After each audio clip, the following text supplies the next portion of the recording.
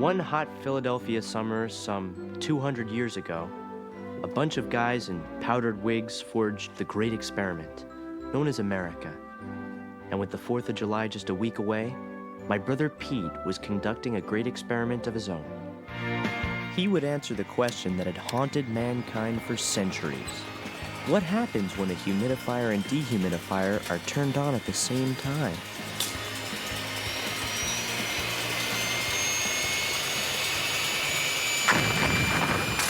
But great experiments don't always have great outcomes.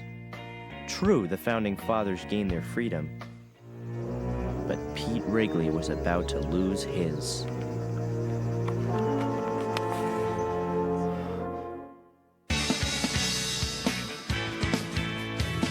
It's mighty strange. You looking at the leafy rain. I can't settle in bed.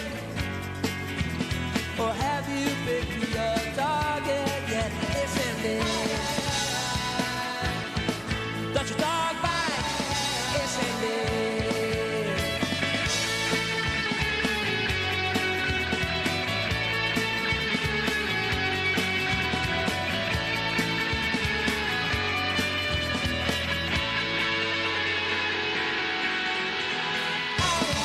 It's ended.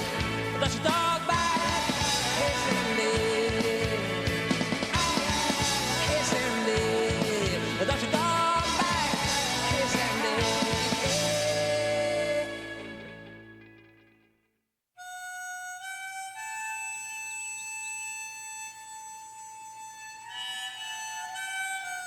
Look at this scorch mark.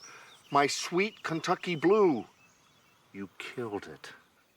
Dad didn't care about the scientific impact of Pete's experiment. All he thought about was the bet he made with our dogweed neighbor, Mr. Lertner. The bet? Whoever has the best lawn by July 4th gets to watch the loser mow both lawns all summer. Peekaboo, Downy boy. It was a contest they both took pretty seriously. For 5 consecutive summers, Dad had lost to Mr. Lertner, and Pete's lawn flambe was sure to make it 6. Who cares about your stupid grass? Who cares? Well, I'll tell you who cares. Come tomorrow morning, you care. Oh, boy, will you care. Come on!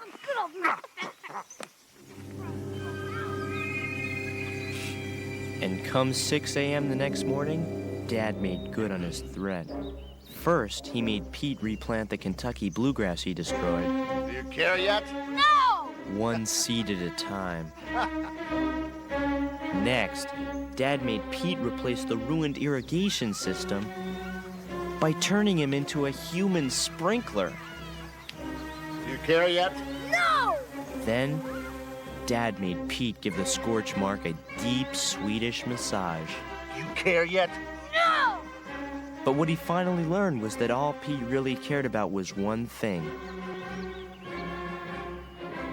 freedom.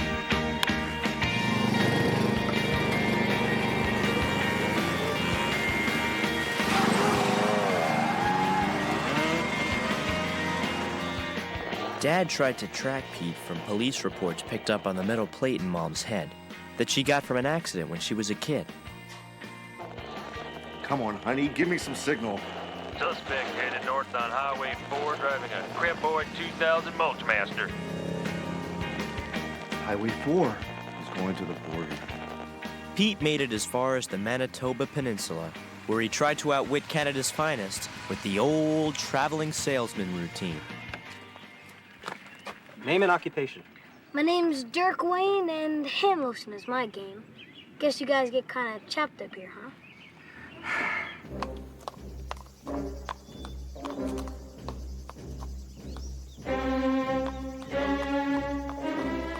Inside, mister. And Pete, grab a shovel. Mr. Horsey left us a present for the scorch mark. As Pete took his last look at freedom, he got his first look at our new neighbor, Nona F. Mecklenburg. You're grounded. Parameters. House, Privileges. food, and bathroom. Duration. Dad had taken the pause every kid dreads. Would he show mercy, or would he be a parent? 1 month. Parent. 1 month? Might as well ground me for life. I'll miss the 4th of July, the fireworks. He'll miss the fireworks.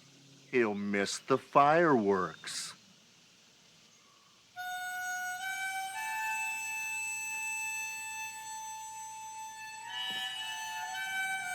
With Pete under house arrest for the best part of the summer, Mom and I were enlisted to serve in the Great Lawn War of Wellsville. Lawn hydration is the key to victory. Too much water can wipe out all that we've worked for. Thanks for the tip, Donnie boy. No dog on Lugner grass. What are you, some kind of serial killer? I'm just protecting my turf. Doggy Wee Wee kills grass faster than acid. Not for my dog. Ever since moving to your lousy town, he won't squirt. I don't blame him. I hate this place, too. You want to know something about dogs? Their brain is about 1/3 of the size of ours, but they're over 100% nicer.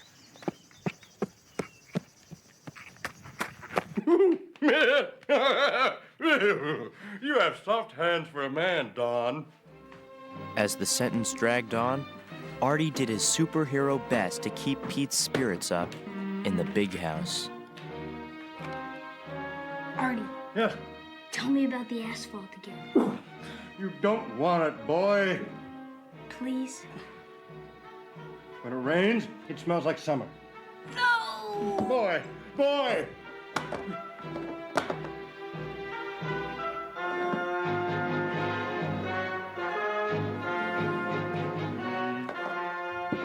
A delightful new product. I thought you would, dig it. Pete had no idea what Artie was getting at. He was just glad to have the company. Hey, Gus. Calling it quits for today? Give my best to the missus.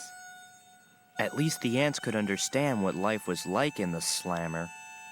Then, when he saw them hard at work, he suddenly knew what Artie had in mind. It was the idea of the century. He figured if ants could do it, why couldn't a kid? Pete was gonna tunnel his way to freedom. Starting point, the basement. Destination, the new neighbor's yard. Breakout date, the 4th of July. Live free or die. Our forefathers started a whole revolution with a single document. My brother Pete started his revolution with a 24-gauge paperweight and a pile of concrete. With Lady Liberty leading the way, Pete began his tunnel to freedom. The stakes were never higher. If he got caught this time, he probably would be grounded for life. Reg. I gotta fix the spigot. Did you, hear something? Parasites. Parasites?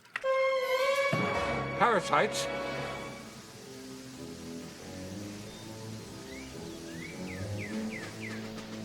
While the Great Lawn War intensified above ground, below ground, Pete's great escape went into overdrive. He figured out every angle. For lighting, he used Dad's Christmas Deluxe pack. For oxygen, he used the sprinkler pipes. And for the hard layers of rhyolite lava, there was plenty of dynamite.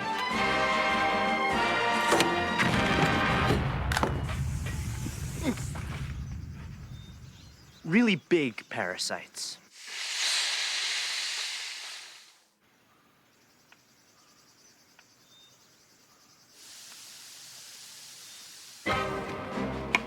Then there was the dirt. With Pete digging nearly 4 feet a day, the big problem became where to hide it. At first, it really wasn't that hard. But the more dirt I had to hide, the more creative I became.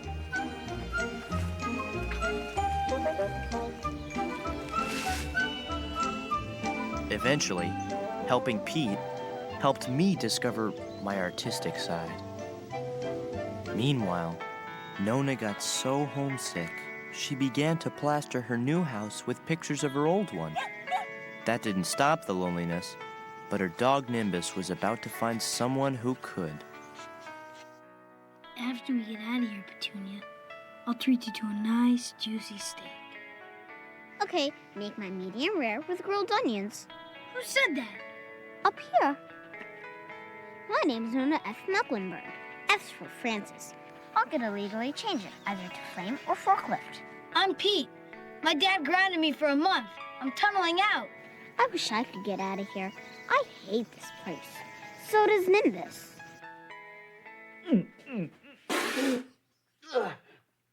Hey, there's a kid out there talking to my lawn. Which kid, honey? Well, you know, the kid who has a dog that can't pee. Oh, that kid. Well, maybe she's just a little lonely, dear. Well, of all the trees and lampposts on the street, why does she have to talk to my lawn? I'm busting out on the 4th. With everyone at the fireworks, I can make a clean break. Can I go too? Sure, Where are you going to go? anywhere but Canada. How about Missouri? It's the show me state. Show me what? What do you think you're doing? Talking to your grass helps it grow, you know. It's a botanic fact. Scram. Makes it grow. Jeez. I love the way the moonbeams shimmer off your midnight dew. Your soft, fragrant tendrils caress the backs of my feet, and your verdant lushness tickles my cheek and takes my breath away. What a Nimrod! As Pete kept working below ground, he didn't know that above ground his tunnel was killing Dad's grass, and with it, his one shot at freedom.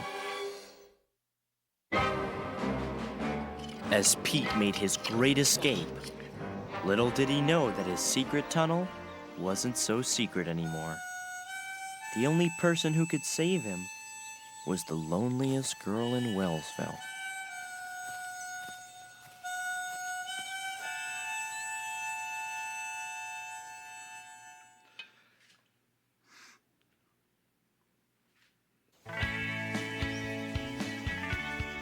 I think I'll say good morning to the lawn.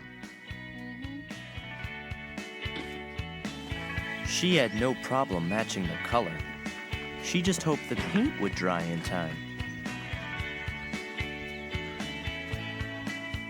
A botanic fact. With the 4th of July only 2 days away, Pete was 10 feet from freedom and working round the clock. Awesome. As a matter of fact, so was Dad. Especially since talking to the grass really did help it grow. I remember when you were this big, you gorgeous, nutty lawn. Keep up the good work. We're gonna make it. You bet I am. You see that? You better start growing. I mean now. I created you, and I can destroy you. But Scuzzmaster Lergner decided long ago that he would never be beaten. He was gonna win no matter what it took.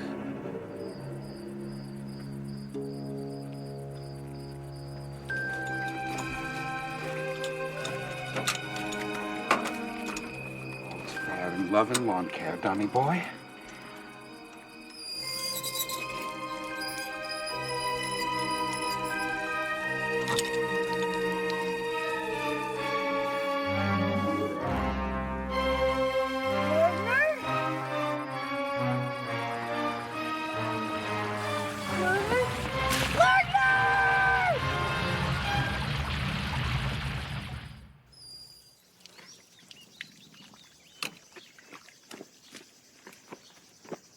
Pete, are you okay? Pete? Pete wasn't okay. It's over. It's ruined. Lergner's sabotage had flooded his tunnel.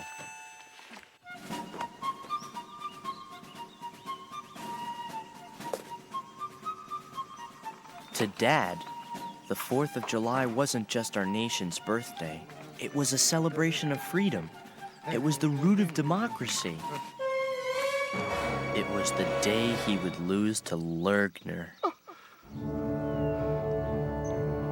And the day Pete would lose his tunnel. Sectors E through J are history. 1, 2, 3, 4, 5. Oh, don't die on me. Fight! You're Kentucky Blue. Fight! My fault. I should have fixed the spigot. My fault. In the end, not even CPR could save Kentucky Blue. The grass is always greener on the Lergner side. Hey, Don? As for Pete, his quest for freedom was dead on arrival. Come on, Wrigley's. We're going to enjoy these fireworks no matter what.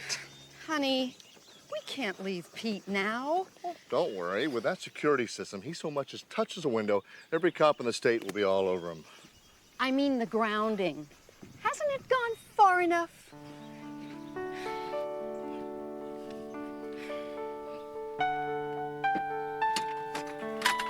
Come on, Dad. Pete loves the fireworks. And besides, you already lost to Lergner. What's the point?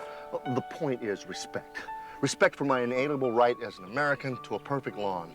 And Pete still has to learn his lesson. Now let's move out. Come on.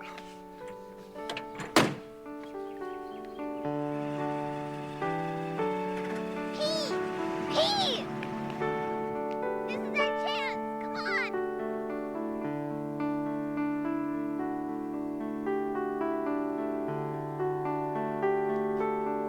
Why do you even bother? You'll never get out of that snake pit. Give it up. Pete!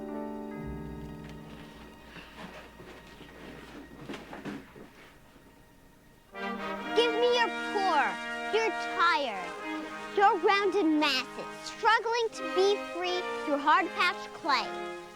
When Pete heard the impassioned words of Lady Liberty, he thought of the countless millions before him who struggled against oppression, risking everything they had so they might one day be able to utter the one word that meant more than life itself: freedom.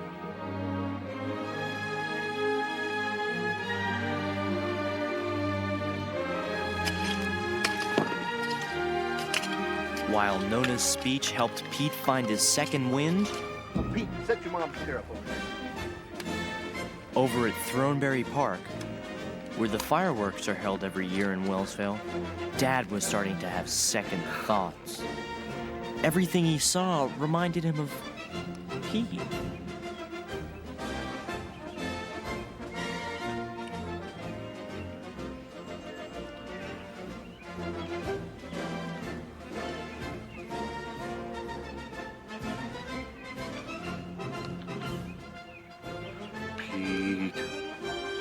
Come on, boys. You're free. Think for all you're worth.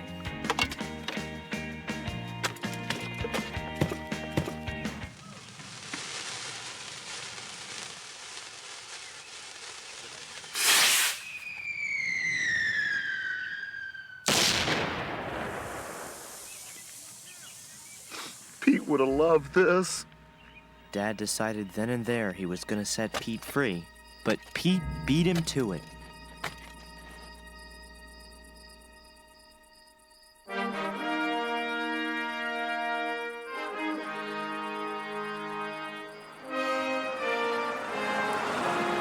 Hold on, Pete. Hold on, boy. I'm free. You hear? Free. Oh, don't you worry. Daddy's on his way. I thought you'd be shorter. I am. Hey, Nimbus. Pete, we gotta go.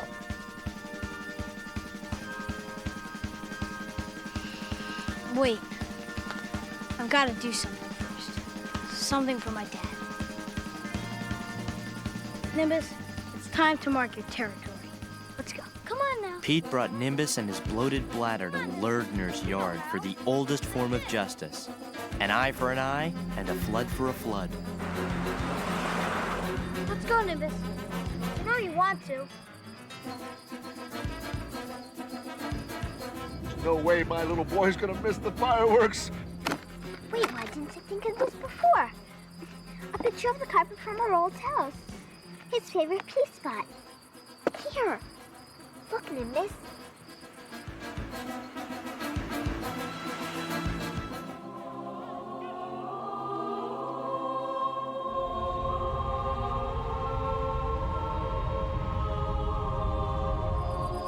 Go, Nimbus, go! Look at him go! We've got to get out of here. Yeah, Nimbus, all right, yeah! I'm a Yankee Doodle Daddy, Yankee Doodle Doer. Yay! Run, Stevie, go! Not without you.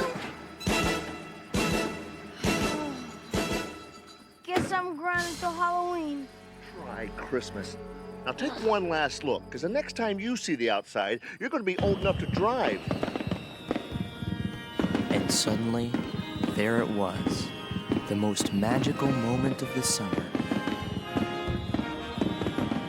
Oh, I can't deny you your freedom. It goes against everything America stands for. You're right, Dad. Your lawn's important to you. I'm sorry I screwed it up. Oh, that's all I wanted to hear. I mean, most other fathers have stuff that they're good at, like business or sports. All you have is a pile of grass. Thanks, son. That's all I wanted to hear. Maybe Dad and Pete weren't able to watch the fireworks up close, but they were watching them together. And somehow, after all they'd been through, the fireworks meant more than they ever had before.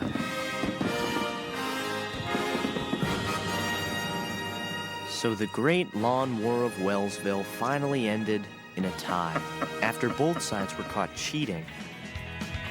It wasn't exactly peace, but at least there'd be no formal hostilities until next summer. Nona decided to give Wellsville another chance, since she found a new friend. And as for Pete, Dad reduced his sentence to cutting both lawns for the rest of the summer. It was a pain, but in the end, it seemed like a small price to pay for freedom.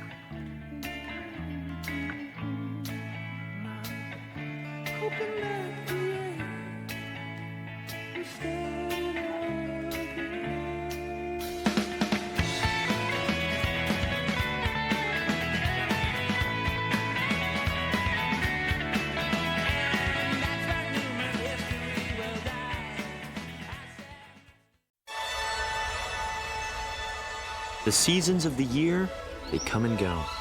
Continents drift, ice caps melt, entire species disappear. Everything is always changing on this planet. Everything but the game I love. Baseball. Unfortunately, my love of the game had never translated into a winning record. But all that was about to change. This year I was playing for a new manager, Mr. Ed Narens. To him, losing was unknown. Imperfection, unacceptable. Just win. the only words he lived by.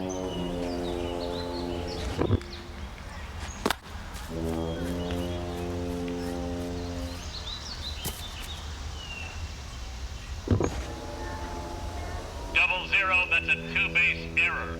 Get in here and wash my car. He wasn't an easy manager to play for, but I didn't care. After years of being on losing teams, I was beginning to feel like a loser myself. But with Coach Narens to guide me, I knew I could turn it around. I knew I could be a winner. Number 5, that is an error.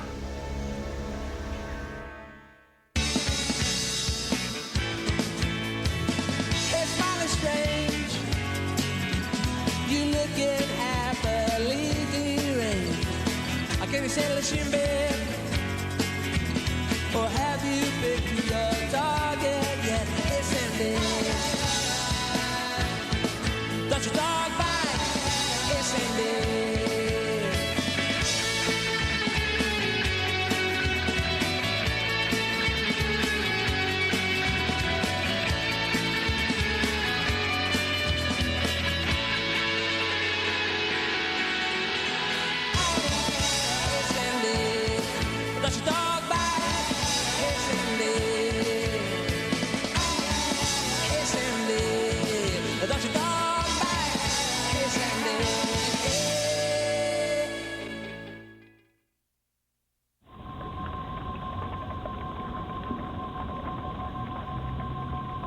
They say the world is divided into two kinds of people, winners and losers. But how do you know what you are? How do you know if you're destined to go through life with this branded on your forehead, or if you're destined for greater things? I found out in our very first game, when we took on the dreaded Bacon Barn.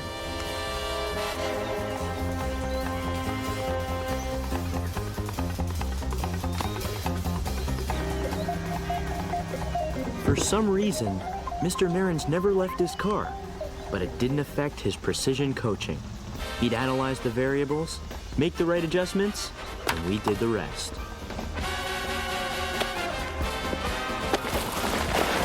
You're out!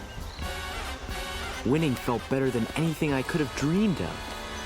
It tasted better, too. The Slush Shack had a deal with the league. In exchange for their billboard, they gave away free slushies to the winners of all the games. We were in slushy paradise. And since Ellen had a summer job as apprentice to slush master Bob Oppenheimer, every game we won meant another excuse to see her. Ellen, hi. Hey, Pete, how's it going? We won. Believe it or not, you're looking at a winner. Congratulations. Just don't start acting like one, okay? You got a deal. Hey, Slush Girl. Large line Balthazar now. Oh, pardon me, I believe I wanted a great I was first. Judas. Come on. Raspberry. Excuse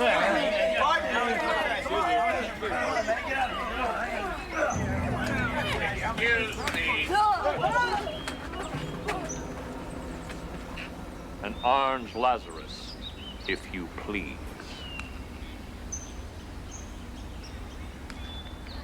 Mr. Narens, I have made it very clear in the past that the Orange Lazarus is not included in the free slush agreement. I'm very sorry. Slush money.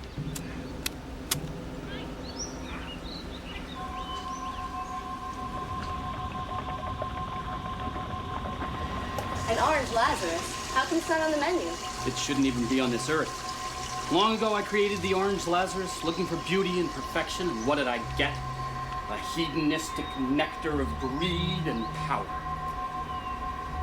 It looks good. It is evil. It's too tempting. It's too delicious. It's too cold. You think you drink it? No. It drinks you. A drink from the chalice of victory, brave warriors. Orange Lazarus for everyone! What about the brain freeze?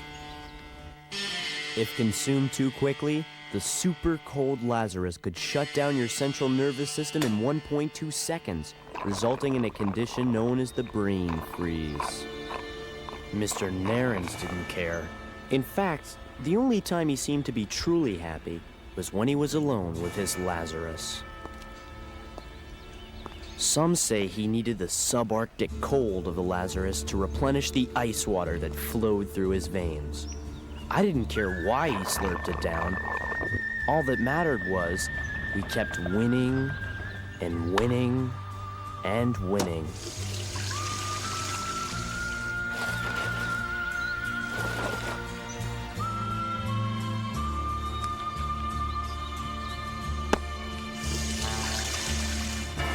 And then one day, our winning streak sputtered to a stop. It started when Teddy's parents made him get a precautionary flu shot, just in case he caught a chill sitting on the bench during night games. The tiny bit of the virus in the vaccine made Teddy a carrier.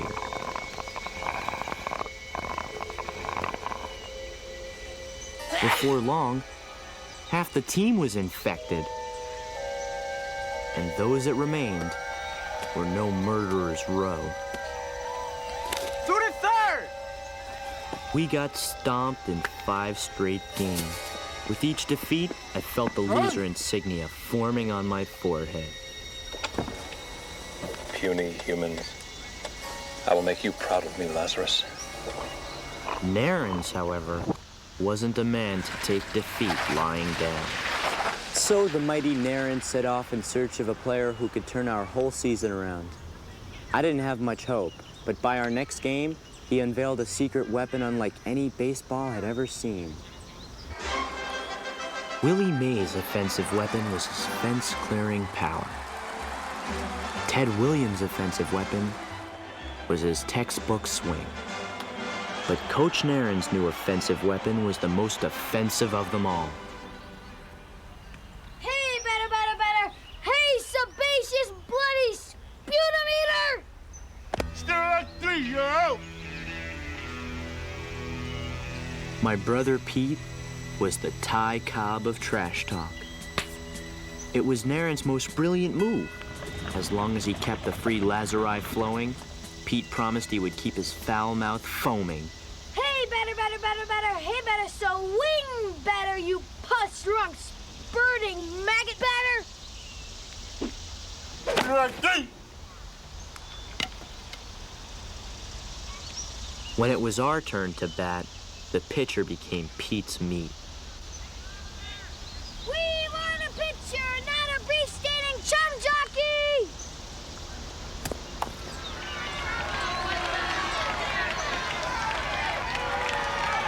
Ball 4. All right, Pete, you did it. And just like that, the dreaded loser curse had been lifted.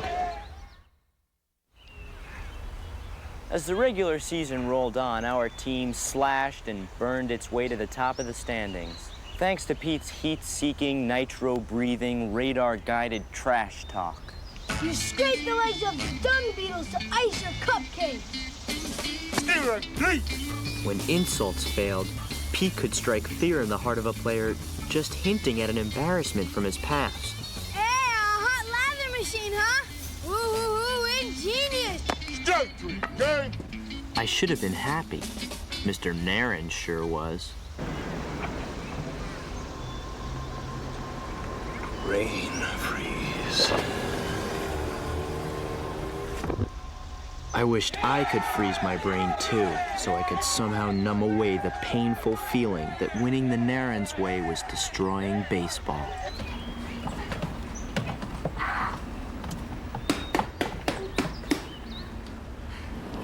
Hey! What's the matter? We won. You don't look too happy. I don't know what's wrong with me. If Narens were here, he'd... Orange Lazarus, miss. Sorry, we're closed. I'm sorry, Narens. I created the Lazarus for good, not for this. It is good, Bob. Good and frosty. So make me one. Now.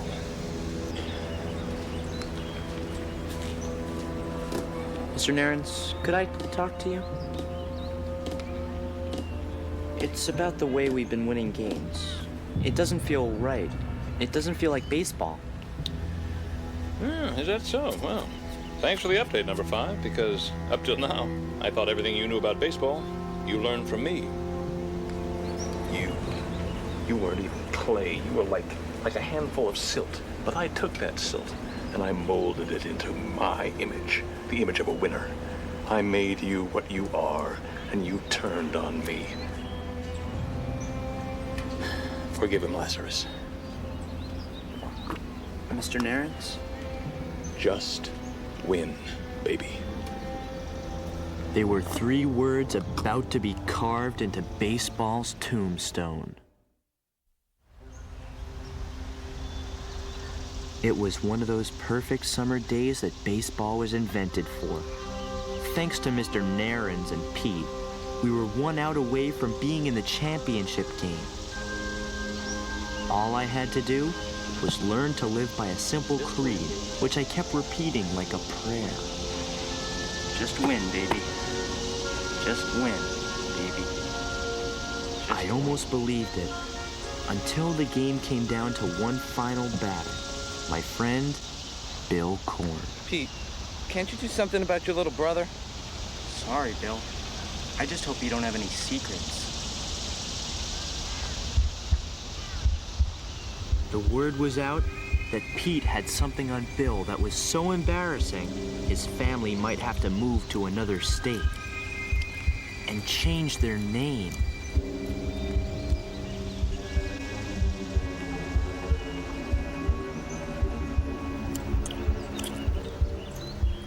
Come on! Kill me! Do it!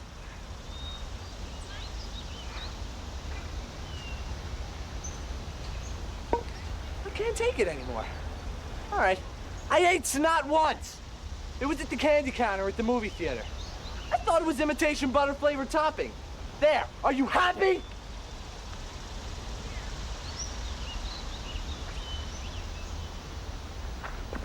It was all too much. Seeing Bill annihilated like that, just to get into the championships. Watching Teddy turn into a Lazarus-lapping jerk. Prosthetics take no prisoners! Hey, son, slow down on that. Buzz off, Schlussenheimer.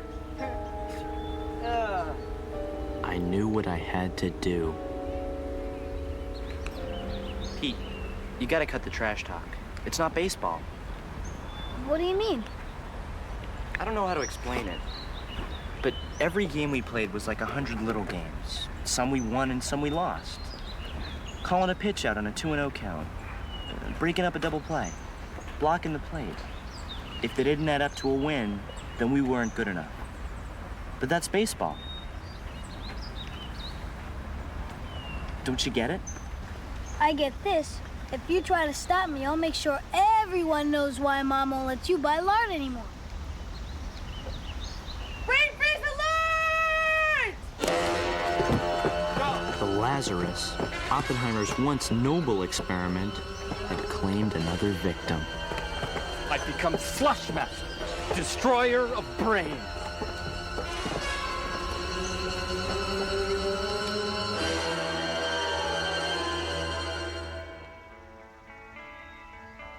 It wasn't fair. All I'd ever dreamed of was winning. Finally, I was getting what I wanted, only I didn't want it anymore. Not this way.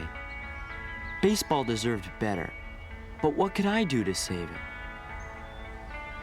Then, that's when I saw it. A sign from above. For too long, the undulating evil of the Lazarus had made baseball its slave. I could free it, but I'd need some help. Mr. Oppenheimer, no, there's got to be another way! Lazarus has stolen his last soul. Get out of the way, Ellen. Don't do it! Hey, Pete. What are you doing here? The championships today. Mr. Oppenheimer, listen to me. You created the Lazarus for good, didn't you? I wanted world peace.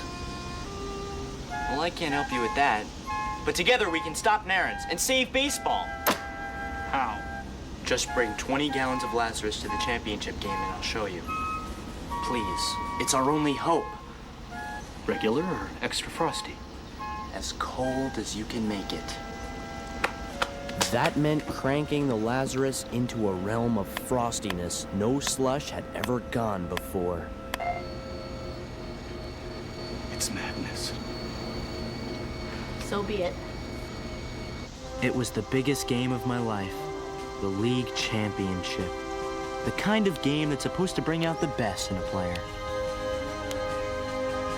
In my brother Pete's case, it just brought out his worst. And that, my friend, is the way you turn a colt into a gelding.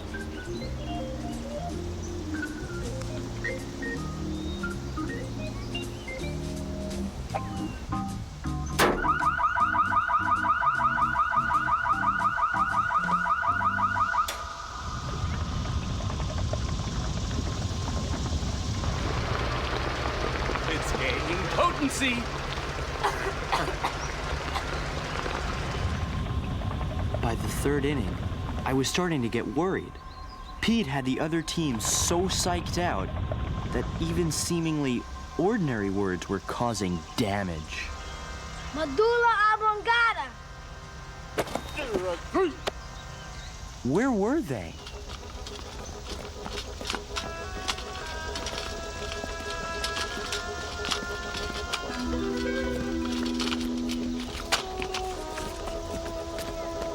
What is the meaning of this? Orange Lazarus for everyone. Why wait till after the game, Coach? It's a lock, right? Number 5, that's bad sportsmanship. However, an empty chalice is a lonely chalice. You've learned well, number 5. That's just what we need. Drink up, prosthetics! What's the problem here? Play ball! Oh, come on, drink up, everybody. Gee, it's a hot one. It's a trick. You try it first.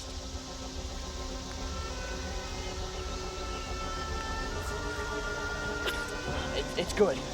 Cold. Come on, we got a championship to win.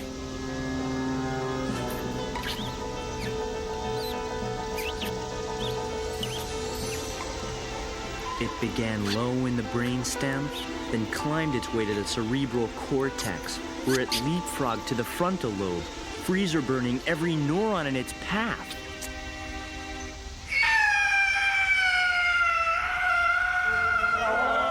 Within 1.2 seconds, the Lazarus had worked its frosty magic with a 50 megaton brain freeze.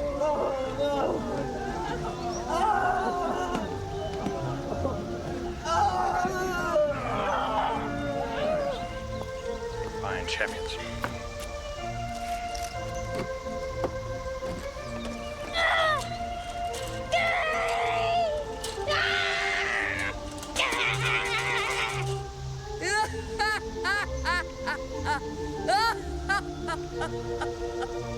Ow!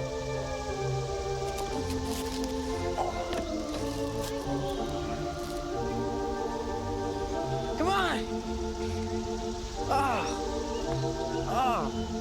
I said play ball! My plan wasn't to throw the game. It was to try and even the score. With Pete's head in an icy vice, his powers were disabled.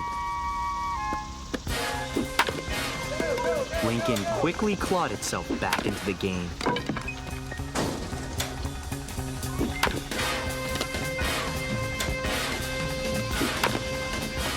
Finally, with 2 outs in the bottom of the ninth, Lincoln tied the score, and the brain freeze wore off. Lapping! Lymph drain! Blood wart! If we were gonna play real baseball, Time! I had to move fast.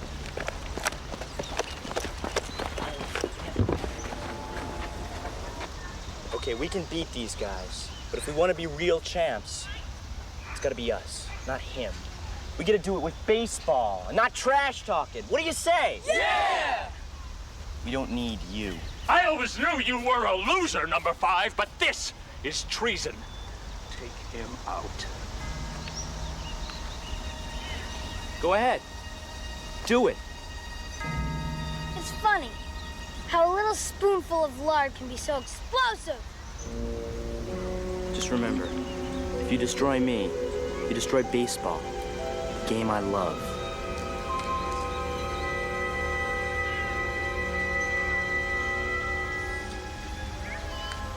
tell me you're a loser, too? Am I the only one who cares about winning?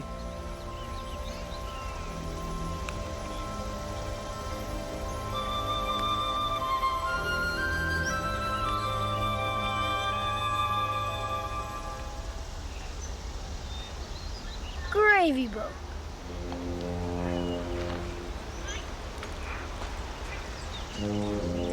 Elementary backstroke. What are you talking about? Maybe we should ask the squeezy salesman. That won't be necessary.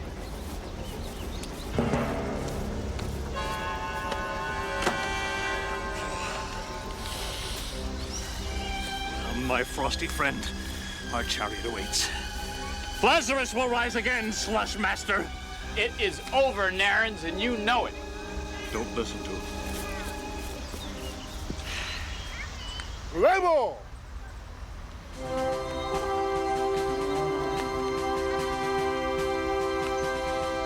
With Narins banished from the kingdom of baseball, we were free to play the game the way it was meant to be played.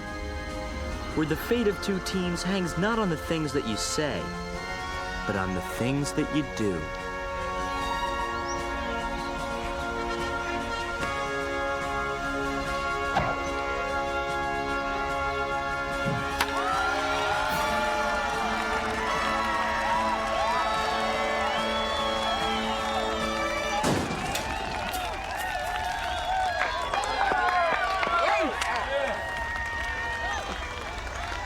We lost the championship that day, but for some reason, I didn't feel like a failure. There you are, nice and safe. Losers. As for Mr. Narins, no one ever saw him again. I heard he just kept driving until the Lazarus ran out. As for me and Pete, we were on the same side again. I guess you could say that together, we saved the game of baseball that day.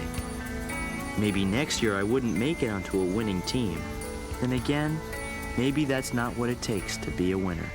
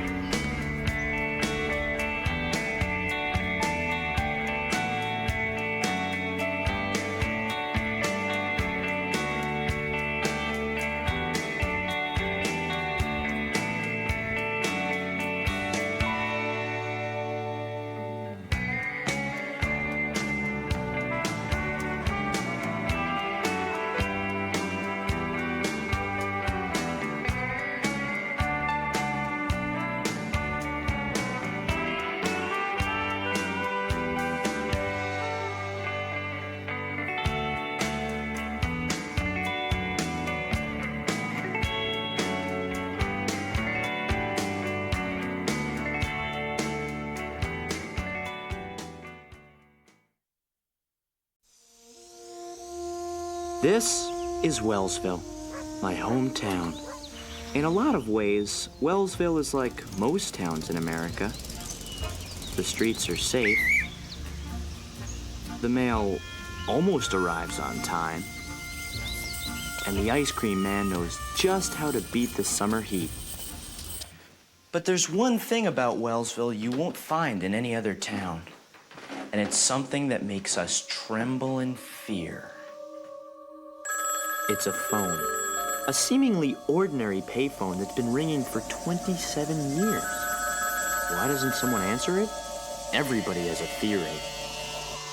Hey, you get within 5 feet of that baby and it's liquid brains. Not me, Chief. I heard that when you answer it, you learn the exact day, hour, minute, and second that you die. Even the phone company was afraid to go near it. We're not afraid exactly. Phone regulations. It's a private call. The longer it rang, the less it seemed like anyone would ever answer it. But someone was about to try, and Wellsville would never be the same.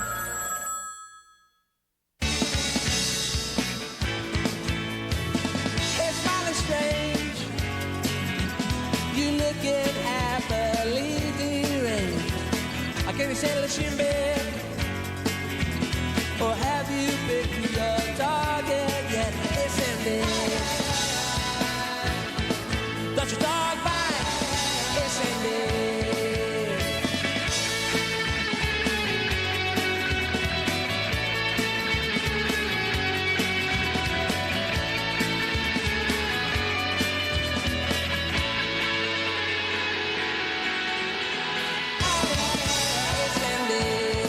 Does your dog bite? Yes, indeed. Yes, indeed. Does your dog bite? Yes, indeed.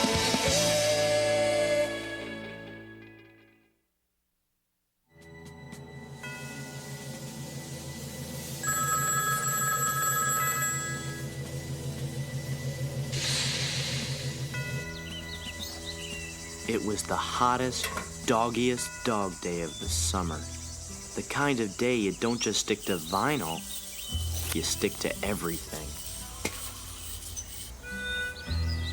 It was one of those days when all your summer dreams are burned out of your memory, like butt flesh on a superheated back seat. In some towns, they blame the heat and the humidity, but here in Wellsville, we factor in the mind-shattering sound of the ringing phone. It drove some people insane. Our mom, who has a metal plate in her head, had the hardest time of all. She says the ringing causes a sympathetic vibration in her skull. Honey, I'll get it. Hello? Yeah, I'm ready. Call me right back. To help her out, Dad fixed it so that when someone called, instead of the phone ringing, a different appliance would turn on. I've got it rigged to the stove alarm. Now watch it. Well, I guess there's a few bugs I need to work out, you know? As for me, I was content to spend the rest of the summer on our cool basement floor. It wasn't exactly Thrillsville, but at least I wasn't outside. Green spotted horse fly. 5 o'clock. It's going after Carl. Carl, you gotta get out of there. It's on me. It's biting. Impervious to the summer heat, even Pete's superhero Artie couldn't pull their vacation out of the sinkhole.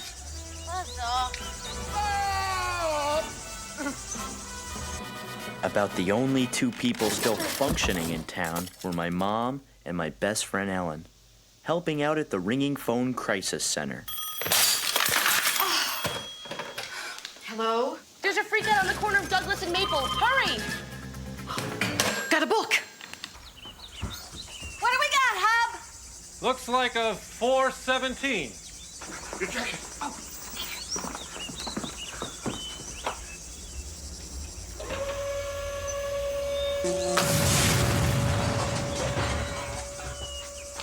Pete, answer the phone.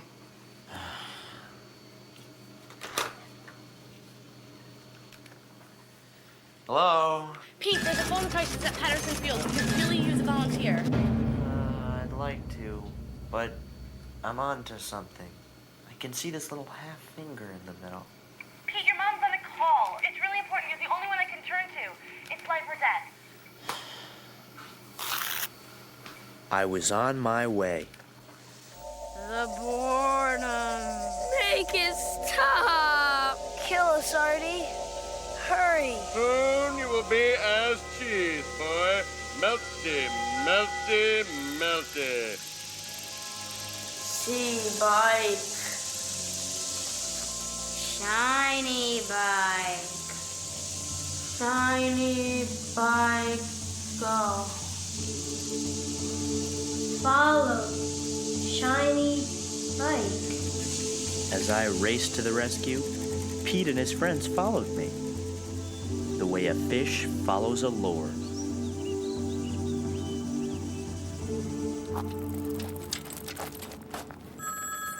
Hey, kid. Over there.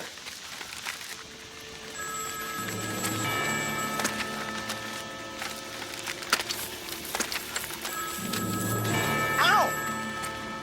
Quick, stay low and watch out for paper cuts.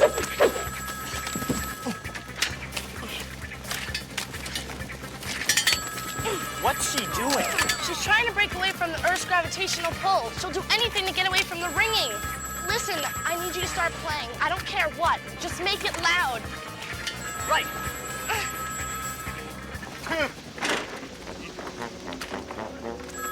Hello, Mailwoman McGinty.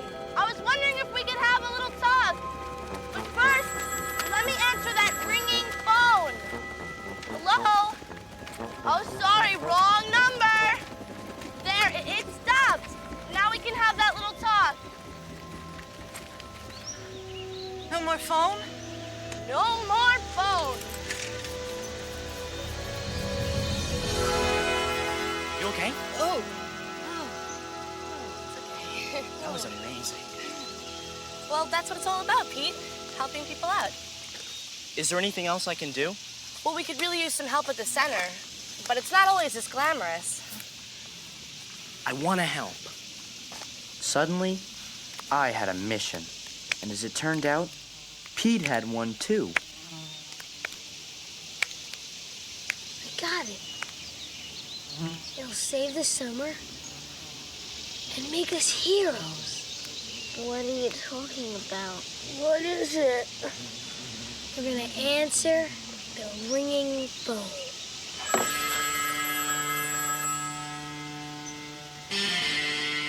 For 27 nerve-splintered years, Wellsville had wondered who would save them from the wrath of the ringing phone. Now we had our answer. There was Libby Hurley, who had mastered the Vulcan nerve pinch. Clem Linnell could hypnotize dogs. Nona Mecklenburg's speech patterns could cloud men's minds. Pete could produce 7 kinds of body cheese. And then there was Artie, whose powers were endless. Oh, green pipe! I will destroy you yet! Finally, there was Carl Hader, who had the power of being a complete wuss. What's the matter? Can't move. Must be force field.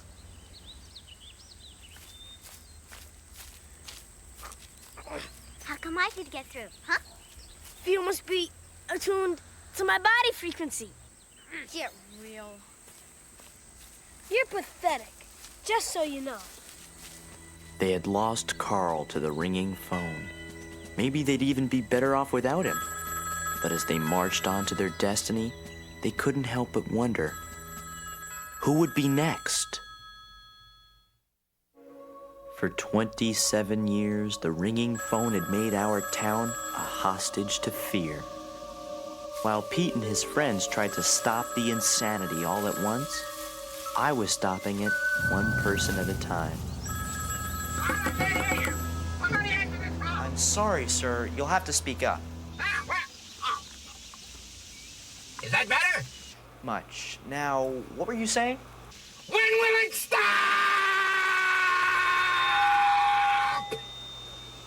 Hello? Hello? Hello? Sir? Sometimes they're just looking for answers. What do you tell them? It's not like you know when it'll stop. We know when it started. May 15th, 1967. Look. But who was the call for? I mean, was somebody expecting it?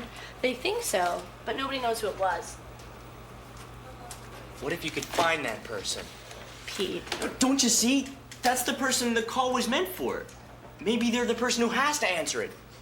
It makes total sense. Pete, let's just get back to work, okay? Rookie. After we do it and we're famous, would you rather have your face on a postage stamp or on a license plate?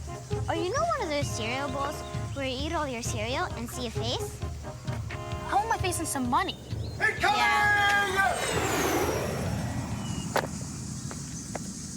What are you doing, Hub? Saving you from a fate worse than death, that's what.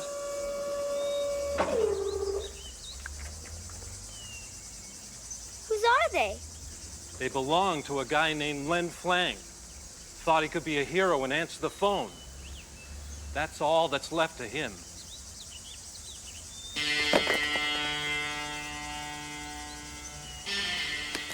They're fake. If he blew up, they'd be goo. Onward! My Vikings. I can't go. Let me guess. A force field, right? Nope, just chicken. Fair enough. See you later. When we're on a lunchbox. And then there were 4. 5 if you count Petunia.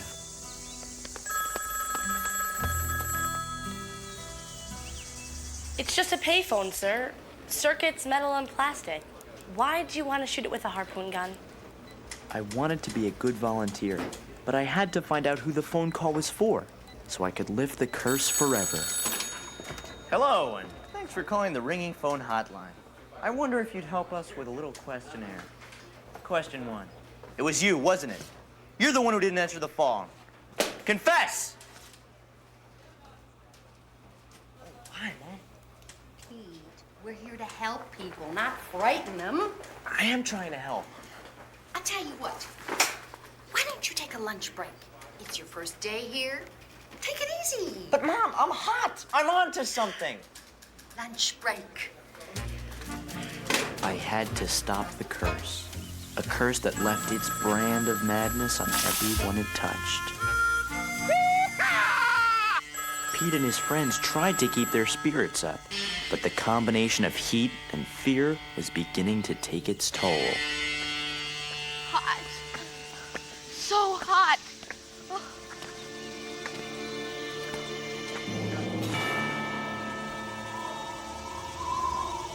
Tasty. Ah! Get away! Get away! Ah, Clem, you're talking crazy. Oh, Booty, away with you, mind messer! Hang on, Bubby, we're almost there! As for me, I was there, frustrated because I couldn't find the answers I was looking for. I tried to keep my cool, but the ringing phone was mocking me. Who have you come for? Who? Tell me! I'm not afraid of you! Maybe you should be.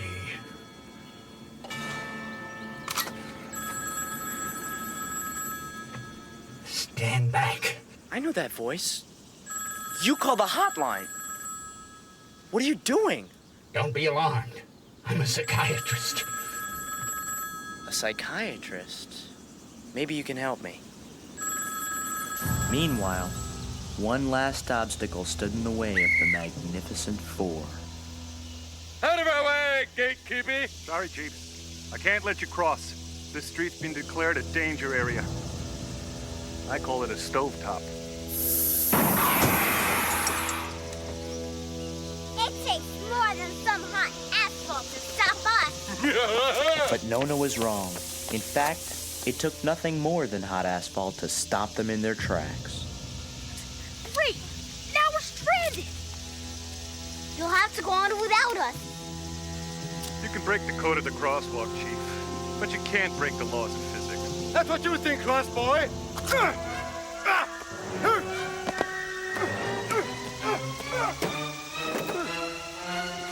Onward, my Viking!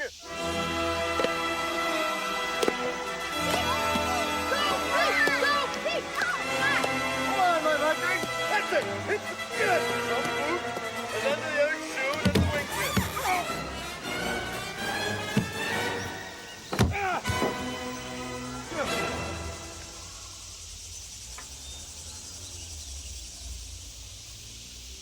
Problem! Problem! Hey, smart guys, what do you got to say for yourself now? Ah! It's over. Kaput! You curse you! At least we tried to save the town. Yeah. Hey! What do you want on your tombstone?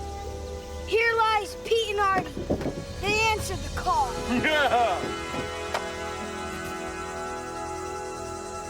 Ellen! No. A psychiatrist, a Dr. Bert Looper. He drew up this whole psychiatric profile of the first passerby. No, listen. Probably filled with guilt. Feels the need to help out. Maybe here. Disturbed by the sound of ringing phones. Wow. Who could it be? I was about to find out.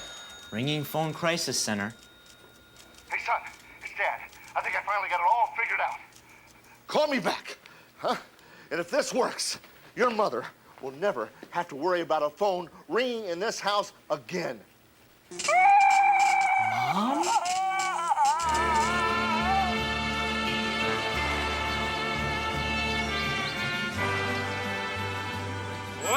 Boy! Don't let it smell your fear! Too late. Go! Finally, Pete and Artie had come face to face with their dreaded foe. Your kind never learns, does it? No, Artie, don't do it. Please, boy. Stand back! This phone is going down, for I am Archie! Ah! The strongest man!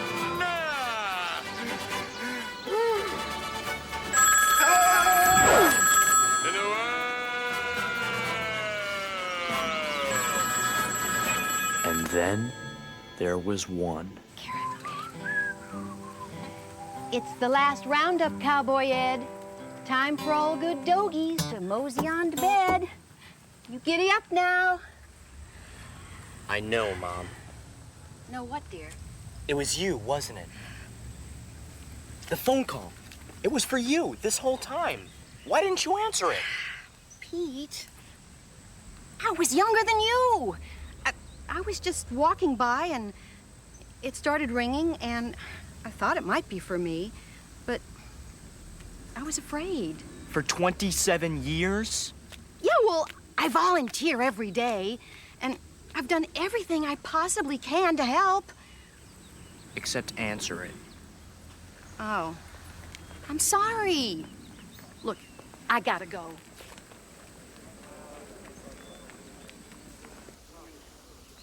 What's going on? Somebody's gonna answer the phone. Who?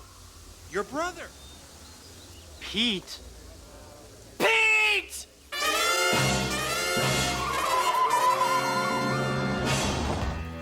It had all come down to this. Pete was as scared as he'd ever been. But as he felt the panic surge through his body, he finally understood the curse of the ringing phone. I'll get it. It wasn't about learning the moment of your death or liquefying your brains. The curse was living in fear, and that was something he couldn't live with anymore. Excuse me, trained professional coming through. Excuse me. Joyce, what are you doing? Something I should have done 27 years ago. Pete! Pete! Pete! Pete, no! Pete, it's up to me.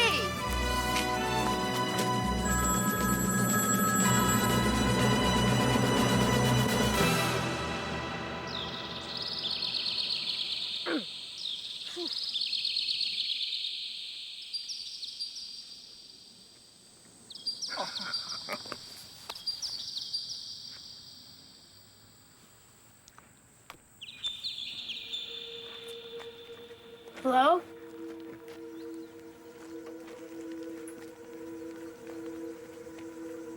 It's for you. Hello? Mm-hmm. This is kind of personal. Would you mind? Uh-huh.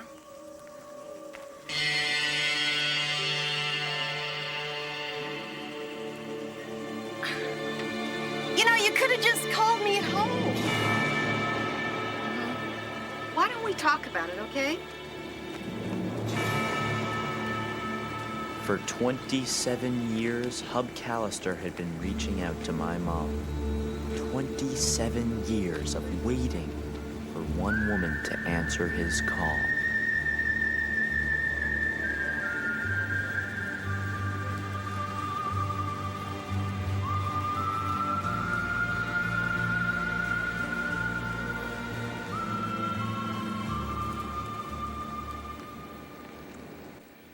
I've loved you since the 7th grade.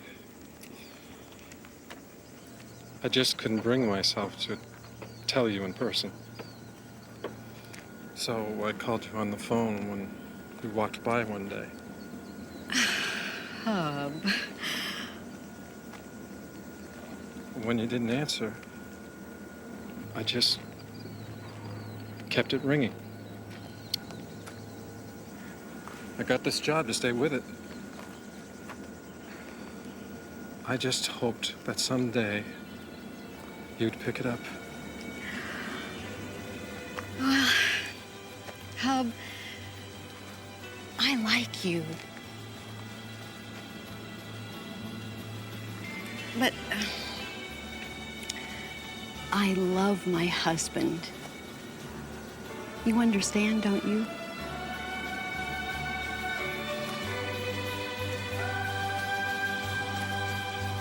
After nearly 3 decades of fear, the curse was finally over.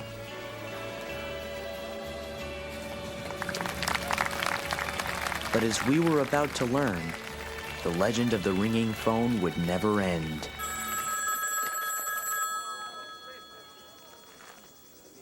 Hub knew that Mom would never pick up the phone, but it didn't really matter. To him, the rings were like an eternal flame he kept lit by simply staying on the line. To this day, when we hear the rings, it reminds us that true love, if it's really true, doesn't need an answer.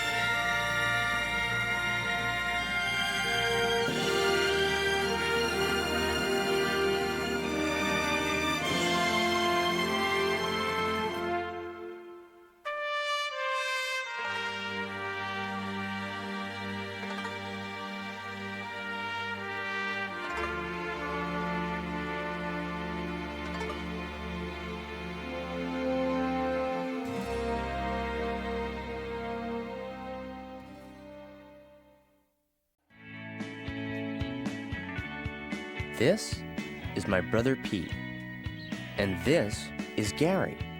Technically, Gary is Pete's pet, but the truth is, they're best friends. Quit stalling, insect breath. Move. Some people say it's not a good idea to have a lizard for a pet, mostly because they really don't do anything except eat, sunbathe, and sulk a lot. Gary was different. He was a lizard who knew how to live large. But as we were all about to find out, This one? the very lust for life that made Gary special would finally do him in.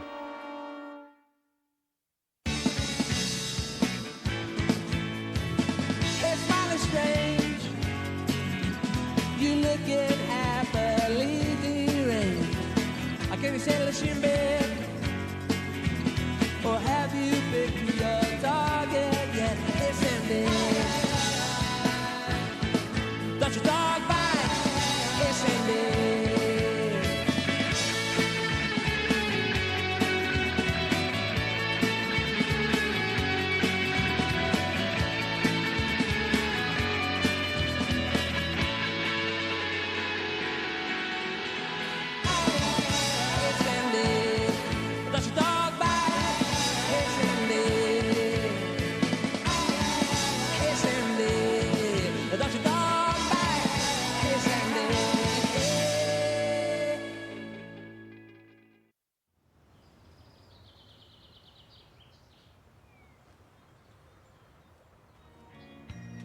The bond between a boy and his reptile is a beautiful thing.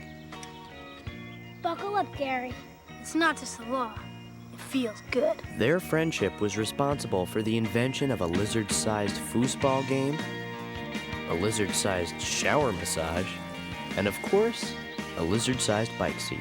Hang on, Gary. I only know one speed. Fast. While Pete and Gary made interspecies communication look easy, I was having problems talking to a member of my own family. My dad. I'll never have to turn on a spigot again. How about those automatic sprinklers, huh, Pete? Automatic is good. Hey, you bet it's good. I used to talk to my dad about everything. But one day, something changed. It was like I could see the words come right out of my mouth. And they looked stupid. But then again, anything was better than saying nothing. And plunging into the parent-kid black hole of silence known as the Big Quiet. So, Pete, how's marching band? It's good. So, how's your summer vacation going? Good. Just between you and me, how's your love life? Good? But it wasn't good at all. And as things between Dad and I got worse, I actually started to get a little jealous of Pete and Gary. They talked about everything. I never told anyone this, but clowns, you know, the kind of the circus, they scare me. Don't tell anyone, okay? Before the Big Quiet got bigger, I decided to talk to my friends. You're not alone, Pete. We've all been through it. I never know what to talk about with my dad. So whenever he's around, I just fake falling asleep. He thinks I have a degenerative brain disorder. Well, I made an action figure of my dad, and I spent a half an hour every day with it on intensive conversation drills. You guys are lucky. My dad and I have to go to a special kind of therapy. We talk with socks. If I say something dumb, you'll treat me like a kid. But you are a kid. No, I'm not. I'm a talking sock. Good. Sock puppets? It's not so bad. Get to keep them afterwards. Pete! Gary! Ah, devastating tragedy. Unspeakable pile.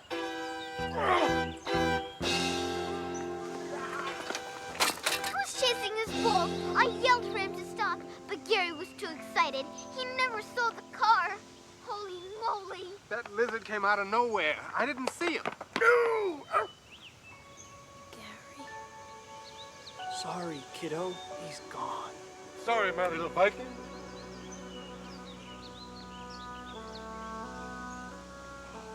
Oh, I failed the code of the crosswalk. To serve and protect. I know your pain.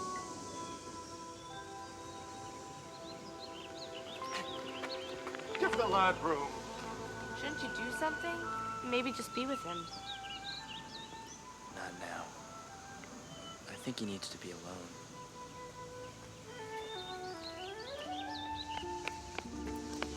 I've lost pets too. I know how it feels. So if you ever want to talk, let me know. What do I do now? Come on, I'll show you. It's not much, but it's something. Monica Perling is kind of famous for having bad luck with pets. So when someone's pet dies, she's there, prepared. Kind of like a Girl Scout of death. And she's had a lot of pets. Wow. Here lies Tina, the gutsiest yellowfin lilyfish ever. I told her a million times, lilyfish aren't supposed to skydive. She just wouldn't listen. Over here is Norba. If you ever get a snake, take all your mom's high heels and throw them in the river. See, these guys were my true friends. Like you and Gary. You don't just forget a friend, do ya? Little did Pete know that those words would change him forever. And speaking of words, I was trying to avoid using them at all costs. First, I tried the mouth full technique. It worked, but I gained 5 pounds. Then I gave up speaking altogether. I figured it was a foolproof plan. Hey, Pete, what's up?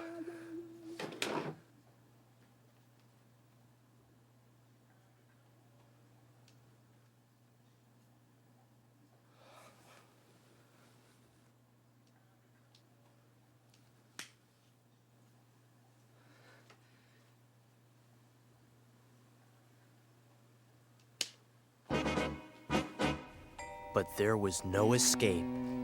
Pete? Your dad and I would like to talk to you.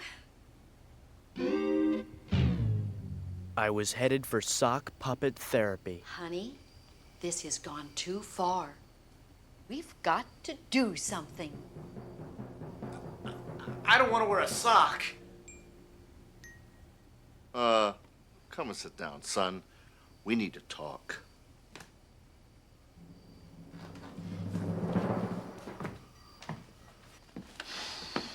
We're worried. It's Pete. And you've got to help us. He's really broken up over losing Gary. So, this Saturday, I want you and your father to drive to the Lizard Ranch in Cumberland and find him a new pet. Cumberland? But that's a 2-hour drive. Well, that's okay, son. Give us a chance to shoot the breeze, you know, like we used to. Huh? The day of Gary's funeral was the saddest day of Pete's life.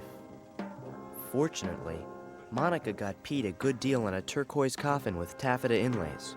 She said Lou Costello went out that way. I guess that made Pete feel a little better. Dearly large, today's a day for goodbyes. I remember the tingly-tongued lad, Gary, as we called him, in the way. And now, well now, he's but a memory, living somewhere in the lap of the big one. Gary, wherever you are, always know that there is a hand of Bob's your uncle, finely dealt for you. Anything to add? Anyone? Anything to add at all? Anything at all? I guess you can all go now. Thanks for your time. It's all my fault, Chief. I let you down. I let Gary down. I'm giving up my post. You just say the word and I'll be here 24 hours a day.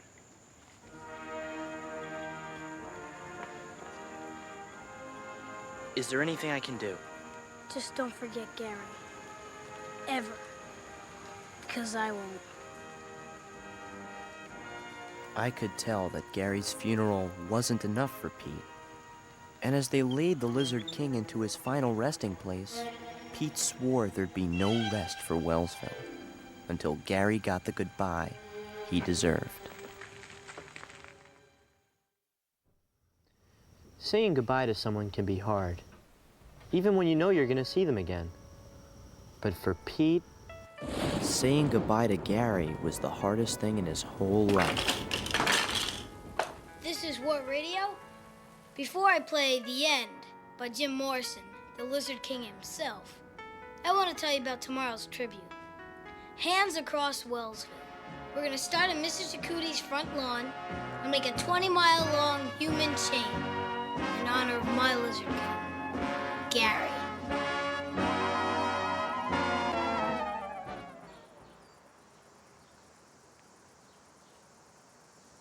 Where is everybody? We're here, Chief. That's what counts. To do your duty. Gary deserves more respect, Pete. When Lincoln died, they shut down a railroad for a week. We gotta do something big, too. Don't worry, Gary. I'll think of something.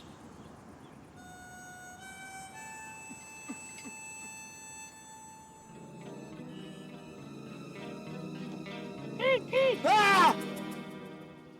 Ellen, geez, you scared me. It's just an action figure. I know, It's so real. Thanks. Now just relax, okay? The key is to come up with things that your dad likes to talk about, to take the pressure off you. Okay. Dad, you know, automatic sprinklers are really great. You know, the way they sprinkle automatically. Whoa, this is serious. It started pretty rough, but gradually, I got a little more comfortable. You know, Dad, I don't throw the word soulmates around lightly, but you and me, we're cosmic companions. Hey, you two, what's going on? We're playing with a doll. Your mother doesn't know about this, does she? Good. Hey, remember, 9 o'clock tomorrow morning. It's a long way to the Lizard Ranch. Meanwhile, Pete was still trying to make the world remember Gary. So that night, he unveiled his big idea, a multimedia extravaganza called Gary Max. Gary and Pete did everything together. Here they are, checking the fuse box. Instead of honoring Gary's memory, I was busy cramming my head full of dad facts. Okay, ready? Antifungal cream should always be applied. By a doctor. No, directly to the problem area. My turn. What's your dad's philosophy of life? Always sear in the juices. No! That's his grilling philosophy. And here's Gary and Petunia doing the Aztec jiggle. We seem to be having some technical difficulties. Ladies and gentlemen, stay in your seat. Gary Max will be right back. Hey, you flamemates, come back! I know you want to see that lizard bookie. Nobody cares. Thanks, guys. I owe you. Here, take these. It's 2 hours worth of material. Now, I put 2 emergency cards in there. One is a joke about a peacock and a duck, and the other says to talk about compound interest. Hopefully you won't need them. I'll be thinking about you. So, Ellen, what's your excuse? I was busy. Sorry, Pete. You're right. It doesn't matter. By tomorrow, the whole world will know about Gary. And you better get there early. The first 50 mourners get a free black armband. Fire it up, Frank. We've got work to do. A friendly reminder, don't look into the flame.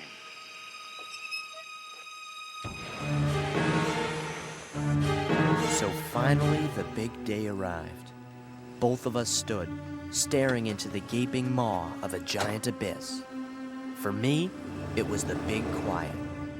For Pete, it was eternity itself.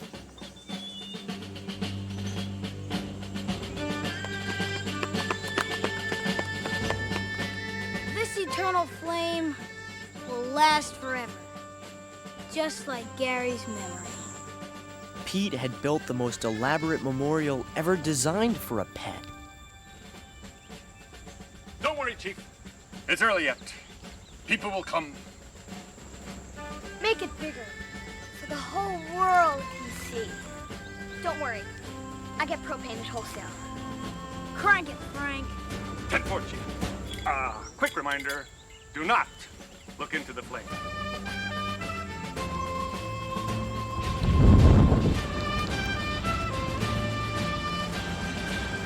It worked.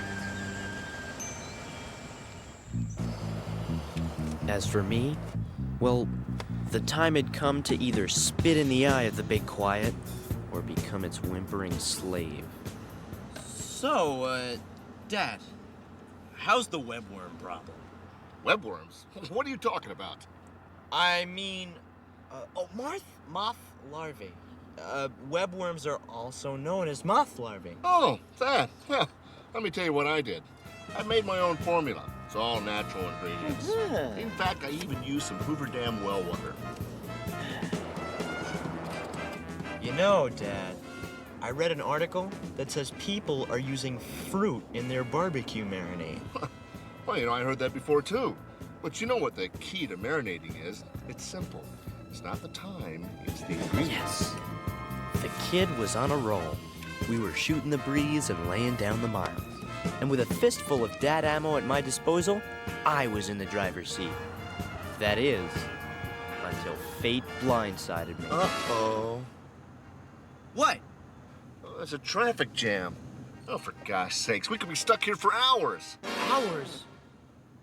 I can't. We can't. I couldn't believe it.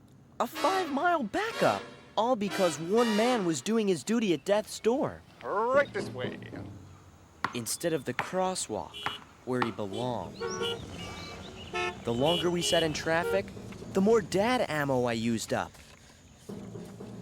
Finally, all I had left were my 2 emergency cards. So, Dad, what can you tell me about compound interest? Compound interest? Well, a lot. I mean, the term compound. Well, oh, will you look at this traffic? Oh. You know, there's only one thing in this world I can count on. Factory pressed charcoal?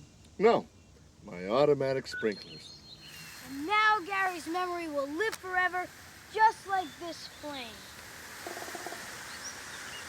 No!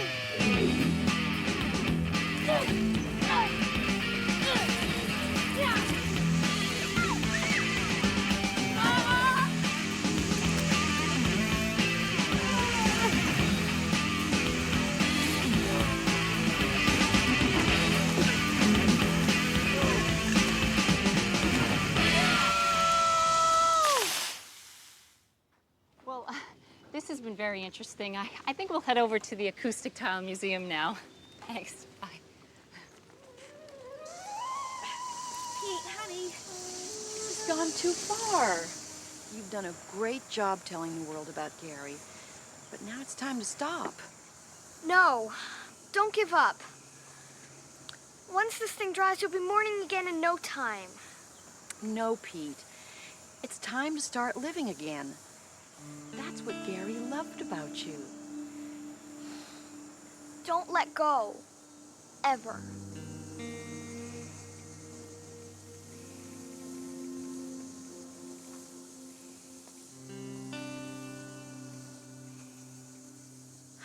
I guess I should turn off the sprinkler. No, don't. Water's good for the bugs, and that's good for lizards. Mom, can you help me with something? As Pete stepped back from the edge of the abyss, I was falling. Fast. So, Dad, a duck and a peacock walk into a bar. Uh-huh. Go ahead. What was the point? It was sock puppet therapy for me. There was nothing I could do but surrender to the nothingness of the big quiet. Go ahead. They walk into the bar. And that's when Pete saved me. This is a special bulletin from What Radio. After all the tributes and memorials, Pete decided it was finally time to say goodbye. And with the metal plate in our mom's head boosting the signal to 3 counties, Pete said so long, his way.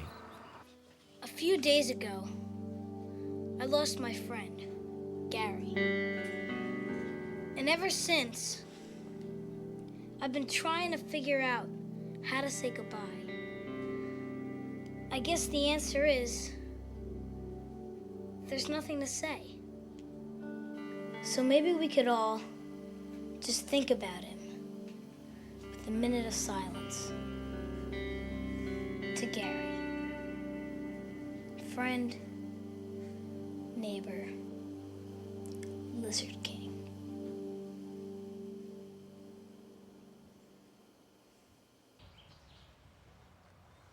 All along, I had feared the quiet. And now that I was in it, I realized that I didn't have to fill the space between Dad and I with a lot of words. If I couldn't think of something to say, I could just be quiet. He'd still be my dad. We'd still love each other. Thanks. And now on with the show. What do you say we go home now? I got a feeling Pete's okay. Were you saying something before? Oh, yeah. But it's not important. In the end, Pete's moment of silence spoke to all of us, each in a different way. Frank returned to his post, where he protected all species, big and small. Pete learned that you can let go of a friend without letting go of a friendship. Didn't she like a bike seat? As for me, well, not all of my fears about talking with Dad were cured. Want a lift?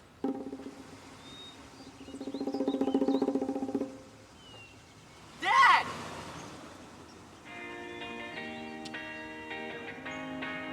But then again, sometimes talking isn't all it's cracked up to be.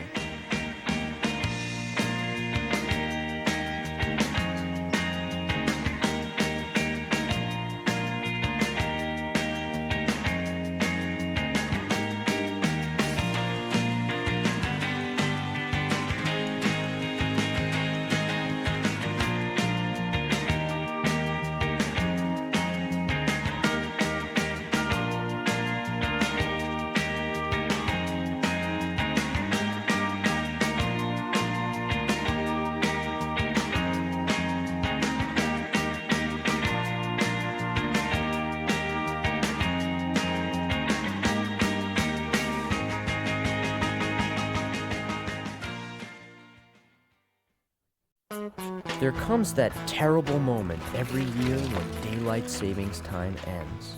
Some rat fink takes away that extra hour, and your fading memories of summer finally disappear. Some people get sad, but not my brother Pete. He knows that on that famous hour-sucking day, you get to time travel. In the spring, you spring forward, but in the fall, you fall back.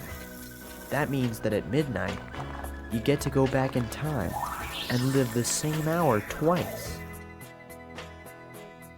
To celebrate this wobble in the time warp, Pete and I always spend that legendary hour doing something, well, legendary. It's a time-honored tradition, but this year, I just forgot. I guess I had more important things on my mind than traveling into the past. I was thinking about the future. This is the day. Sure is. It's one of those days when you feel you could write with your foot. There's less gravity. Yep. Pete, I'm gonna do it. After all these years of wondering, I'm gonna pick up the phone, dial Ellen's number, and say, let's go out on a date tonight. Kill me with the brick!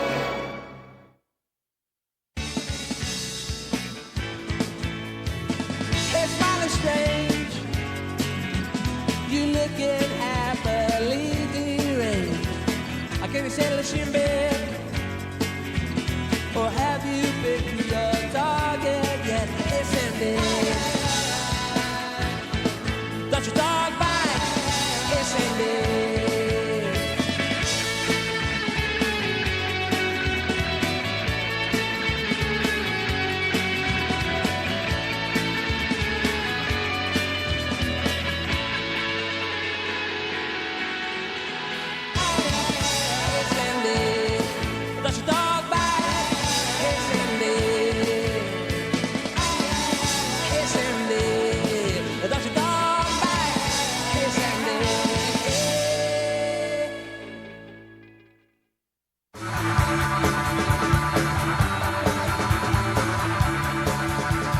Instead of turning the clock back one measly hour, I think Pete wishes he could turn it back 10,000 hours. Back to a time when we did everything together. Now there's days when he doesn't even like to breathe the same air as me. I have to admit, sometimes I wish I could turn the clock back a couple thousand hours too. Back to a time when Ellen and I knew exactly what we were, back before things started to get confusing. Ellen had always been a girl and a friend, but finally I had to know. Was she a girlfriend? I tried calling her from different places on different phones, but nothing felt right. It took a while, but once I found the right spot, destiny was one ring away. Hello, Hickle Residence. Alan speaking. Her dad makes her answer the phone that way. It kills me. Hello? Hickle Residence. Hey, Pete, what's up? Notice anything different about the gravity today? No, not really. Try writing something with your foot. Okay.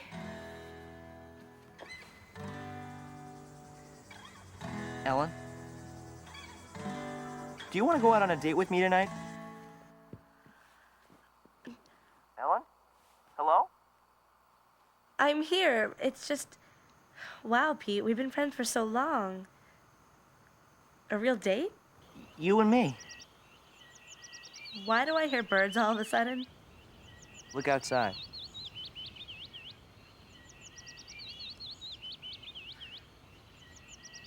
So what do you say?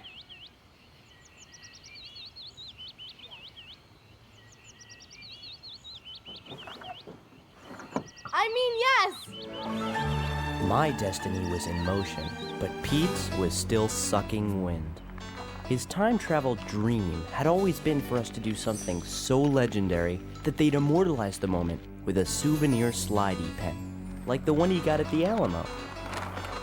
But without me there beside him, he wasn't exactly sure what to do. Hey, Pete, what you got in there? Some chicken pot pies or something? Nah, time travel stuff. Supplies. The kit included Krebs Stick 2000 deodorant, crucial for sealing your pores. A mood ring for scientific tests in the time warp continuum. Yellow means worried. And most importantly, riboflavin. Without a megadose of riboflavin, you could end up stuck in the time vortex. Stranded for eternity.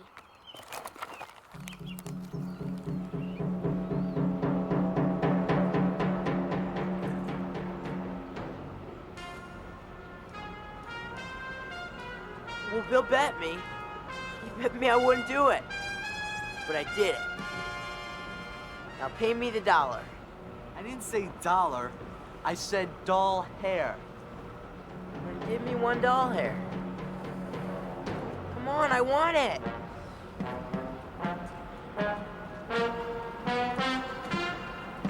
What's with you? I called up Ellen and asked her out. We're going on a date tonight. What? Nothing. It's just... It was supposed to happen with you guys. Wouldn't it have happened by now? Not necessarily. We were just waiting for the right moment. And you just decided that today was that day? It is the day. You want proof? Huh? How about a little test? If the next car that drives by is, I don't know, yellow, then Ellen and I are meant to be.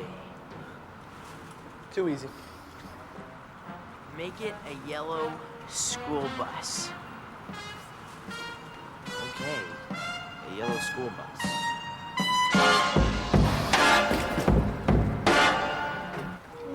Get in. Sorry, fellas. Gotta go. Big, date tonight. Keep in touch. And just like that, fate gave me the big green light. Hey, Stu, how's it going?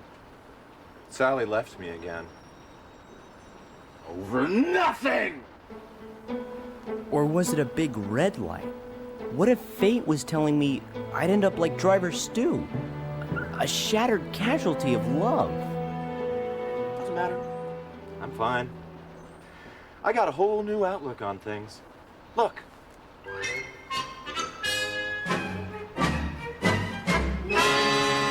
Plus, I'm driving my bus to the Arctic Circle, where I'm gonna tattoo Sally's name to my forehead, strap myself to an iceberg, and drift slowly off to sea.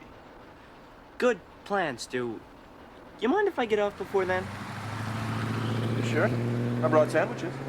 Meanwhile, as 2,000% of the recommended daily allowance for riboflavin surged through his body, Pete wondered if he'd even need it. Then fate smiled. It was an evil, twisted smile by Endless Mike Hellstrom, the most hated bully in town. But it was still a smile. Hi there. Hi there. You're new around here, aren't you? Yes, I am. My name's Donna Mecklenburg. What's your name? What's my name?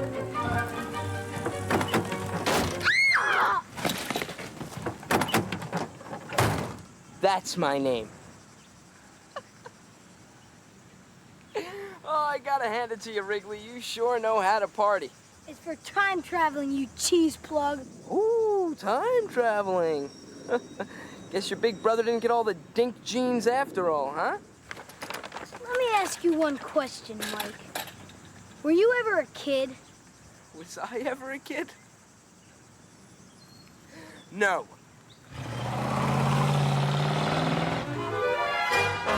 We'll see about that. The mood ring said it all. It was a red alert that warned the world that my brother had a plan. A plan that would obliterate Endless Mike and turn Pete into a slidey pen god. I wasn't nearly so confident. After my chat with Stu, I was ready to call the whole thing off. Then once again, fate smiled. It was a sickening, sadistic smile, but it was still a smile. It would be the ultimate test. I just asked good old Mike if I could borrow his wheels for the date. If he said yes, then Ellen and I would be together until the end of time. If he said no, then I guess our love was never meant to be. Look, you can see your reflection. It's nice. What are you doing here, Carrot Head? Spit it out or I'll spit you out. Hey, Mike, I was just wondering if I could borrow your car for the night. Big date with Ellen. Oh, you don't say. Well, well, well. It's about time you guys dropped the puck and played a little tonsil hockey, huh? Really? You think so? Sure. See, the only thing is that tonight is my drive-in night. And I never miss my drive-in night. That's okay, really. It probably wouldn't have worked out anyway. No. We can't let that happen. You came to me in your time of need, Wrigley. Can't let you down.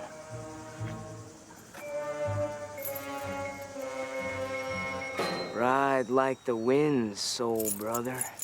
My insane scheme was working perfectly, except for one detail. I can't drive. No problem? Take you over to the drive-in, get you set up. Drive-in's not about driving anyway, right? Right. Get in. I was seeing a whole new side to Endless Mike, and after his daring raid of the Hellstrom house, Pete got to see a whole new side of me. What's your brother doing with that scuzz monkey? The dark side beckons him. Come on, let's motor. I know, but this could be a felony. Cool.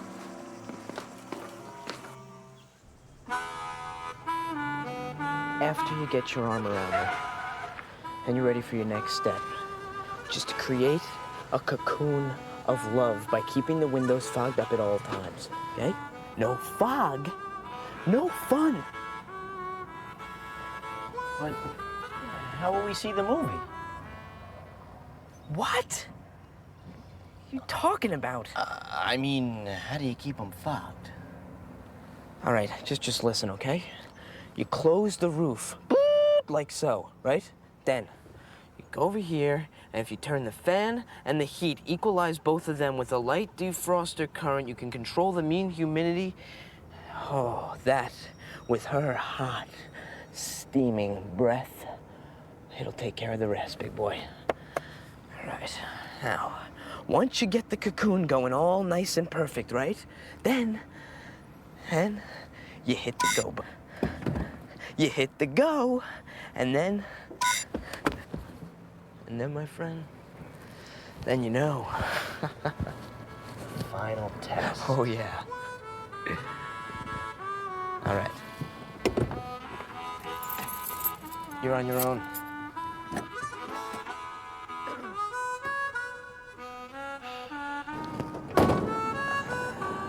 Welcome to the future, Pete Wrigley. Don't blow it.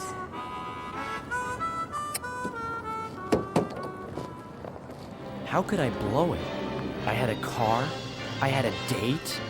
I had the world. As the clock ticked off the final hours of daylight savings time, one Pete prepared to travel into the past, while the other Pete prepared for the future. It arrived at precisely 9:27 p.m. daylight savings time, wearing a new vest and a nervous smile. Hi. Hi.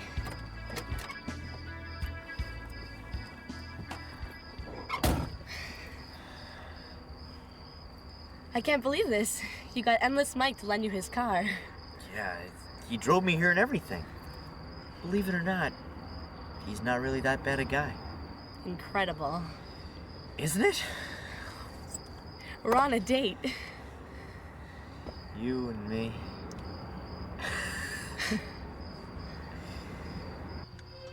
Welcome to the Wellsville Drive-In. Please remember that theater rules prohibit smoking, littering, and beeping your horn like morons when the film is out of focus. Or when it's dirty.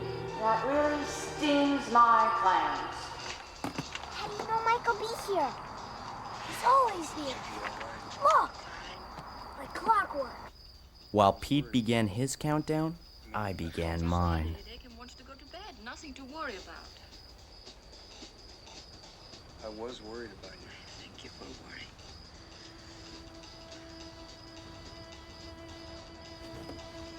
worrying.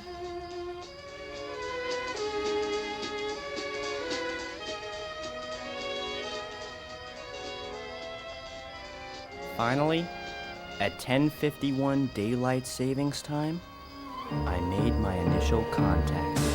I think I'm gonna go get us some popcorn.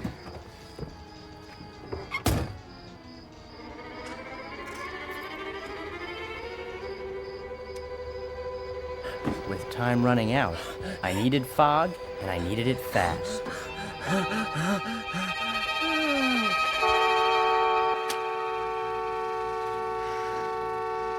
I will stay in control. I will not get angry. I am a self-actualized, caring person who loves nature, long walks, and little children.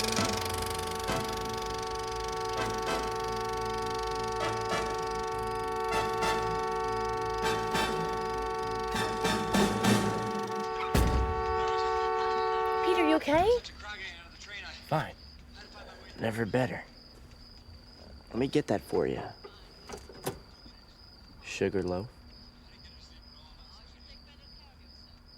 Sure is foggy in here. Sure is. Kinda hard to see the movie. I know.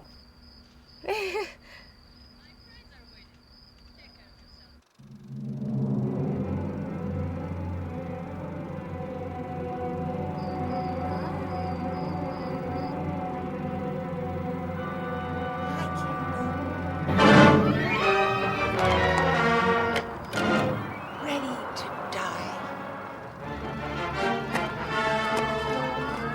Here she comes. Hand me my riboflavin. Maybe we should take all this a little slower, Pete. We've been taking it slow our entire lives, Ellen.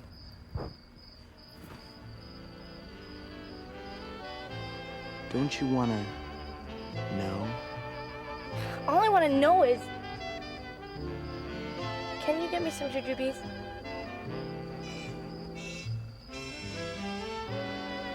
Sure thing, honey pie.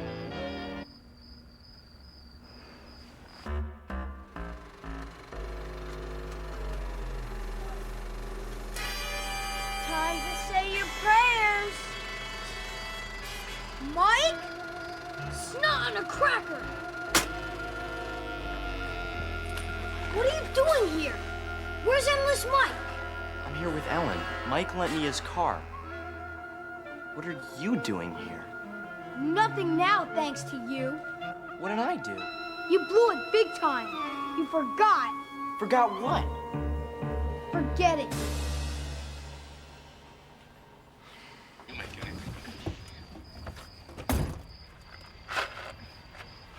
I opened up the roof. All right. Great move. Outstanding. With only 10 minutes to go until the movie ended, I had to take the final leap. What are you doing? It's the final test for us, Ellen. You hit the go, and then you know. What are you talking about? Pete, you're not acting like yourself. You're acting just like, I don't know, you're acting like Mike! Mike? Mike? Hi, I'm Mike. Just wanted to stop by and see how you young lovers were doing. Timing with the go button? Very tasty. 10 points. Go button? What is he talking about? Go button? I'm not quite sure I've ever heard of. However, I must say I'm extremely disappointed in this so-called cocoon of love. What did I tell you, huh? No fog, no fun. I can explain, really. No fog, no fun? Is that all I mean to you? After all we've been through? After all these years? This is what you think of me? Ellen! Something I said? I had hoped that by midnight, I would know if Ellen was a friend or more than a friend. Now, thanks to my stupidity, she was neither. Let's light this candle.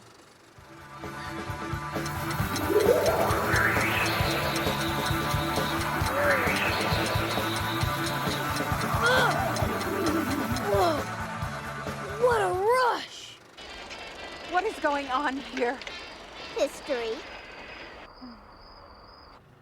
We interrupt tonight's feature, That Kind of Woman, to bring you a special film presentation. We hope you enjoy it.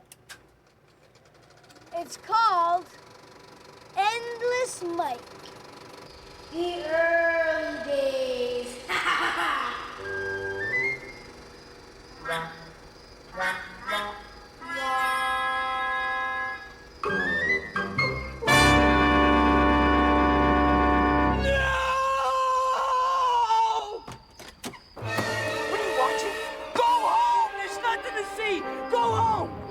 Close your eyes! Hey, Pete. Pete, listen up. When you forget about me, I want to forget about you. But I can't. There aren't too many of us time travelers left. Time travel? It's tonight? You've got 1 hour to do one thing you've always wanted to do. So go do it, you Nimrod. The end of daylight savings time gave me a shot at a new beginning with Ellen. At least in theory. Leave me alone! Go away. It's late enough as it is. My father is going to kill me. We said we know by midnight. It's past midnight. No, it isn't. It's only 11:30. Daylight savings time ended. We've got a second chance. We can live the hour over again. After what you did to me? I know. I'm sorry. I kind of got lost in the future. I know that sounds weird, but now I'm back. And all I want to do is go back to when... Ellen... I just want to be friends again. Maybe that's what we were supposed to be. Walk you home? In the end, I realized that there are some things you just can't force. As much as you want to, you can't control time. At best, you can turn the clock back 1 hour a year. Make that 2 hours in Pete's case. Because as he pedaled his way to glory that night, the Time Lord crossed into the Central Time Zone. And when he did, he got to time travel again for another full hour. Sure enough, They did make that slidey pen for him. They're kinda rare, but if you look hard enough, you can probably find one. Well, night, buddy. Good night, pal.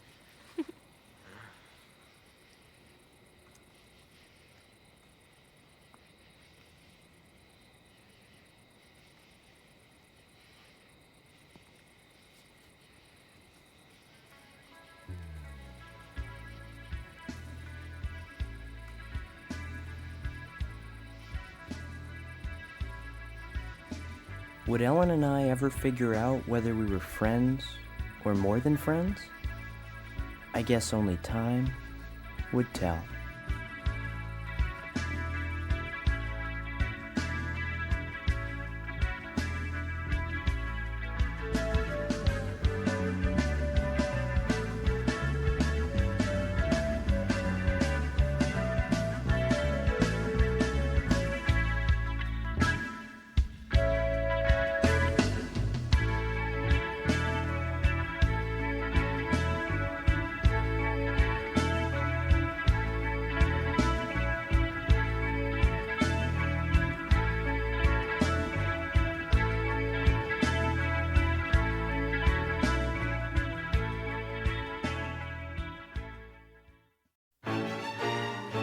Once a year, like the leaves, it comes. A magical night when bedtimes disappear and identities change. Trick or treat! When the ghouls and goblins of our souls are set free to roam the night and scarf candy. For the true believers, Halloween is the ultimate holiday. For me, it's the ultimate dork holiday. Halloween is for Halloweenies. Ah! Gotcha! You blinked. Wrong. Pete thinks I'm the weenie for not believing anymore. What happened to my Halloween spirit? Where did it go? And once it's gone, can it ever return? Pete and I were about to find out, and the answers would either save Halloween or destroy it forever.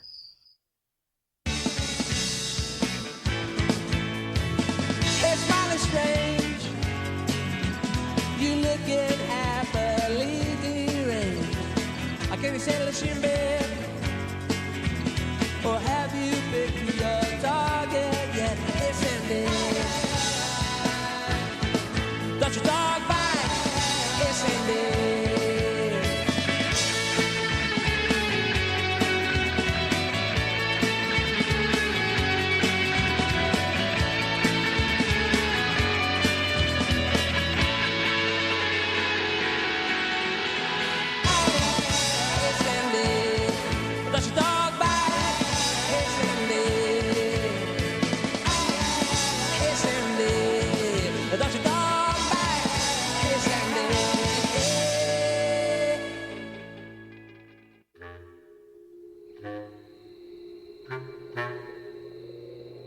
What is it about Halloween that gets kids all wiggly?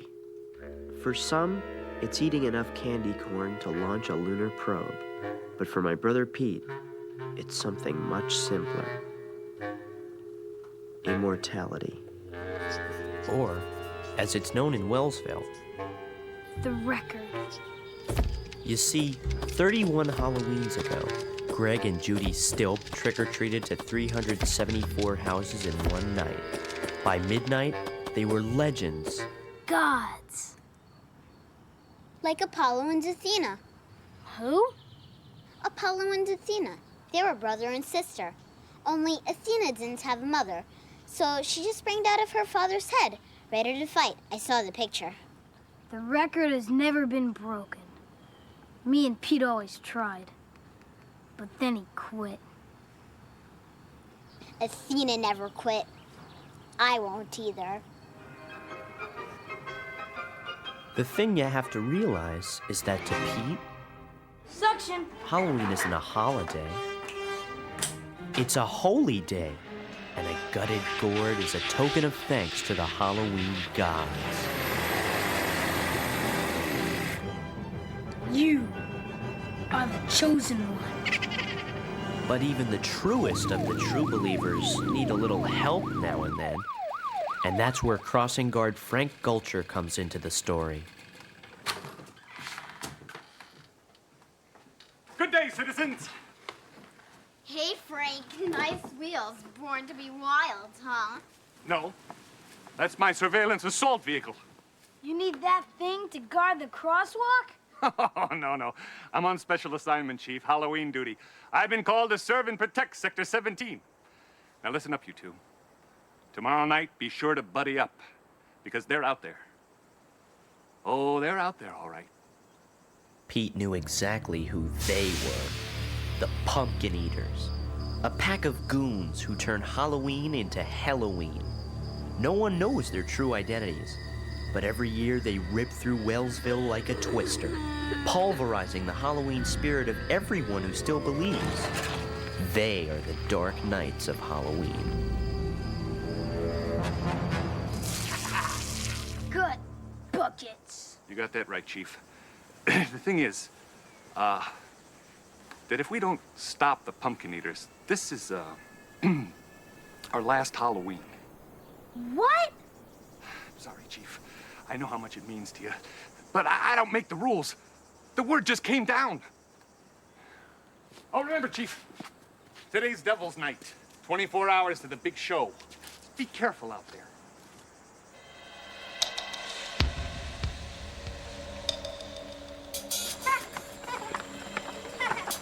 Last Halloween.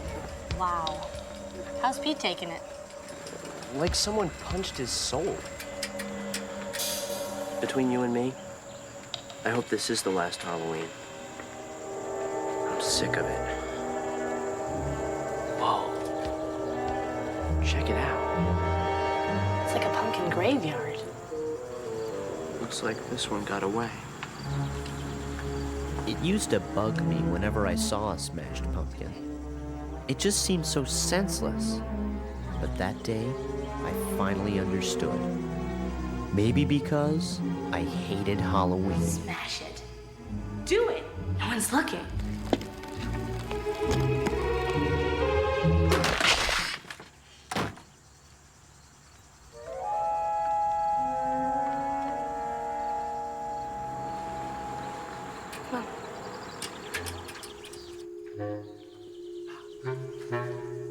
Pete Wrigley!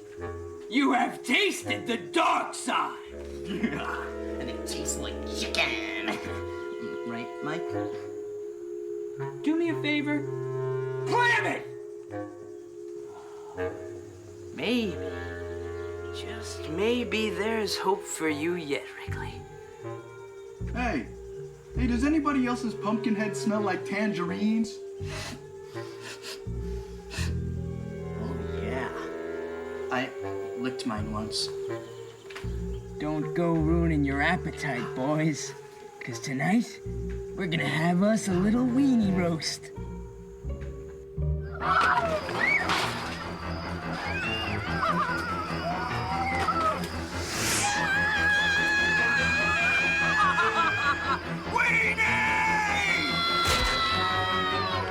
Not on my watch, dirtbags!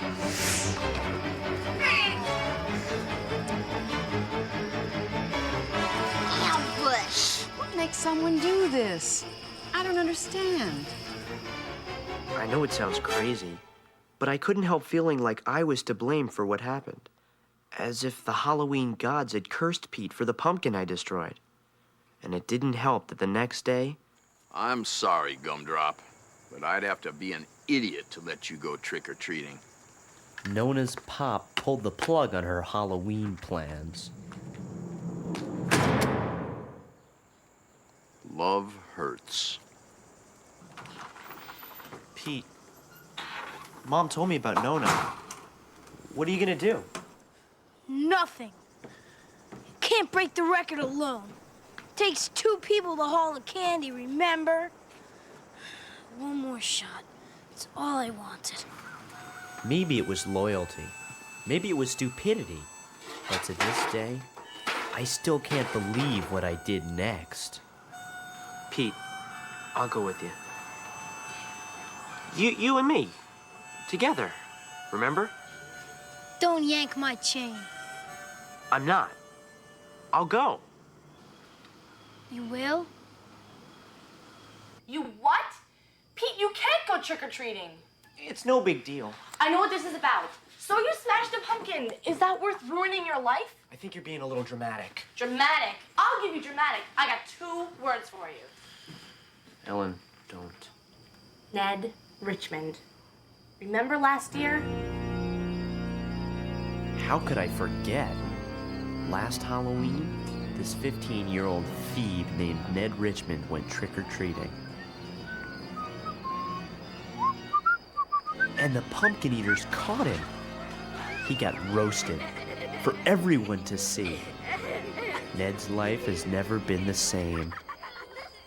Now nobody will go near him. Not even in the yearbook.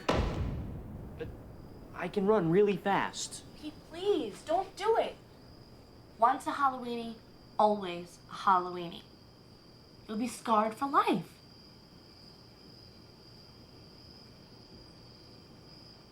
I gotta go get ready. According to my brother, the record is one of mankind's greatest feats, like landing on the moon. And if we broke the record, we'd be legends, just like Neil Armstrong and Buzz Aldrin, the first 2 men to walk on the moon. For me, I was just relieved that the visor covered my face.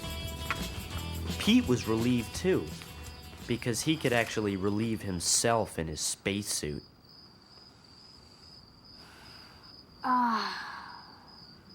Science. Ready, Commander Armstrong? Ready, Buzz. So off we went into the unknown. Visions of Halloween glory surging through Pete's brain. Fear of being unmasked racing through my own. So it all came down to this one fateful Halloween. By midnight, all the questions would be answered. Would this be the last Halloween? Would Pete finally break the record? And would my Halloweenie secret remain a secret? Commander, prepare for liftoff. Ready, set, go! But as I soon discovered, I wouldn't have much time for worrying, because Pete devised a battle plan that rocketed us through suburbia. Trick or treat. Trick or treat. You know the routine. Hustle. By 8 o'clock, just 1 hour into our 374-house quest, we'd knocked off 115 houses, from Chug Hill all the way to Sahara Mike Avenue. We were unstoppable, and as my Halloween spirit returned, I could feel it. It was a night for heroes. And unfortunately, villains. Because Pete and I weren't the only ones trying to change the face of Halloween. We got a wigged out Blackbeard situation here. We got a 10-9er in a tree. Send backup, pronto. Oh, the humanity.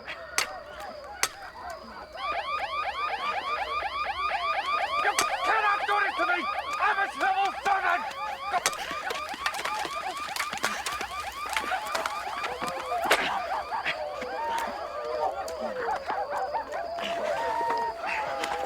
It's a war zone out there. Go home. I can't protect you.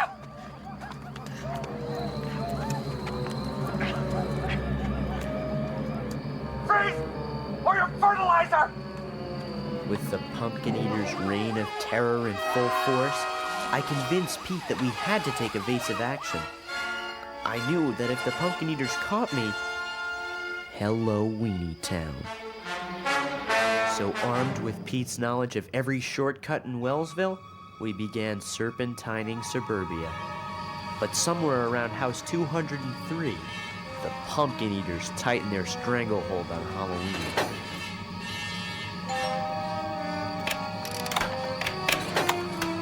And suddenly, it looked like our night of glory would be squashed by fear.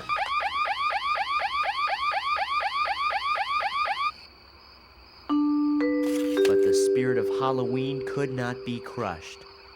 Wellsville refused to surrender. T-minus 131 houses and counting. How you doing, Buzz? Over. A-okay, Commander. Over. Energy supplement? Over. Let's move out! As we closed in on the record, I guess I got a little overconfident. But with only 6 blocks to go, I figured, what could go wrong? Ah! Hooray, men from space! Ned Richmond. Hey, you're Pete Wrigley. No, I'm not. I'm, Neil Armstrong. Oh, yeah, sure. Your secret's safe with me. Hey, maybe we could go together next year. Huh, Wriggles? Wriggles. He called me Wriggles. Shake it off, Commander. Come on. Pete, this is crazy. If they find me, I'll end up like Ned. Hey, maybe we could find someone else for you to team up with. What? We're the only Halloweenies left. We gotta get out of here. No! No! Come on! You promised! We're almost there! Come on, we can make it, Commander! No, we can't. Not alone. Not out there. It's over.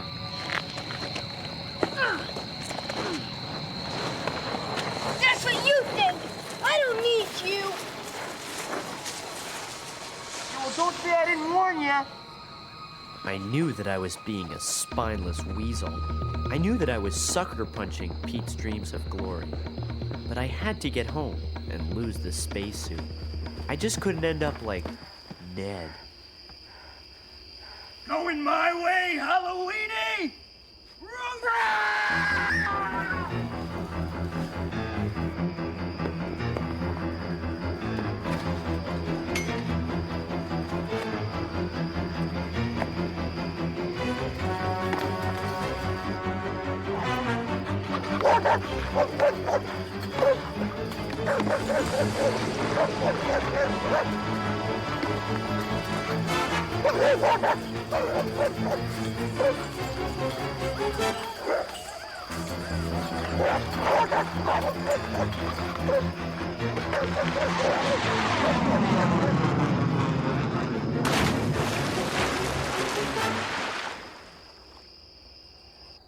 Hey, Blowhole!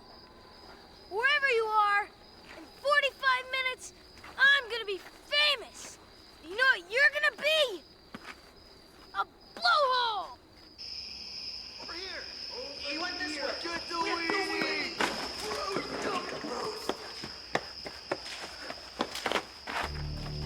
It was the last place a Halloween hater like me should have ended up. But it was the only place left to hide.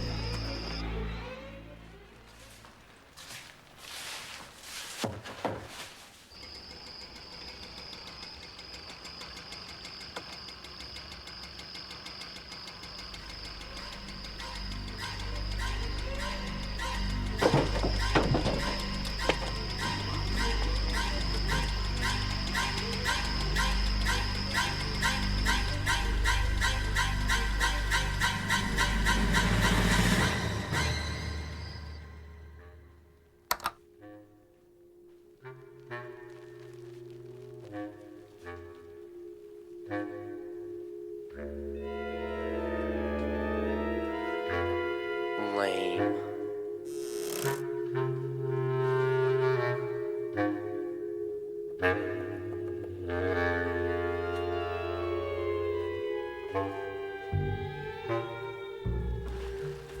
I hate this holiday. Yeah, well, it hates you too. Leave me alone. You hear me? You're the reason I'm in this whole mess. Suit yourself. It's nice knowing you, traitor. At that moment, I didn't care what happened to Halloween. All I cared about was me. Tag, you're dead! Oh, Wrigley! Trick or treat!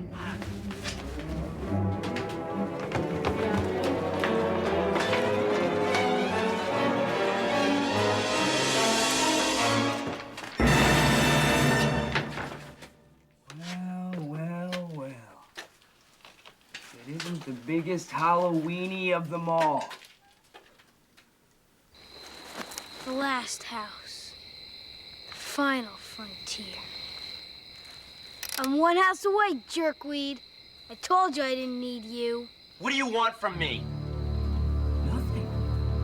Except your soul! Come on! Let's hang them upside down from the goalpost! Yeah. What's going on? Go in time to the roof rack and drive around town. No. I've got something special planned for this one. What are you gonna do to me?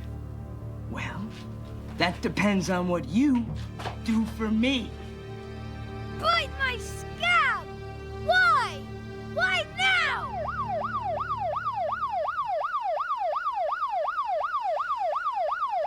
Yesterday, we saw you, Ridley. You smashed a pumpkin. Oh, it was beautiful. And now here you are in this pathetic excuse of a haunted house, hating Halloween even more. Just like you. Exactly. Wrigley, we can destroy Halloween together, smash the pumpkin, and together we'll toast the death of Halloween! And if I don't? 2 words. Ned Richmond. Do it. You know you want to. You felt it yesterday, and you feel it now. I could feel it. At that moment, I had more power in my hands than I've ever had in my life. The power to crush the spirit of Halloween forever. But would I? Could I? Do it. No one's looking. Sorry to hear that.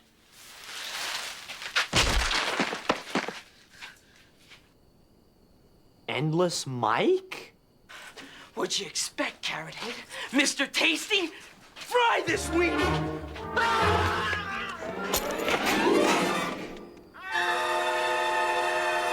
Like I said, dirtbags, not on my watch. Where are you going, you coward? I'll destroy you too! Oh, I will! Trick or treat, gut bucket!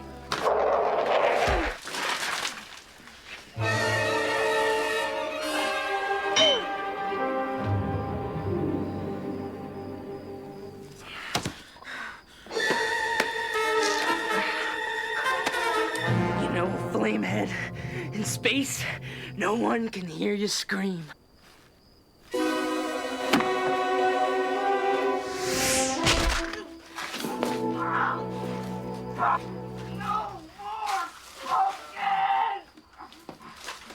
Commander, our work here is done.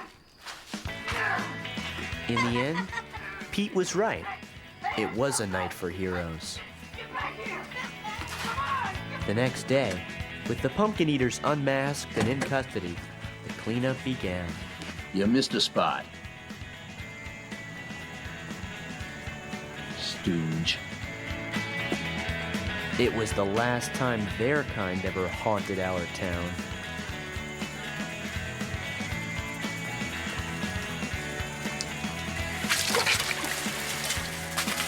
As for Pete, he didn't break the record, but that was okay. Maybe next year. Because he achieved greatness in another way that night. So did I. We helped save Halloween in Wellsville. Now, every year, when the leaves come, so does Halloween. Setting free the ghouls and goblins of our souls for one magical night. Especially for two brothers, who will always believe. They're playing in Central Park.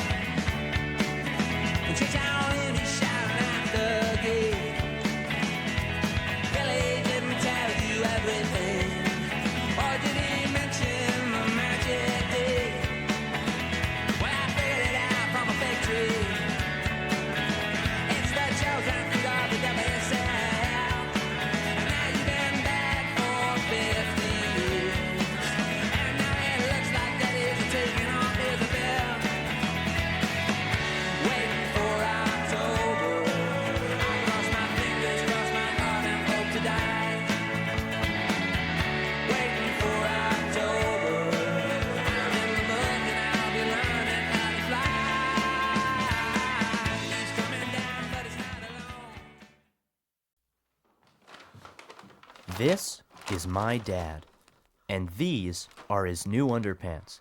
The thing he loves most about opening a vacuum-sealed 3-pack of Crebo the Loom is the fact that some inspector made sure each pair meets government standards. But not even my dad thinks about who that inspector might be. Only in America, Joyce. Who does? Most people find those inspected by tags in their clothes and just toss them.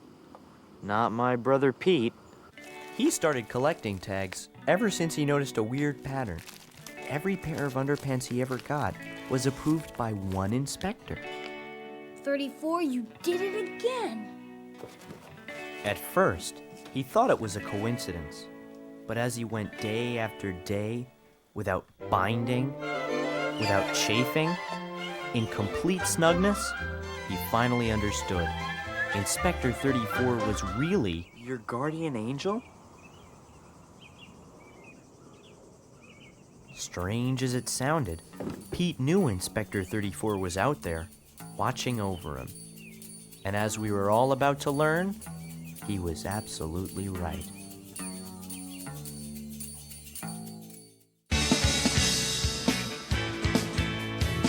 It's mighty strange.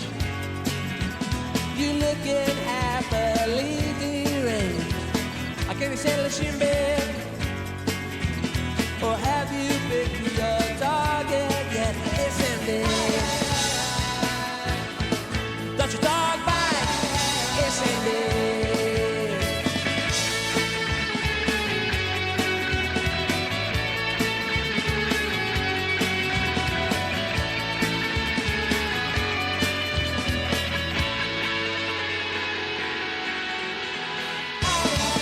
It's ended. Don't your dog bite? It's ended. It's ended. Don't your dog bite? It's ended.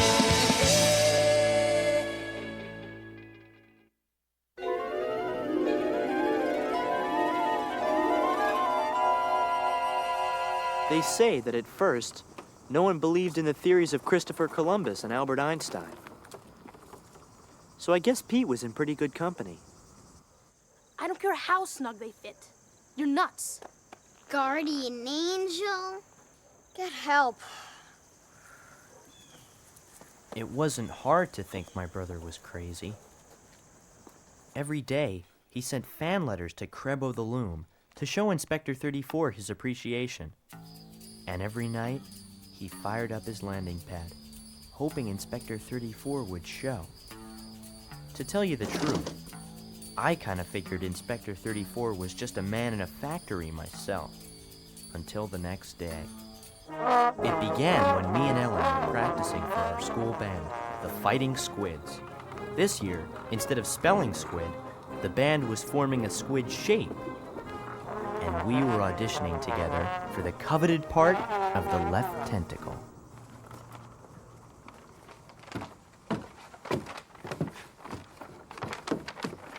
What's the matter, Pete? After all those letters to the factory, all I got were these lousy underpants.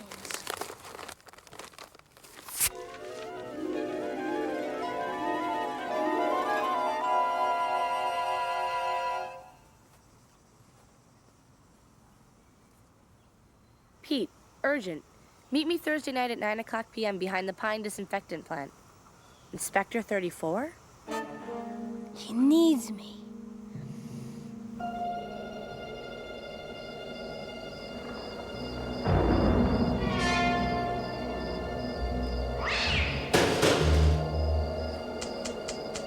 Don't shake it.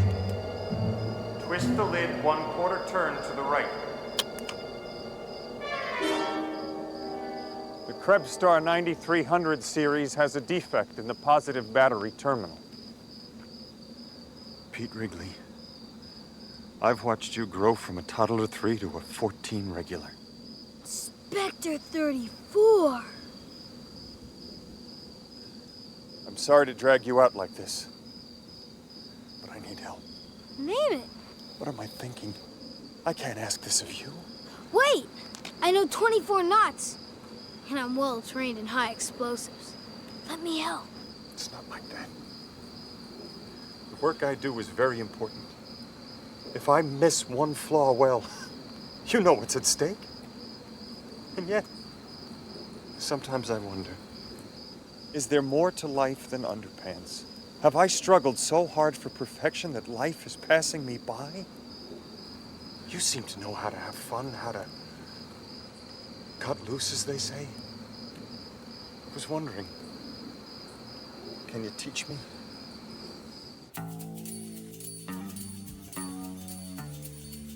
Mom? Dad?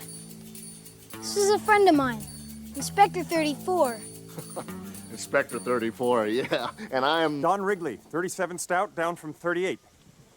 That's right. Joyce, the way you stay size 6 is an inspiration. Pete, Ellen, you've grown so fast it's hard to keep up. You know us too? I look after many people, but not many invite me to dinner. Well, make yourself at home, Mr. Inspector.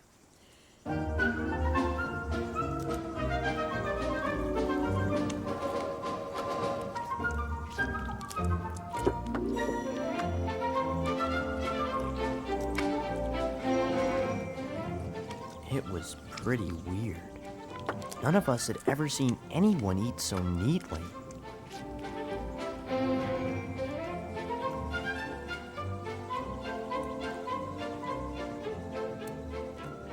Everything Inspector 34 did was perfect. Look at that stacking. That was delicious. I'll help clean up. Well, thank you.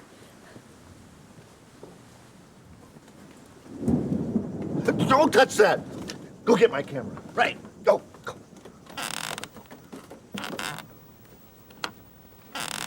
Loose wood, never good. Inspector 34 showed us how perfect life could be. Now Pete was gonna show 34 how to live it.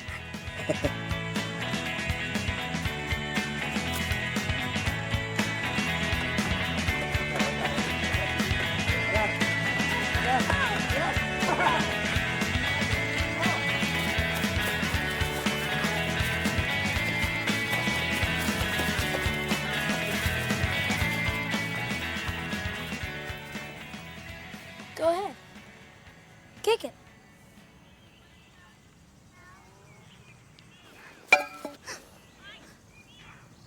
This is Inspector 34. You're real? As real as your new Lou Costello boxer shorts, Clem. Wow. How about a game of Kick the Can? Me? Sure thing. Just close your eyes and count to 10 while we tear butt and kick the can. What the hey? Only, if I might make a suggestion, perhaps the game would be more efficiently played in teams, with boundaries. Say the end of the yard. Perhaps a set game time would streamline things. Why didn't we think of that? I'm trained to catch defects before they become defeats. Come on, Chowderheads. Let's play can. Inspector 34 had jumped off the sidelines. Not only was he learning to live, he was learning to make life better, thanks to his amazing powers of perfection. 8, 9, 10. Maybe the best thing of all, he was finally beginning to learn that being perfect didn't have to mean being alone.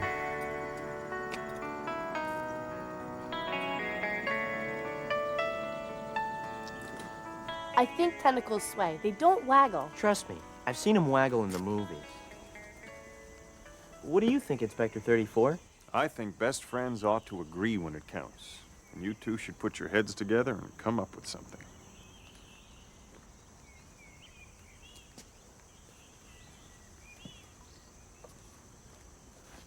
Inspector 34.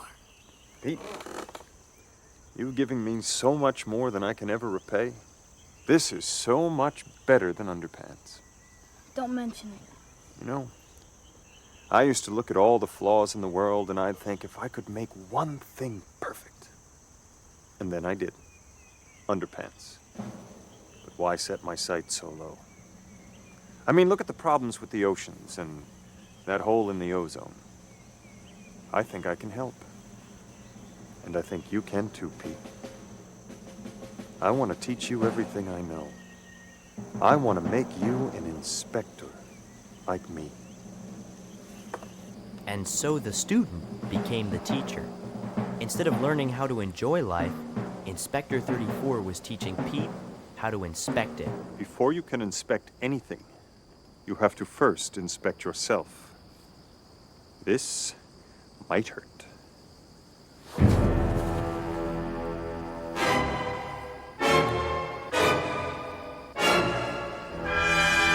Make it stop! Please make it stop! While Pete began his inspector training, a funny thing was happening to the rest of us. It was like we were trying to become more like 34. More perfect. And the things that weren't perfect, like my friendship with Ellen, suddenly began to matter. We had all had a taste of perfection, and now everything else tasted like chunky milk. Now that my brother Pete was on the road to perfection, You're late. he didn't Got have my much thing. time to spend with his friends. After all, playing kick the can seemed dull compared to inspecting underpants. Let's get started, people. We're burning daylight. Come on. Working together, Pete figured he and 34 would perfect the world, and nothing could get in the way. But he was wrong. You're Parking Enforcement Officer Macmillan. PEO Mac, they call you. Size 8. Regular. You're Inspector 34. I see you're working. When am I not? Law enforcement is full-time work. I misjudge one curb to car and the whole criminal justice system collapses. I too bear a grim responsibility for the public good. Sometimes it's pretty lonely. Pete had seen that stupid look before. On me. He knew love could turn a normal man into loose, drippy jello. I thought we were gonna save the world. We will. I just made one date, that's all. We're two professionals. Meeting. Professionally. Right left sleeve crooked label, fourth button backwards. Not bad, but not perfect. Let's try it again. So Pete decided he had to hurry up and finish his training. That way, he could go on and save the world alone.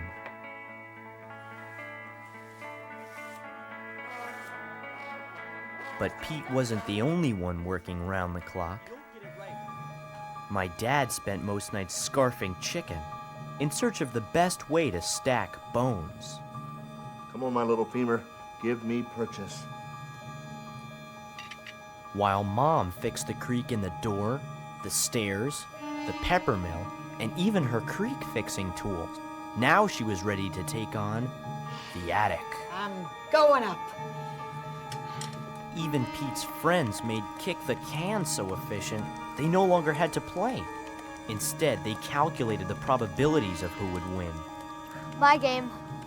Yeah. I'm beat. Let's call it a day. And finally, the big day arrived. Inspector 34 and PEO Mac were going to have their big date.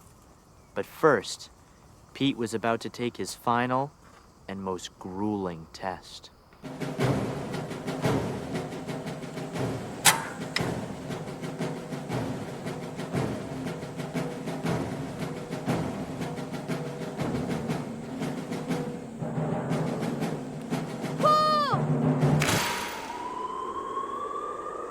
Torn left seam, extra label glue, pucker in the cup, tear in the spandex, 5th row.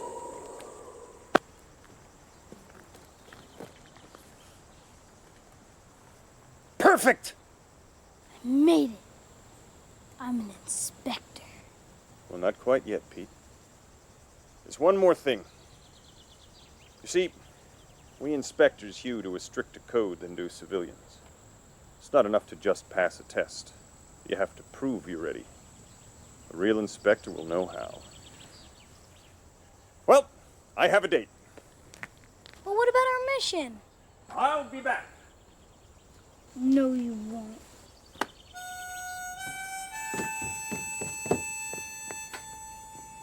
If you don't get it right, we'll never make it, Ellen. I was doing it right. You're just too stubborn to admit it. Maybe Inspector 34 was right. Best friends are supposed to agree. Well, maybe we shouldn't be best friends. Yeah, well, maybe you're right. While my lifelong friendship with Ellen was drifting away, Inspector 34's life with PEO Mac was just beginning. Everything is perfect. The sky, the grass, the barometric pressure, the turkey and Swiss. I'm a great cook and a modest. Come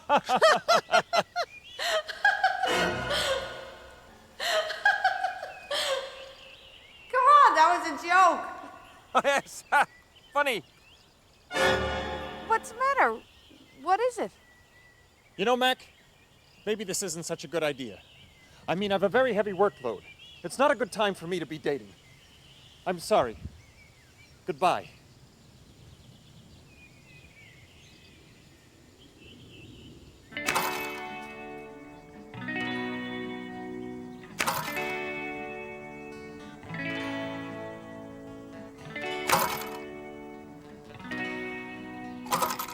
Effective inseam. Could cause chafing. Inspector 34. You were right. Love can't interfere.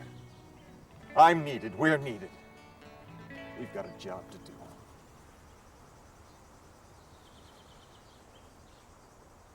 You passed. You saw something I didn't see. You inspected the situation and you saw that love was in the way. That's the final test. These are for you. You'll have to fill in your name for now until we get you a number. I made it. I should have listened to you. I don't need love. I have my work. That's what I love. I came to you to see if there was more to life. Now I know there is. My mission. Our mission. That's all that matters. Any distraction must be eliminated. But... No buts, buddy boy. Time to get tough. Today it's underpants. Tomorrow, the world.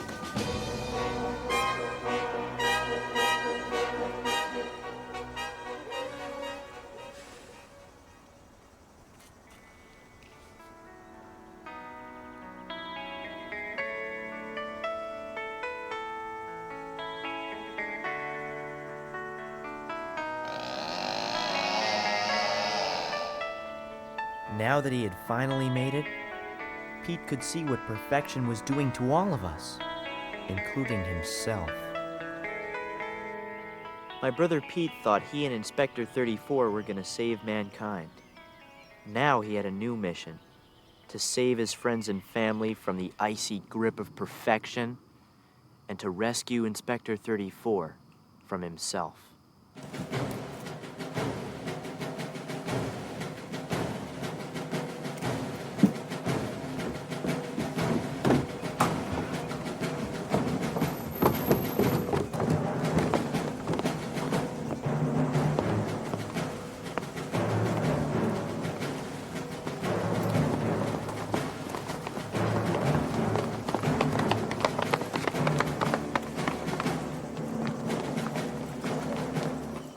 know what you're doing.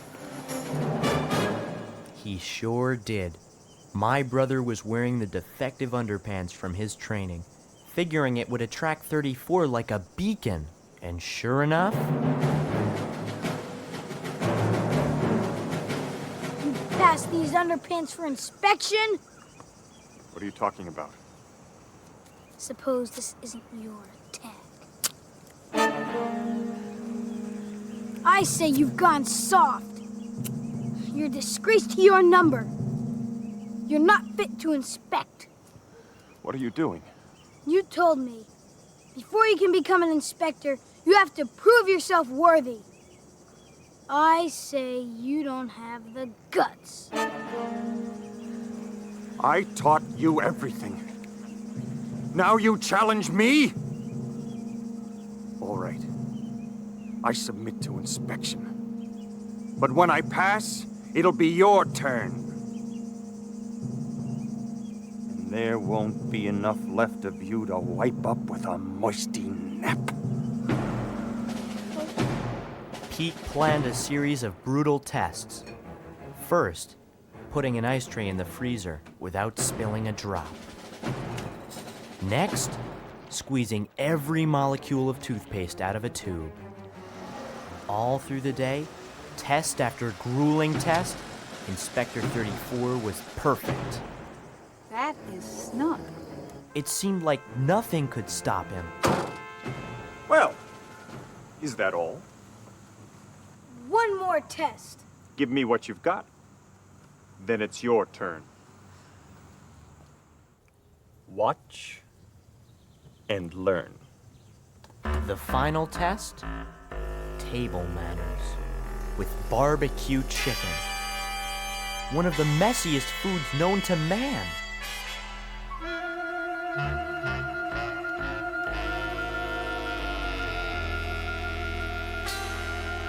Inspector 34 was perfect, and it looked like Pete was meat.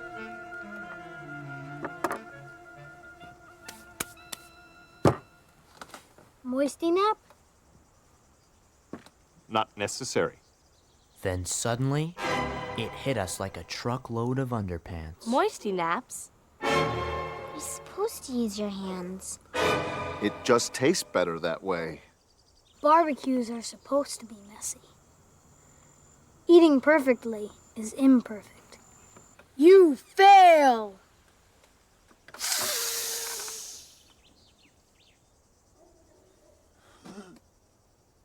I'm supposed to be perfect. What am I? Wait! You've won. 34, we're not like underpants. We're people. We're not supposed to be perfect. I'm defective. I don't belong here. Yes, you do. How about staying for dinner? We'll do a real barbecue. I'll teach you everything I know.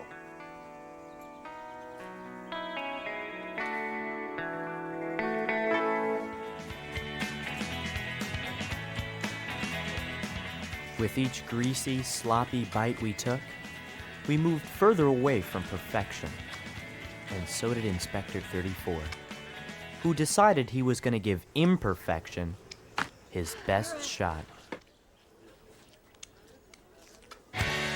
Maybe that would mean that now and then a pair of underpants would make it to Wellsville with twisted elastic or crooked seams. But then again, maybe that wouldn't be so bad.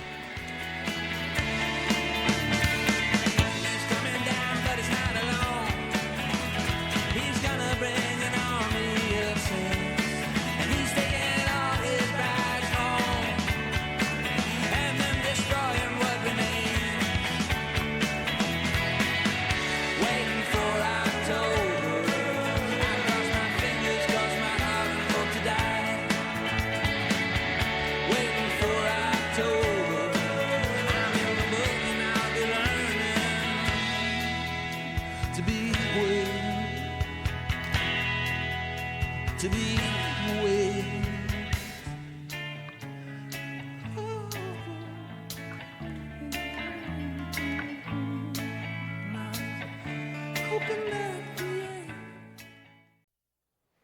In everyone's life, there comes a subject in school that, to put it bluntly, is as useless as a bucket of warm spit. For my best friend Ellen Hickle, it was algebra. Algebra word problems, to be precise. In case you don't know, algebra word problems are these cute little math stories teachers cook up to try and make equations fun.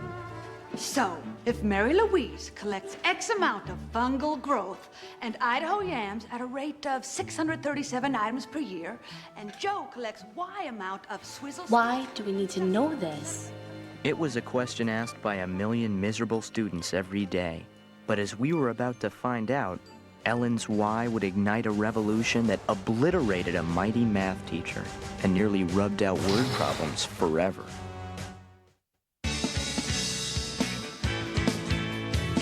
Hey, smiling strange, you looking happily deranged. I can't say let's in bed, or have you picked your target yet? Hey, Sandy, don't your dog bite? Hey, Sandy.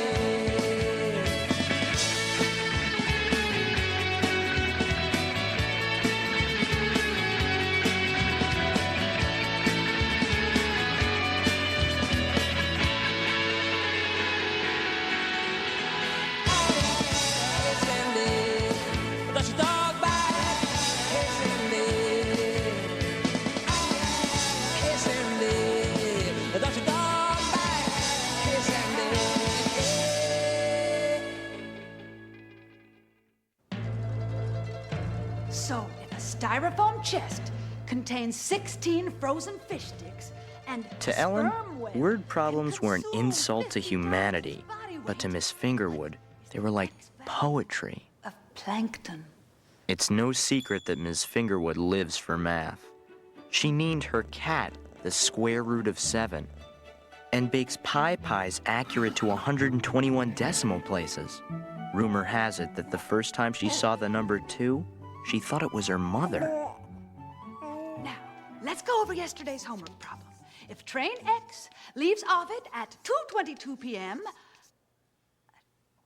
Mama, and goes Over the years, Miss Fingerwood students have tried everything to figure out her killer word problems without actually having to use math.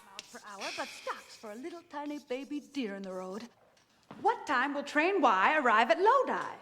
Say, has anybody seen Teddy Forsman? Dad, stop! Lodi! Even those who went the extra mile to do their homework never complained about their Fingerwoody fate. All that changed the day Ellen went in for an appointment with the school guidance counselor, Phil Hickle, also known as her dad. Oh, algebra is essential, Ellen. If you want to stay competitive in an ever-changing job market, you need to be well-rounded. But Dad, I can't take it anymore. What do trains and fungal growth have to do with my future? Well, now.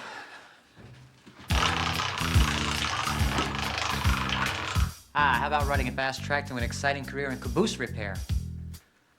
Dad. Okay, then let's try fungal growth.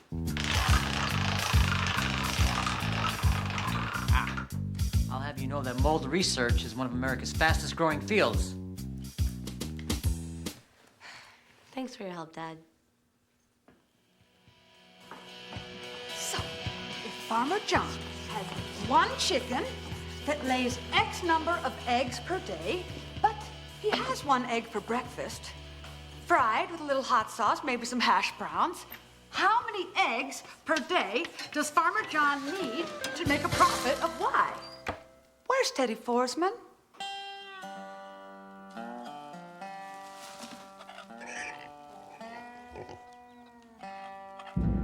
Ellen had nothing against eggs or even Farmer John. She just knew that she wanted to make a difference in the world, and word problems weren't gonna help. Ellen Hickle? Why? Yes. Y is the variable, but what is the value of the variable? No, not why. Why? W-H-Y. Why? Why? Why do we have to learn all this stuff? Right now, thousands of trees are being cut down in the Amazon rainforest, and ice caps are melting. And I don't know, another shopping mall is going up somewhere. What do word problems have to say about that, Miss Fingerwood? Word problems are so important. Can you name one time in your entire life when solving one actually made a difference? It was the one question everyone had always wanted to ask. Well, once I calculated the distance to my grandmother's house using fresh cherry strudel to find the cube root. Why not check a map? I also determined the temperature of river mud by pulling on these large, ugly boots. And the suction of the mud versus the depth of the river, etc. What about using a thermometer? Class dismissed. Once the word spread about Ellen's takedown of Miss Fingerwood, my brother Pete sprang into action. He knew that once one adult leader fell, the rest could follow, like dominoes. Our broadcast tonight goes out to adults everywhere. We know where you live, Jigglebutts. The end is near. If Pete had found a new calling, Miss Fingerwood was wondering whether she even had one. She built her life on X's and Y's, but suddenly, she saw how little they mattered compared to an October sunset, a perfect kiss, or the fate of the red-billed sapsucker. Ellen's simple question had shattered Miss Fingerwood's world. There was only one solution now. Class, as of today, I hereby renounce algebra as my calling. Thanks to Ellen Hickle, I've realized that my life is a lie. I have no choice but to hang up my chalk. I wish you all a well-factored future. Thank you, and goodbye.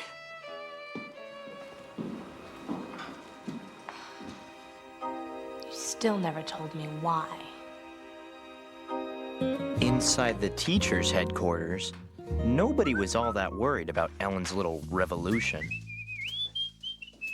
Oh, good morning, Phil. Oh, Mr. Lemming heard something in his Latin class today. Seems your little girl gave Elma Fingerwood a little broasting. Weenie.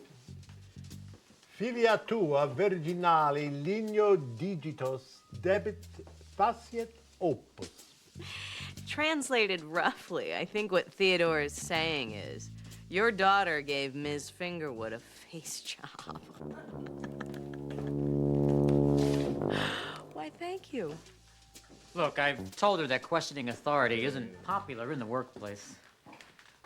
Not to worry, Phil, not to worry, like I tell my students. If the rump won't roast, turn up the heat. Let the substituting begin.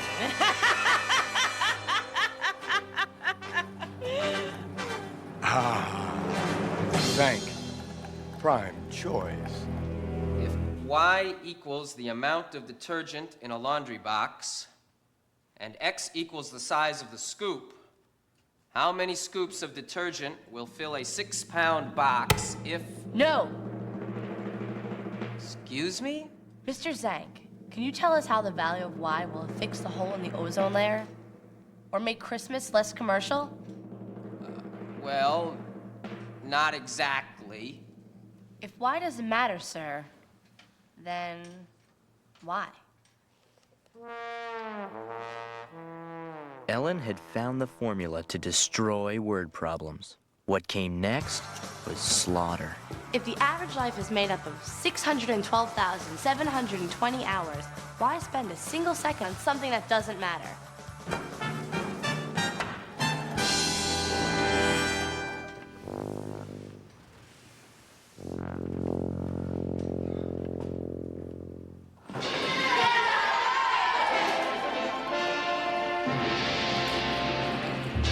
As happy as I was for Ellen, I couldn't help but wonder, whatever happened to Miss Fingerwood?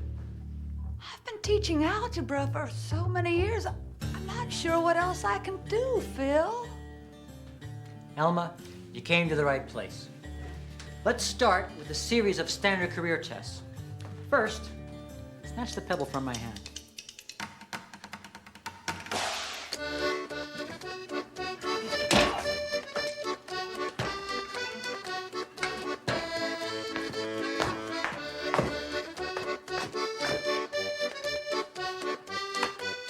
I think I've got just the job for you.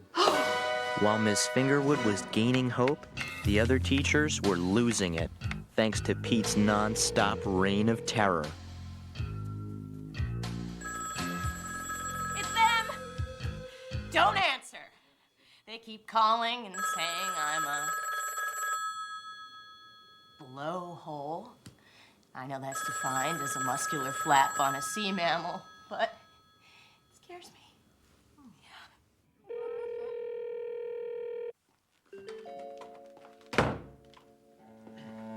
Phil! One of my students asked me why study Latin. What am I supposed to tell him? Latin is not even a country. Look at this. There's only one sub left. Everyone, please. Have you ever noticed that kids are a lot like dough? Raw, untamed, hard to control. All it takes is the right utensils and a pile of dough. Becomes delicious cookies. I believe it's time we served up the main course. Shrek.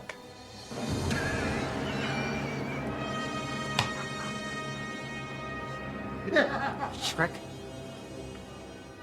Shrek. Shrek! Shrek! Shrek! Shrek! Shrek!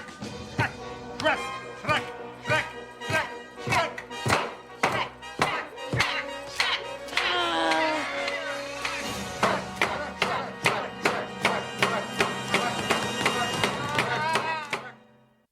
With nothing more than a single letter, Ellen had launched a revolution that threatened adults everywhere and sent one former math teacher into a whole new career.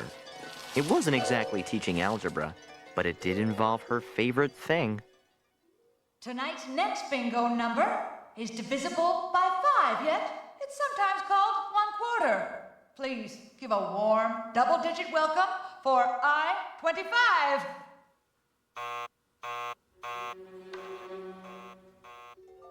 The only problem? Miss Fingerwood talked so much about her beloved numbers that she totally forgot about the game. Now, everyone, please put your hands together for our next number, N39. 39. It's curvy, yet so form-fitting. Functional, yet so alive. So full of grace, dignity. Oh, 39. 6 times 2, 2 plus 10, 3 times 4, and back again. Every time it comes to 12. Every time you come to 12. How do you do it?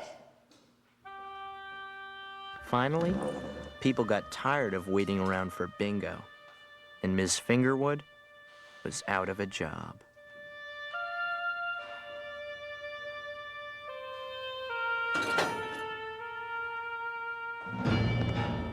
Meanwhile, Ellen was about to face her own career crisis. Most substitutes have a license to teach. Rumor has it that only one has a license to kill. Whenever there's trouble, he's the one they call.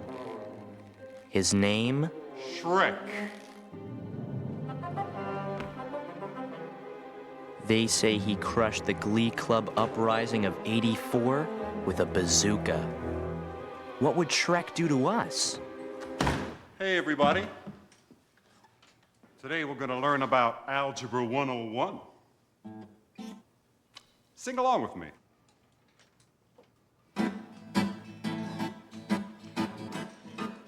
X is the number of pigs in a barn. Pigs in a barn. Pigs in a barn. Somehow, the sing-along with Shrek touched a primal chord in all of us. X is the number of Pigs in the barn. pigs in a barn. Pigs that we can't see. We couldn't resist its evil power. Horsemen. X is the number of pigs in a barn. Pigs in a barn. Pigs in a barn. Stop singing! Don't listen! Why? You still haven't told us why. X is the number. Why? Why? Why? Why? Why? Why?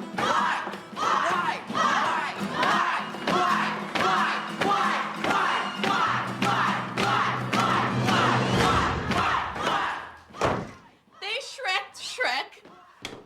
And I just used a noun as a verb. What's happening to me? Perdemur. If those little freaks come near us, I will frappe them into a cake. You know, in the workplace, music has been known to increase productivity and release tension. Surrender now and you'll be treated fairly. Resist and you will be stumped.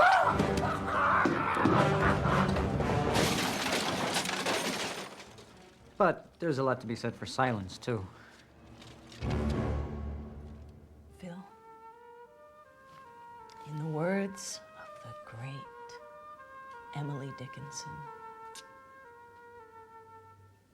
end this unsavory fight. Or I'll rip out your nose hairs! Me? Why me? She's your daughter! She won't cross you.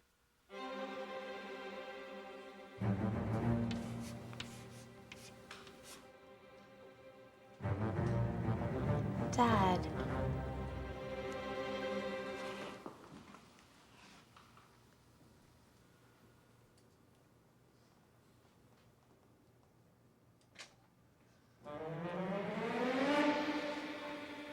Okie dokie.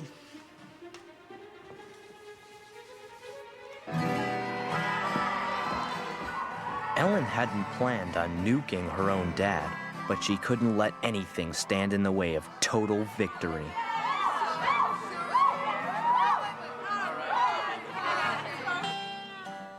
Before she took another great leap forward, there was another victim I wanted her to see. 8, 9, Hey, Miss Fingerwood, how's it going? 10, 11. No. We just stopped by to say hello. You have no ticket? 11 minus 1 is 10. 10 minus 1 is 9. 9 minus 2 is... Oh, where have all the numbers gone? All she had wanted was to free us from the bondage of word problems. Now that she had, Ellen began to wonder, was it worth the human cost? She knew what she had to do. At least she deserves another chance to explain why.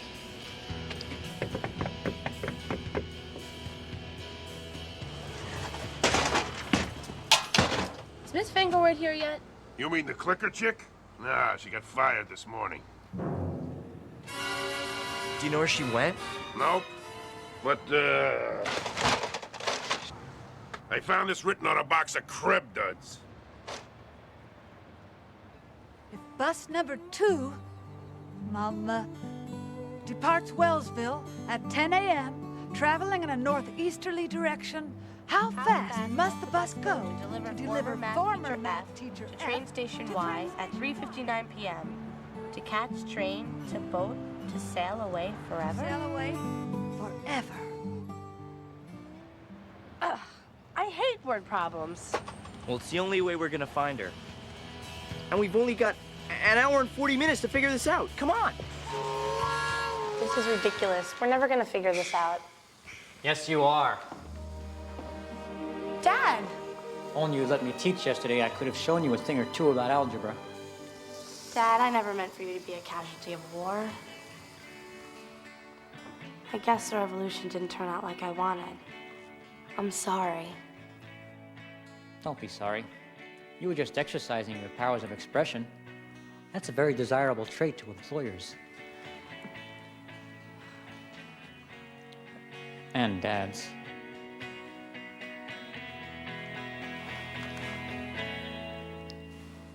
What do you say I help you out with this problem, Snookums? The race to find Ms. Fingerwood was on. With Phil Hickle's help, it wasn't long before Ellen realized that word problems did have a purpose after all. Why? Not this again. No, not why. The letter Y. Y has to equal Flangsdale. That's my girl. Let's motivate.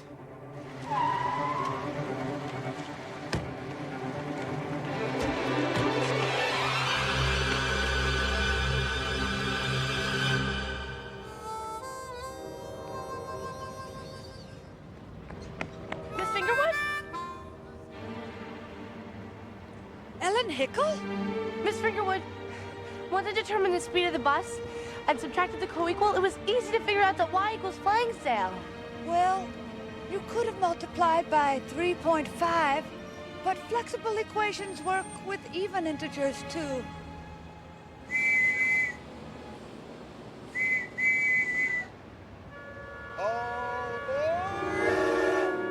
Miss Fingerwood, please stay. There's no reason to, Ellen. No, I must go the way of Mr. T and a unified USSR. Miss Fingerwood! Yes? What are the chances that teacher F will come back to school if student E says she finally understands why? Goodbye.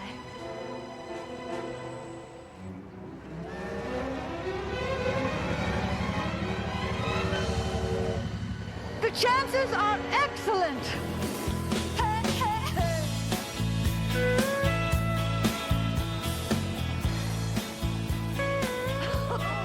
And that's how the great word problem revolution finally ended, in peace. Although for some, the war would never end. Red Hammer 1, mission accomplished. As for Miss Fingerwood, she discovered that if Ellen could find the meaning in word problems, then maybe word problems could have more meaning. So, if X equals the amount of CO2 created by car exhaust, and Y is a lovely young man strolling down the road trying to conserve precious fossil fuels. It was a lesson How long everyone learned. For this young man, where's Teddy Forsman? Well, almost everyone. So, does anyone know what Y equals? X equals Y.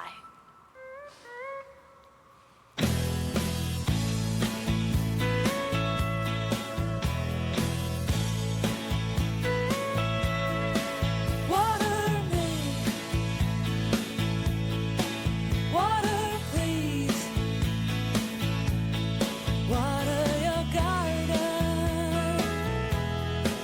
Keep your eyes on the prize and your hopes on the roses.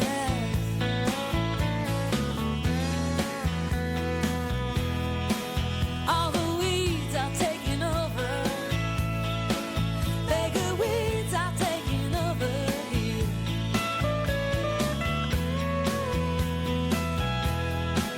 Water me, water please. Hi, my name is Pete, and I'm a trained killer. For the past 7 years, I've worked for this man. Code name Dad. My mission? To help him rub out one elusive target. Bob, a legendary striped bass whose mighty bulk has roamed the depths of Lake Torgeson for years. We're approaching the designated area. Check. I was a fishing machine, trained for one thing and one thing only, to execute my job with ruthless efficiency. Nothing was allowed to get in the way. Not school, not girls, not even my family.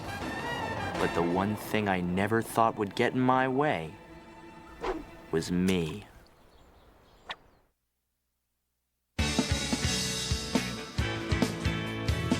Hey, smiling strange, you looking happily deranged. Can you settle in bed? Or have you picked your target yet? Listen, babe. Does your dog bite? Listen, babe.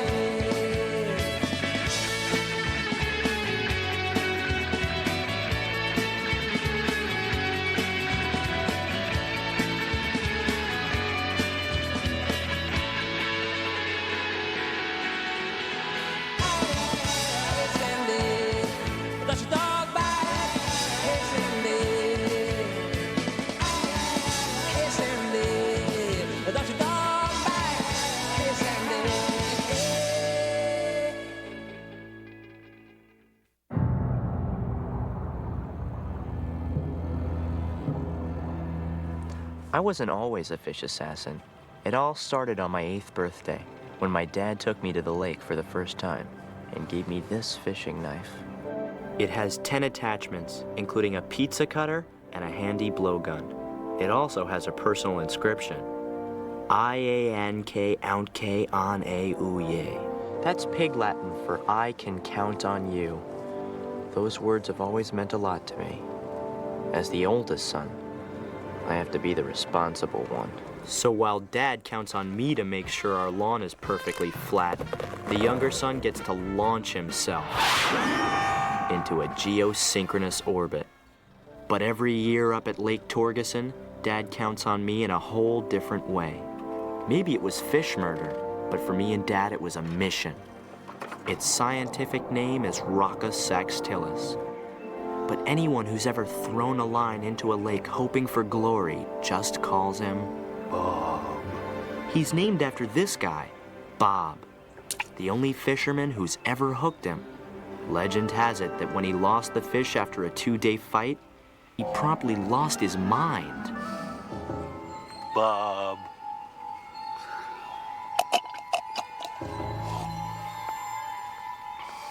After years and years of trying to catch Bob, I think maybe Dad was starting to lose it too. Tender.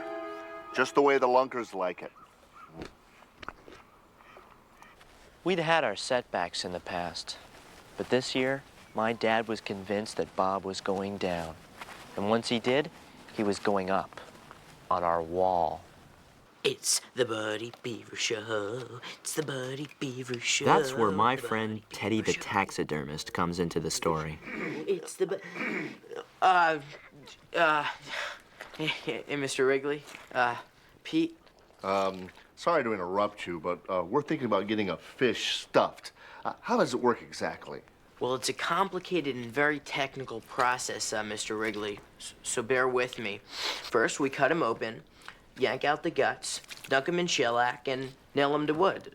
Or we could use hot glue if you prefer. Gross. Beautiful.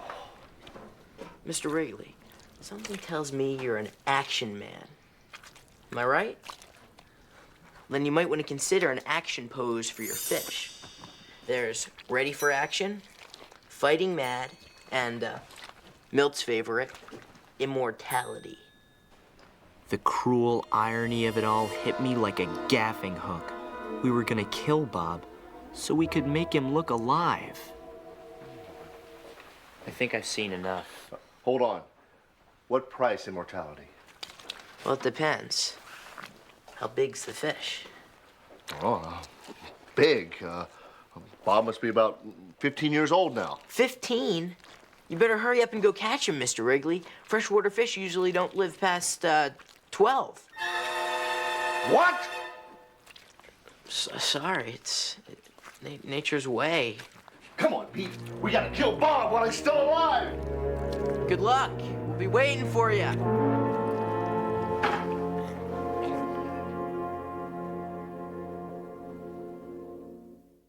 That night, I tried to shake off my feelings for Bob, but it was impossible. I guess my killer instinct had wussed out.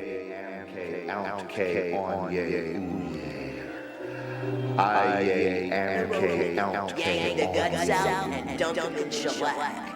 We cut them open, yank the guts out and dump them in shellac. We cut them open, yank the guts out and dump them in shellac.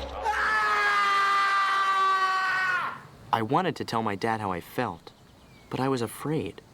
I'd never seen him so desperate. Catch Bob. Must catch Bob.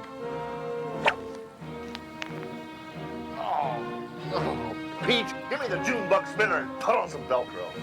So instead, I did what I always did. Let him count on me. That meant the human target routine. Aw, who am I kidding? I haven't caught Bob in 15 years.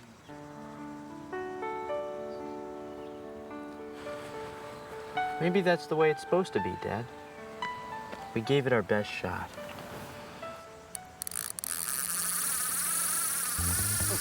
Sam Hill? Don't let go, Mr. Wrigley. Your son's a real fighter. My son?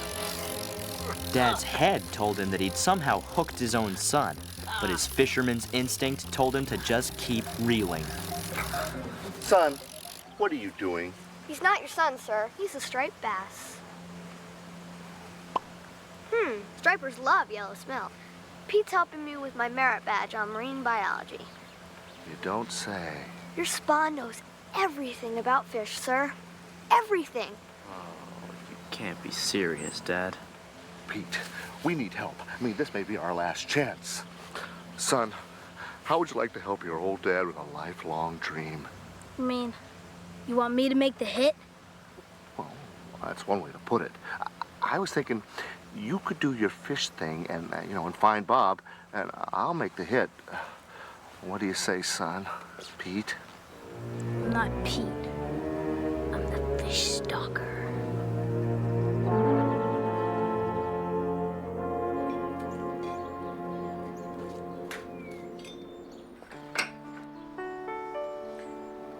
Honey, is everything okay?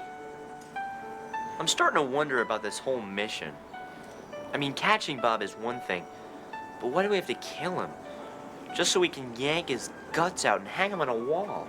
Have you talked to your dad about that? I can't. You know how much this means to him. Hey, maybe you could talk to him. Or you could come on the boat. Pete, my metal plate, remember? If I ever fell overboard, it'd sink like an anchor. Honey, listen. Between you and me, I don't like the idea of stuffing Bob either. But even if Pete does find that fish, your dad's not gonna catch him. He hasn't yet, right?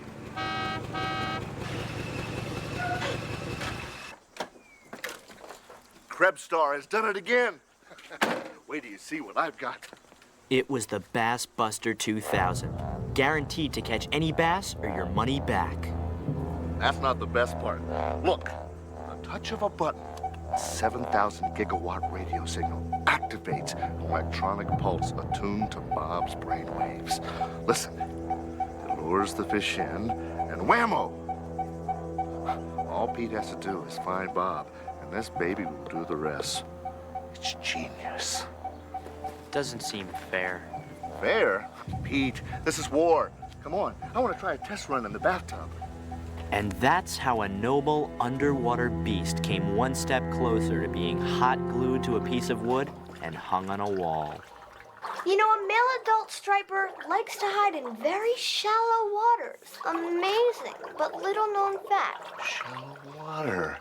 Why didn't I think of that? No wonder we haven't found Bob. With extinction staring Bob in the face, the only question was, could I save him? So our bass-busting juggernaut rolled on towards Lake Torgeson. And like a bad late-night movie, all the characters were assembled. There was the ruthless leader, his devoted sidekick, the assassin who'd gone soft, and the gonzo rookie who played by his own rules.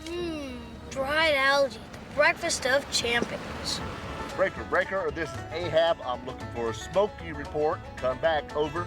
10-4 Ahab. This here's the Randy Bandit. No county mounties for miles, so you can put your pedal to the metal. Over and out, good buddy. Bambi killer.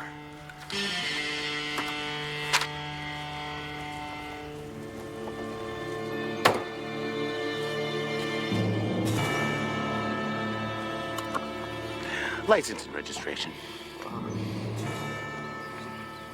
Tell me something. What chance do nature's furry little friends have against 2 tons of hurtling steel? You got an answer for that, Ahab? Mr. Ranger, sir, this is gonna sound silly, but I have a metal plate in my head. It interferes with radar. It's a new one. Perhaps you'd like to prove it.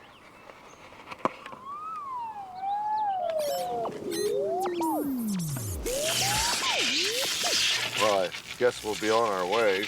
I'm gonna be looking out for you, Ahab.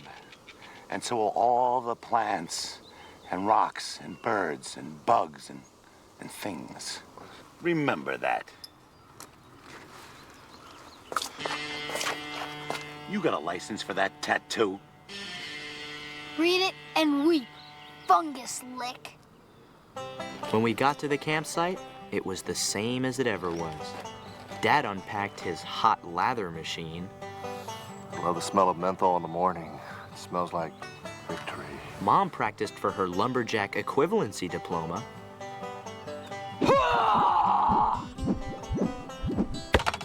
And I pounded metal into the ground.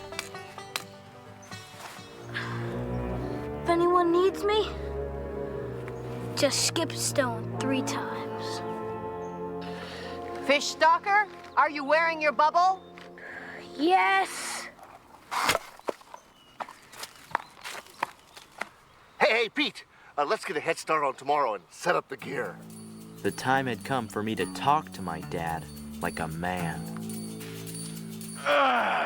Life is good. You got that right. You know, big guy, I just had a funny thought. Well, lay it on me. Nah, you don't want to hear it. Come on, I'm the big guy. Okay. Now what's Bob? The biggest fish ever, right? Well, any schmo can catch a fish.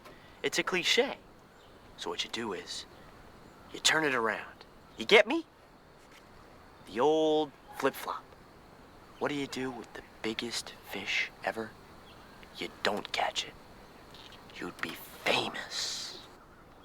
Let me get this straight. If I don't catch Bob, I'll be famous? Like Meadowlark Lemon. Famous. Well, you know, son, I just had a thought, too. Lay it on me, big guy. Bob is a fish. Uh-huh. And you and I are fishermen. Uh-huh. And this is a fishing trip. You with me? Yeah. Catching fish is what you do on a fishing trip. Well, except for your mom. Little Pete, look. You're my number 1. I need to count on you. Fish talker, talk to me. Did you find Big Bob? I know his home address. Attaboy. There's nothing that can stop us now.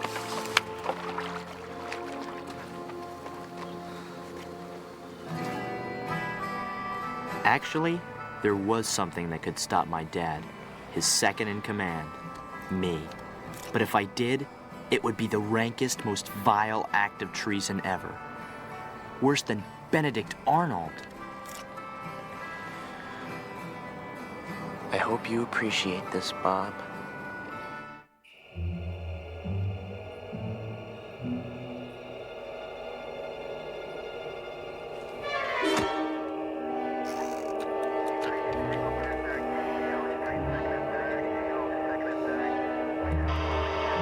Breaker.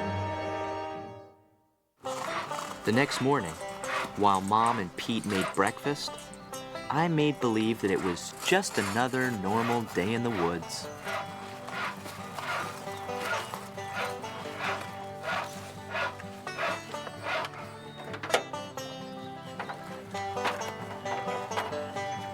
Hello, Wrigley. Well, hello, Ranger. Gee, you scared me. All ready to wrap your meaty paws all around the neck of this area's fragile ecosystem? I'm just going fishing, Ranger.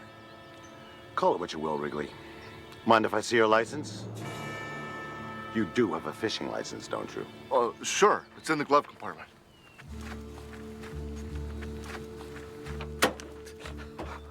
No, it wasn't. How did I know? Because the night before I had rubbed it out, just like a good hitman should.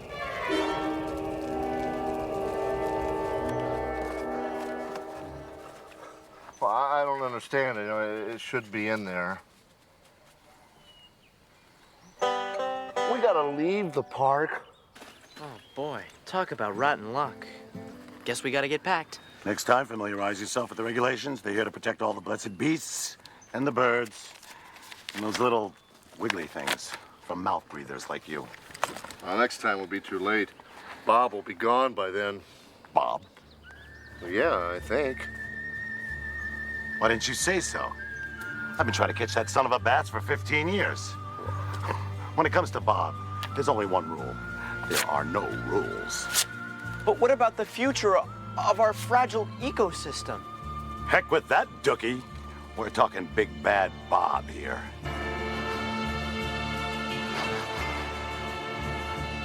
Say, is that hot lather I smell?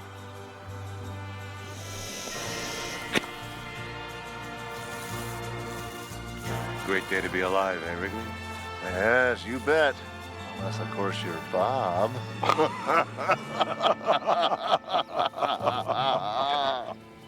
Bob was out of luck, I was out of ideas, and Dad was getting suspicious. Your brother is driving today. What did I do? Maybe nothing, but I'm not taking any chances. I can taste his fear. You can taste his fear. Now, come on, get in the boat. Let's move out. Good luck, you fishermen. I'll monitor the radio. If I hear about any thunderstorms, I'll send up a flare. Then, as quickly as a fish hitting a June bug spinner on a Texas rig, I had an idea. Hey, Mom, why don't you come along with us? I'm sure it would mean a lot to Dad if you were here when we finally bag old Bob. You guys. My metal plate, remember? I'm a human anchor.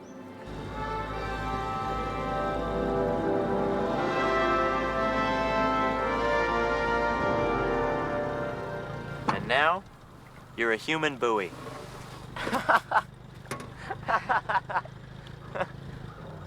The Bob hunt had begun. It was only a matter of time before the fish stalker zeroed in on the coordinates of his legendary target. Bob. This is it, family. This is really it. As a great man once said, time to deploy the Bass Buster.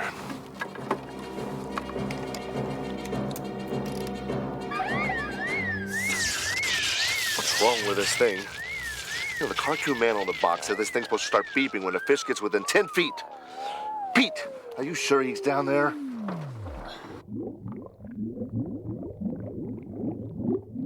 Why isn't this thing beeping?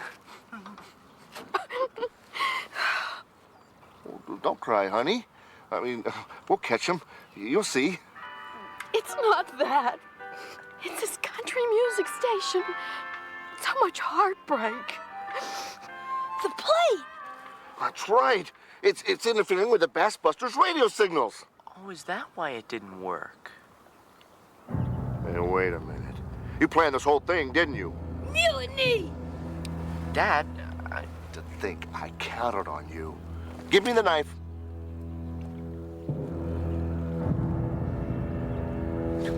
I trusted you. And what'd you do? Stab me in the back. Well, you know what happens to backstabbers, don't you? In case you didn't know, this is what happens to backstabbers. Not only had I let my dad down, but I had failed a fish. Dad would forgive me someday, But poor Bob wouldn't get the chance. Now we're in business. Thanks for helping out, honey. We can't miss. You know, in a matter of moments, we're all going to be famous like Meadowlark Lemon. That's wonderful. Say goodbye to your fish friends, Bob, because your next home is going to be on my ever-loving rec room wall. What? Pete had promised to find Bob, but now that he had, he found something else. A feeling that Bob deserved a better fate than ending up hot glued to a piece of plywood. Give me that line, Dad. What? Give me the line. What? What, you gone soft on me? No, give me that knife. No. Give it to me, honey. I'll take care of it.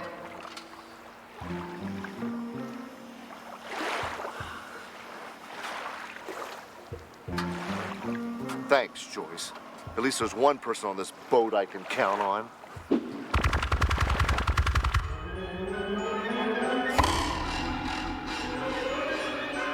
Maybe Dad couldn't count on me anymore, but there was one fish out there who could.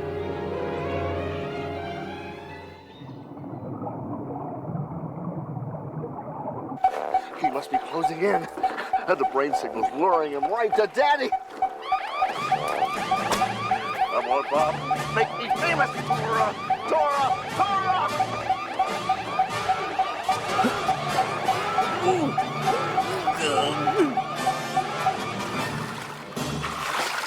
Where's Bob?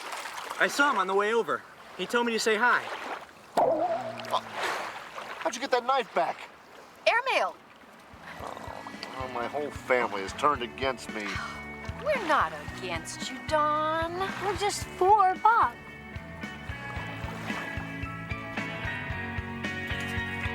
Dad was still pretty angry, but he felt better once he found out that landing a 125-pound teenager was a record at Lake Torgeson. Bob? Pete. It might have been the 5 quarts of blood rushing to my head, but I began to think that Dad still could count on me. Not to do what I was told, but something better. To do what I thought was right. And maybe it would take Dad a while to feel the same way, but I knew he'd come back for me. Eventually. Bob? Sure. Bob.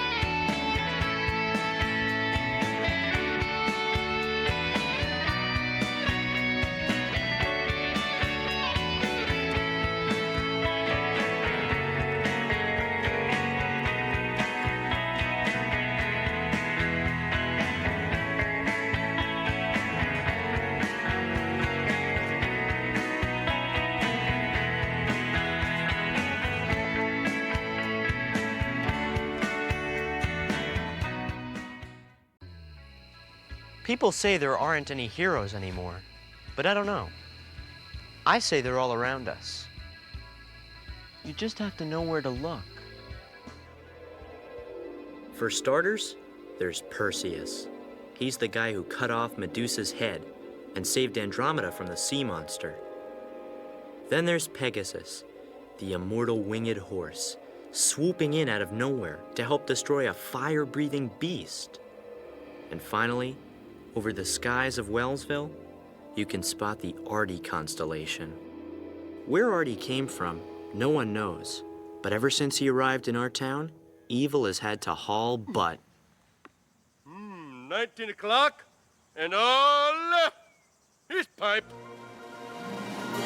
Artie's a suburban superhero with powers and abilities far beyond those of mortal men. No one knows the full extent of his mutant arsenal. But if you ask me, his most amazing power of all is this one. His friendship with my brother Pete. It's a titanium-reinforced bond that over the years has given them the strength to vanquish every villain that's gotten in their way. From a maniac schnauzer to the Atlantic Ocean. But unfortunately, there are villains in this world, and then there are supervillains. The difference being that supervillains usually won't stop until they destroy the superhero they're after, as well as the legend he left behind.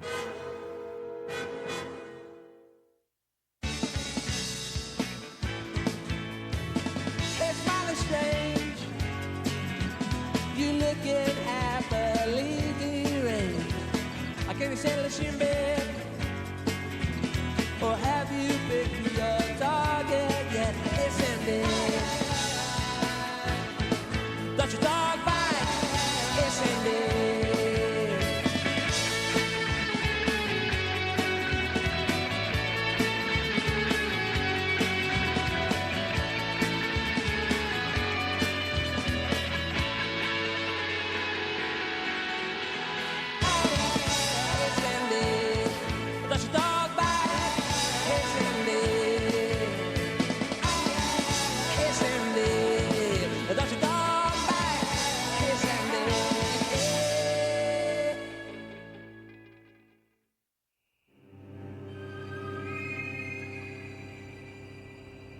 Superheroes, if they're really super, always have super villains to worry about. For Superman, it was Lex Luthor. For the Fantastic Four, Dr. Doom. For Artie, the strongest man in the world, it was these skank weevils. Name, paper cut. Occupation, school bully. Powers? Like his name says, he's the master of the paper cut. If you get in his way, you better like the sight of your own blood.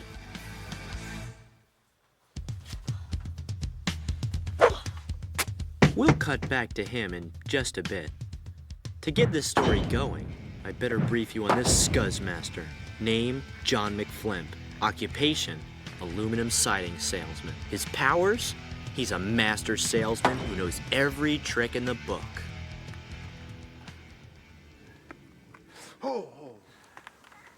My doctor says if I keep doing these demonstrations, my heart is going to burst like a bad melon. But hey, no pressure. Like a bad melon. No! Silly. Being a super salesman, he had the power to sell adults on the idea that Artie was a menace to society. Rumor has it that McFlimp was sent to our town by a secret anti-kid organization called the International Adult Conspiracy in order to deal with the Artie problem once and for all. The cupboard boy, that dirty little nipper. He filled his pants with fire ants and cauterized the skipper. All right, matey. Adults in our area have always been a little afraid of Artie. The problem is, what they can't understand, they can't control. I hate canoes. For years, they were powerless to do anything about Artie. But then came McFlimp. After analyzing the situation closely for a few weeks, McFlimp realized there was a weak link in Artie's line of defense. Our dad. Why me? Parker! Murph! Come here, boys!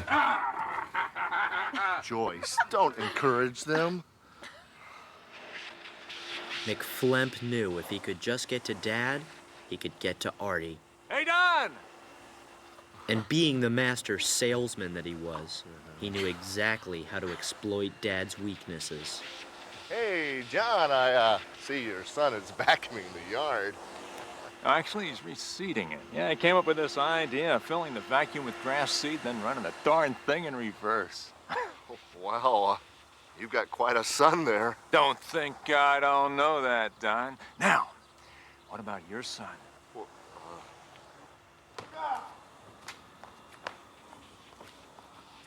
What about him? Well, may not be any of my business, but you think it's a good idea for your son to be hanging around a lunatic like that Artie character? Oh, I don't know about that, John. I mean, it's not every boy who gets to have his very own personal superhero.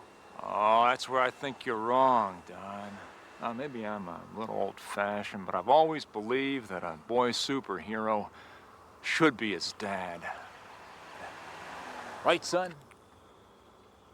Right, Dad. I mean, super Dad.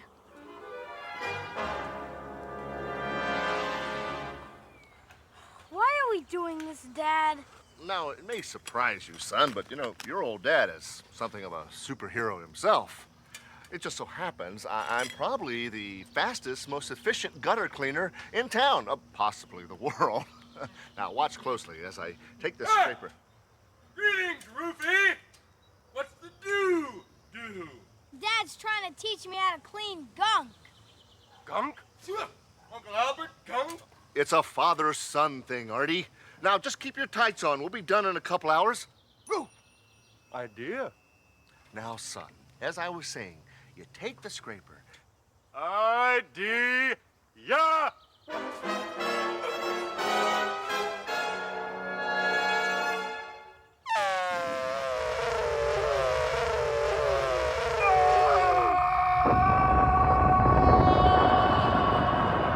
The real beauty is that it actually repels dirt.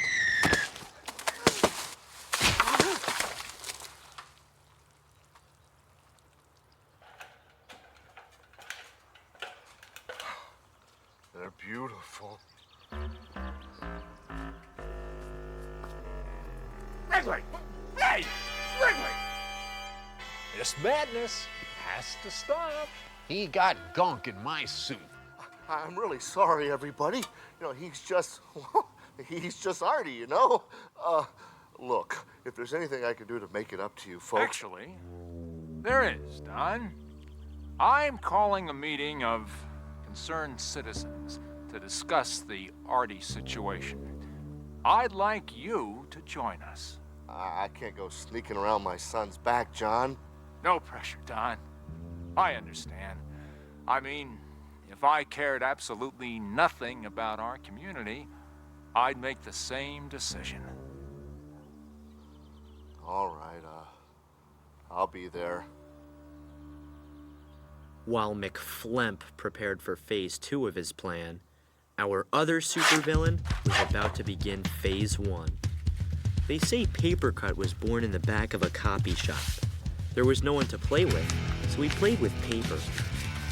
He ended up cutting himself so many times, it did some kind of origami number on his brain. A brain that was capable of creating objects of great beauty, as well as objects of incredible pain. He was the king of the 7th grade, who ruled his domain with 3 simple words. Rock, paper, scissors, shoot! Smart move, Mudhead. Paper beats rock. Now prepare for your punishment. In the endless games he loved to play, he always threw paper, and everybody else always threw rock. They were too afraid not to. But then one day, everything changed. Paper beats rock. Rock beats scissors. Scissors beat paper. Shut up and throw, Drool Cup. Rock, paper, scissors, throw.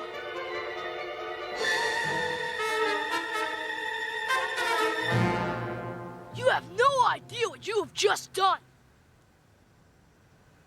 Think I do.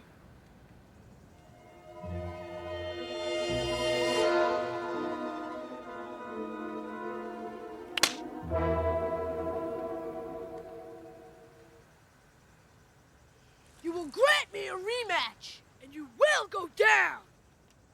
I don't dive, you Scarfinger. Then prepare to bleed.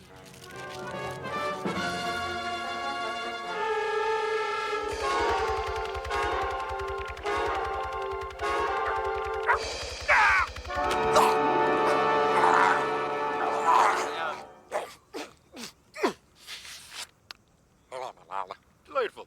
A delicious blend of tarragon Parmesan, ginger, and some sort of seafood. Shellfish. Artie! Appearing in a timely fashion, seemingly from nowhere. Be gone with you, Popey, before I fold you into some type of brochure. Go recycle yourself, paper cut.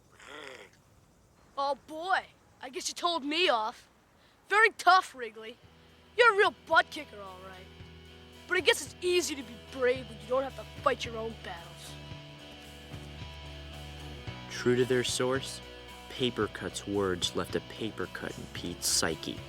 It was a small wound, but it was painful. And once it began to fester, it infected Pete's soul and soon threatened the future of one of the greatest friendships in the universe. The forces of darkness assembled to destroy Artie once and for all. The evil Papercut sliced a gash into the heart of Pete and Artie's friendship. And supervillain McFlemp had found the one weapon that could bring the strong man down. Dad.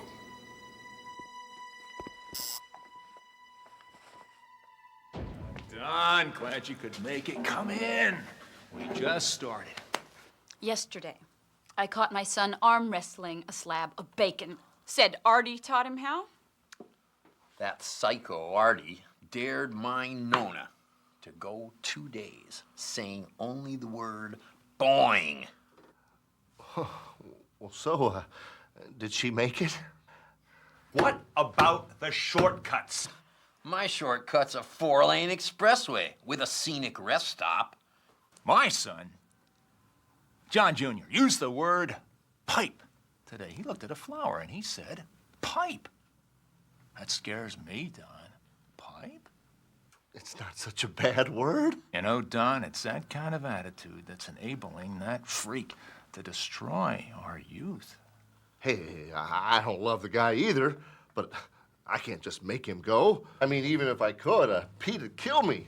Don, I think the bottom line here is the mutants gotta go, and you're the man to do it. But hey, no pressure. Yet the pressure was on from all sides, now that Papercut was hacking away at the bond between Pete and Artie. Hey, Buttercup. Big play friend come to walk you home? You bad son of Pope! I will fold you 7 times. No, don't. Let's just go. Okay. Leaving then. Shall we go the short way, boy? Okay, you can take the short way. I'll see you later. Gads, boy! Are you ailing? No. I just want to take the long way home for a change. Oh, change is good. Change is good. Please. Long. Right. Shorty. They had always taken Artie's shortcuts together, but something was different now, with Pete and with the neighborhood. We're organized now, strong boy. Your days are numbered.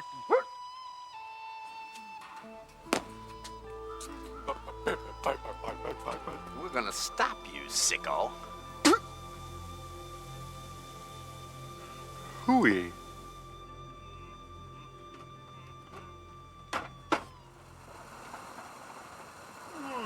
Enjoy it.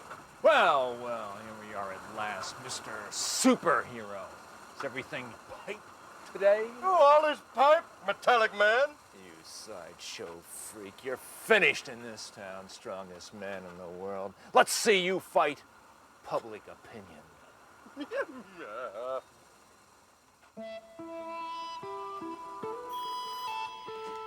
It's someone else complaining about Artie. Why do they keep calling you? Got me. Take a message. I need to, go clean the gutters.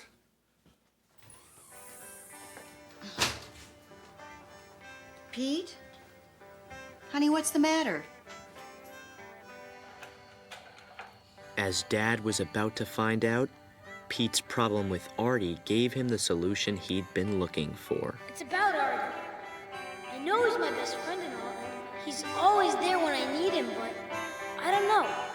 Sometimes when he stands up for me, I feel like a wuss. Nothing wrong with getting a little help, Pete. Artie is your superhero, right? You don't get it. I mean, sometimes, I don't know, I just want to be my own Viking. It was too good to be true. The power of Pete and Artie's friendship was weakening. Dad figured if he moved fast, he could win Pete back forever. His plan? Have the best father-son day ever. You know, the great thing about the box kite, it combines sound aerodynamics with grace and beauty.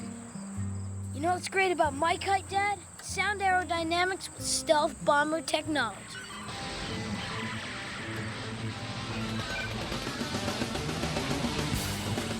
Well, that's nice, son.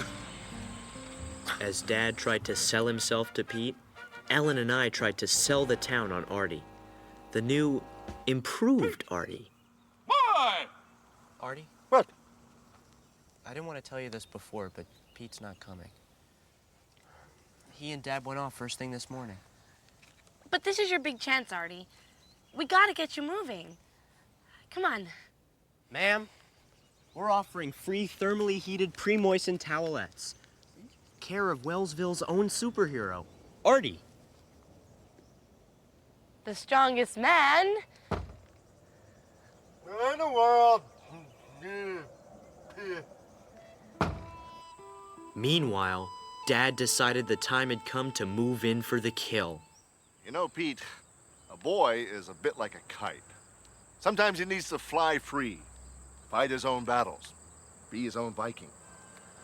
Maybe a superhero can be like kite string, you know, holds the boy back. Dad's words had scored a direct hit. The question was, would Pete crumble? Maybe the boy needs to let go of that superhero. Save your breath, Dad. I'm just saying that... Artie and me are best friends. That means forever. So live with it.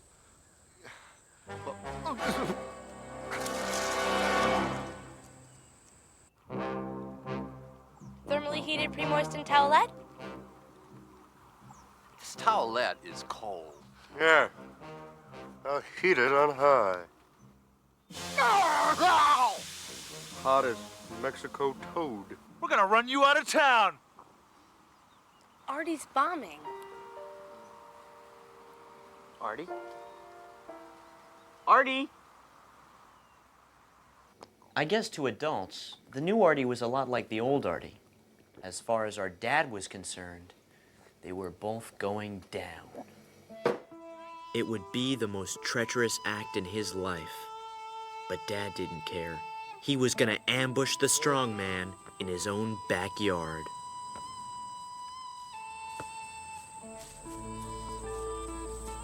Don? Came by for some sandwiches, didn't you? Yeah, you old softy.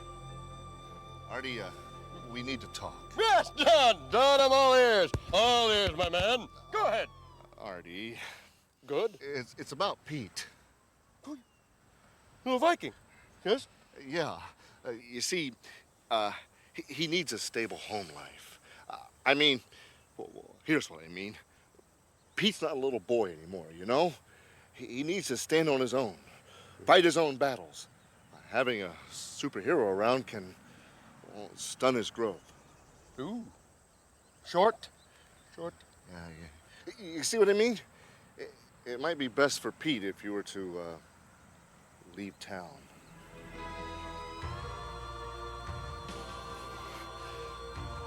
He didn't have the heart to tell you himself. That's why he asked me.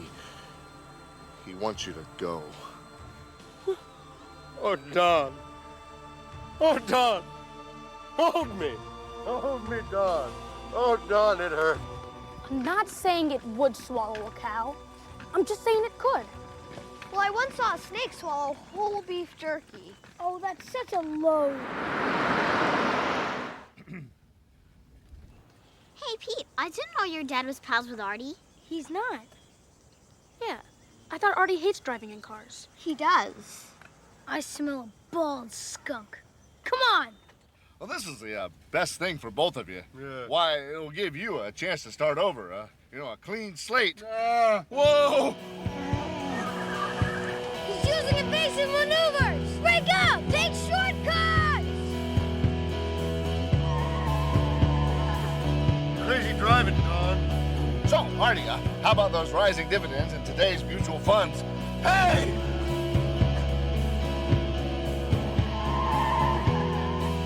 You're a madman at the wheel, Don.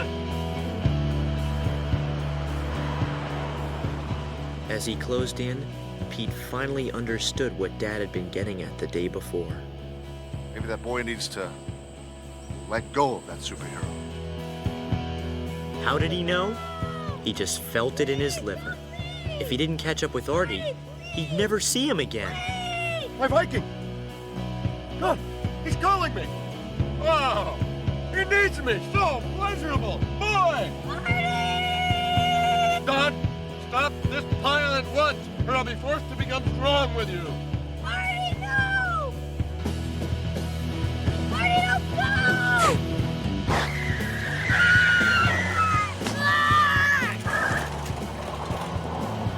Please, I have to find out what the boy said! He said, I'm afraid he said, please don't come back. Oh,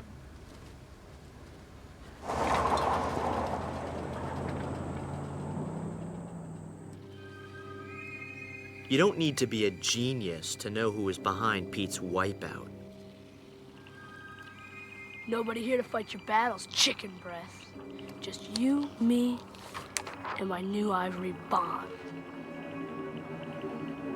If your best friend had just been deported, and the international adult conspiracy put your world into a full Nelson headlock, and a raging maniac with a thing for rock, paper, scissors was about to paper cut you to shreds, you'd probably think it was the end too. But you'd be wrong. It was only the beginning.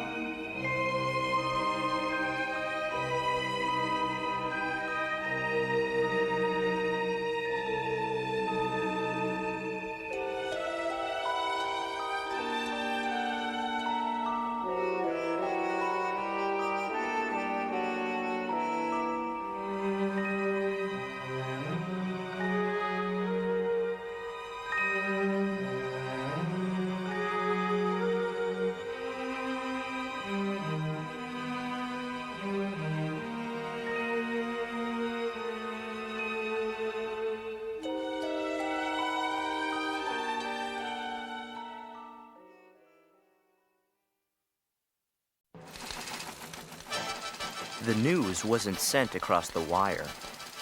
No world leader had to use the hotline. But the fact is, Wellsville was on the verge of a crisis that threatened to wipe out the legend of a superhero. It all started when Artie, the strongest man in the world, was tricked into leaving town, leaving behind his all-time best friend. They were both betrayed by this man, a man we call Dad. Pete didn't have the heart to tell you himself. That's why he asked me to do it. He wants you to go. Oh, Don! Hold me! Hold Dad, me, Don. a simple man in a complicated situation. Easy prey for the international adult conspiracy and a supervillain known as John McFlimp, a master salesman of aluminum siding who sold Dad on the idea that Artie was a bad influence on Pete. Meanwhile, another supervillain was on the loose. Papercut, a 7th grade samurai who vowed revenge after being faced by Pete. You have no idea what you have just done. And once Artie was out of the picture, our world crisis officially began.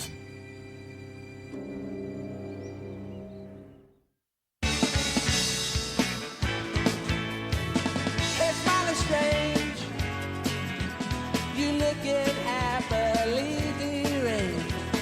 Can you settle a shin bed? Or have you picked your target yet? Listen,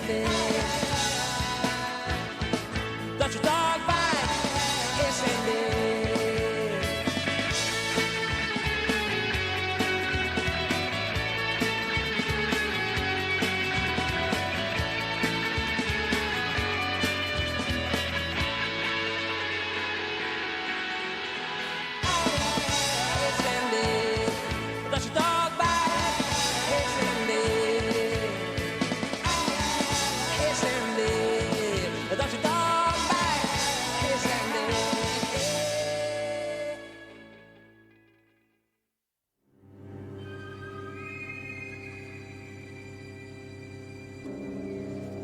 try crying for your superhero fungus lick.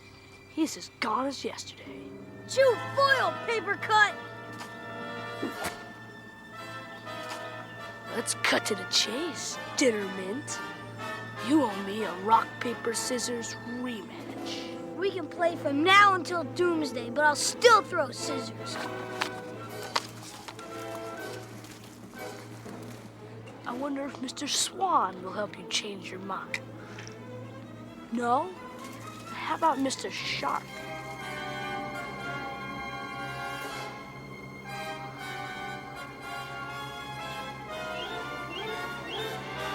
Chase the tap, you sicko!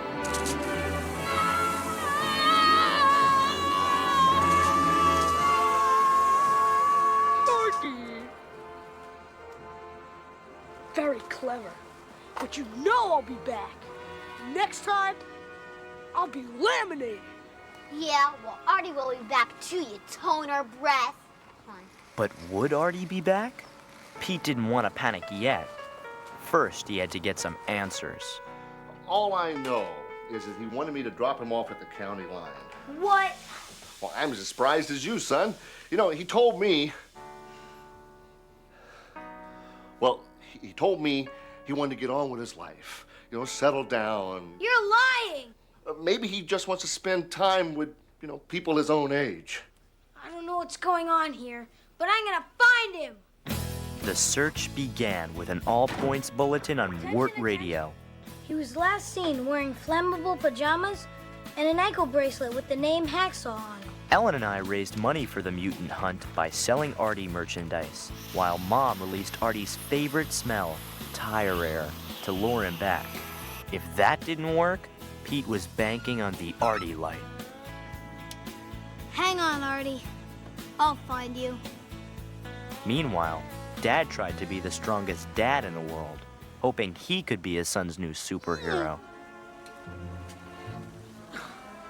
I guess I won't be needing that wheelbarrow anymore, huh?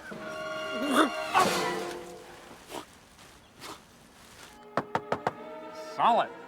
Never needs painting. Will last. But it wasn't long before adults realized that even though Artie was gone, his spirit was stronger than ever. What is this, son? It's an Artie action land canoe.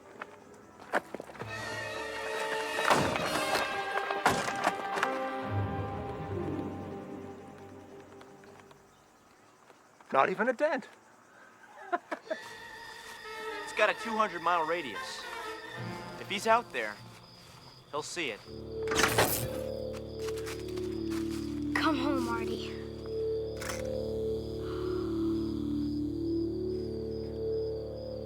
The cabin boy, the cabin boy. Mr. Bug?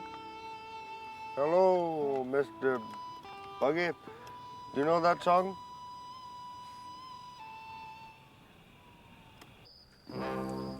Don, we got a problem. His powers are stronger than I thought. The kids love him. Oh. Not for long. What are you gonna do? Don't worry. Just take care of the light, and I'll do the rest. 20 watt? My son will be on to this in a second. Oh, don't worry. It'll throw just enough light to fool him. Now, tell me where you left Artie. I don't feel right about this. No pressure, Don. I mean, if winning back your son isn't that important to you, then that's okay. Really.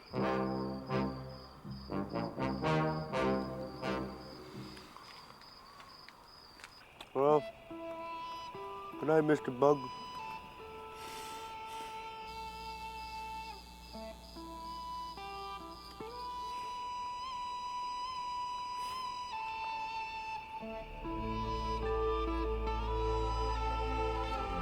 McFlemp's diabolical plan to brainwash Artie into being an adult began the next morning. Hello, Artie. Yeah. Hello, sighting man. How's every little thing? Pipe. Pipe! All right, that's great. Or should I say, pipe? Yeah. Look, Artie, I know we've had our differences in the past, but now I'm on your side. Oh, I know how hard it is to be going back and forth on your future, trying to switch horses midstream. That's why I'd like to be your friend and offer you a job. All right. Too busy, too dang busy. Occupado. Oh, no pressure, Artie. But if you act now, I'll throw in a free pair of slacks. Whoa! Whoa! Of the permanent press variety? As permanent as the stars. Woo! Call me a truck and slap me till Wednesday. You're a truck, Artie. You're a truck. Well, what do you know? Hey, kids, your old pal Artie's on TV. The adultification of Artie had begun, and it wasn't pretty. How strong is our new Krebstar super sighting? Its twin polymer coating stands up to hail, heat, and even a full-grown man running into it repeatedly at full speed.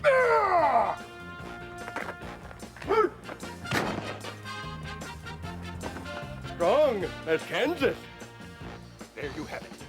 Artie, what are you doing? It was as if Artie had run over Pete's heart with a backhoe. He had sold out to the enemy. You too will enjoy the feeling of the pleasure ridges.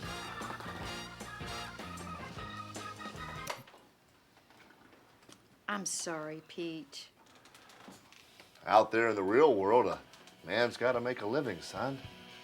It was a victory for adults everywhere, as well as one scab-encrusted kid, Paper Cut. He knew that with Artie gone for good, Pete was as good as gone. Ashes to ashes, pulp to pulp.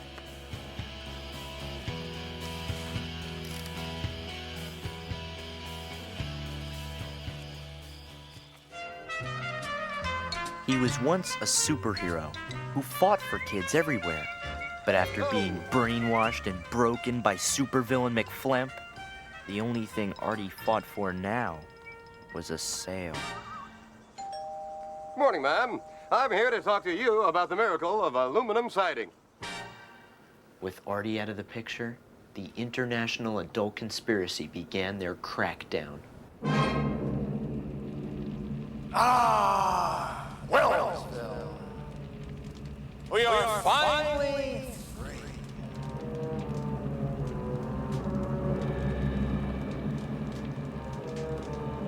No pressure, son.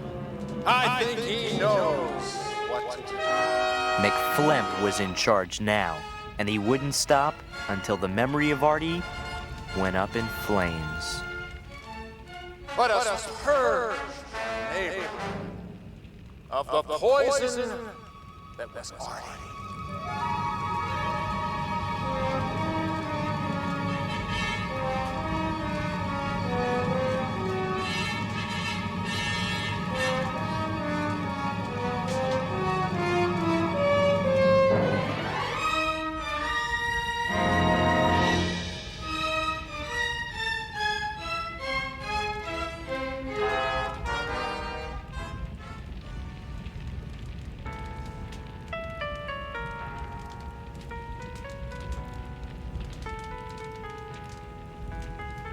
It seemed unreal. Wasn't this where Artie jumps in and saves the day? Where was he? Ah! Pink on the inside, crisperoni on the outside. Just the way we like 'em in America.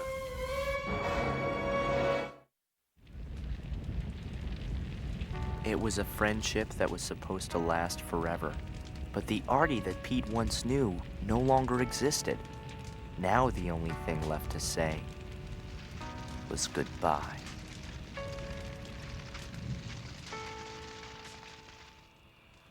Well, well, well. Like pages on a pad. We always wind up together. Why don't you just lay off, Paper Cut? Isn't that cute? Now the girls are fighting your battles. What do you want, you fiber-licking blowhole? A rematch.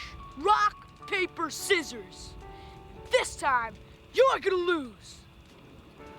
No, not now. want the whole school to watch you lose.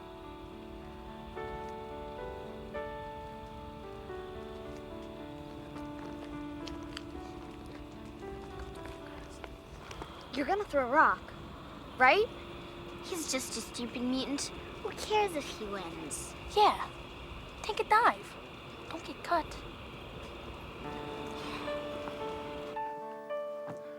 Hey, Pete. You gonna show that paper cut kid a thing or two? Yeah, my wrist when I lose. What? You gonna give in?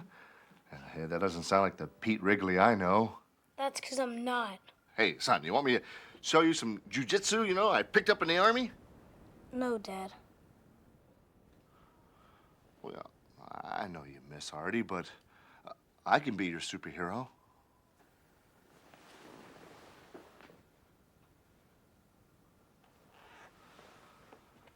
Dad knew if Pete took a dive the next day, he'd be sunk forever.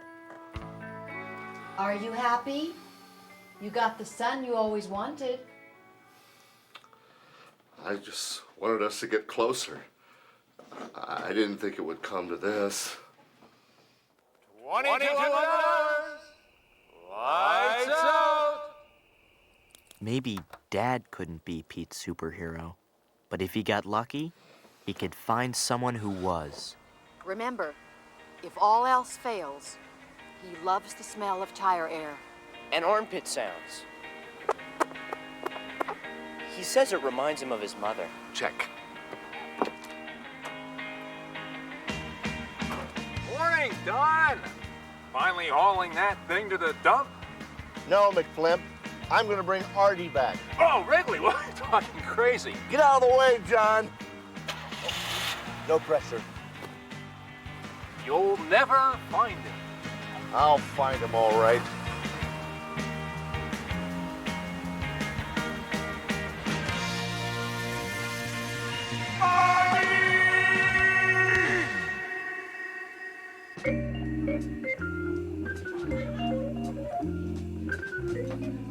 Oh, Randy! Makifa! Please come in. Bunga Gruba, as they say in the country. Hey, everybody! It's the Klein markers!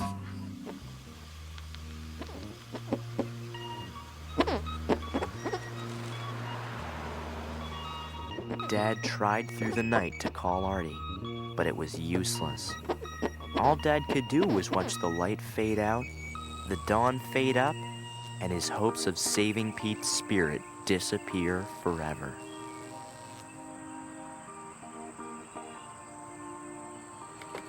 If all else fails,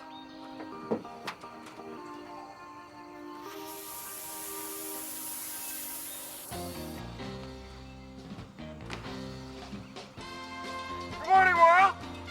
TGIF, huh? Thank God it's Friday!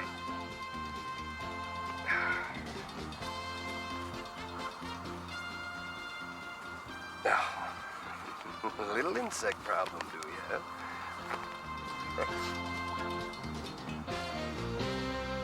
Fuses!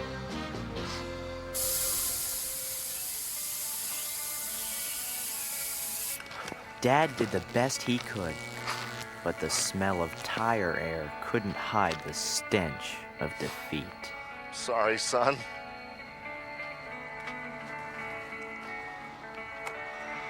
Huh. It's repulsive. Artie! Artie! Yet strangely compelling. Artie, it's me, Don! Don't you remember? Hey, buddy. There's no returns on sighting once it's already on the house. You're not a salesman. No, you're Artie, the strongest man in the world. Pipe. Oh, where's Pete when I need him? Pete? Pete? Don't you remember Pete? He's in trouble and he needs you. Pete? My little Viking. Trouble? Hey! Pow! Indeed! Bazoom! I'm quite large again, Pappy! Onward! Doomsday morning. We all turned out to see Pete off, into oblivion. For Rock, Pete, you can do it. Yeah, still be your friends. Yeah. Let's get this over with. Well, well. Pete Wrigley. Thanks for coming. You want me to help? No, I've got to do this alone.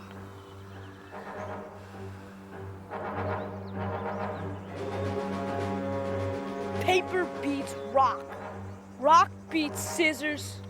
Scissors beat paper. You lose, you live. Say, why don't I spot you? I'll throw first. Let's see, what shall it be? Oh, I know. Paper.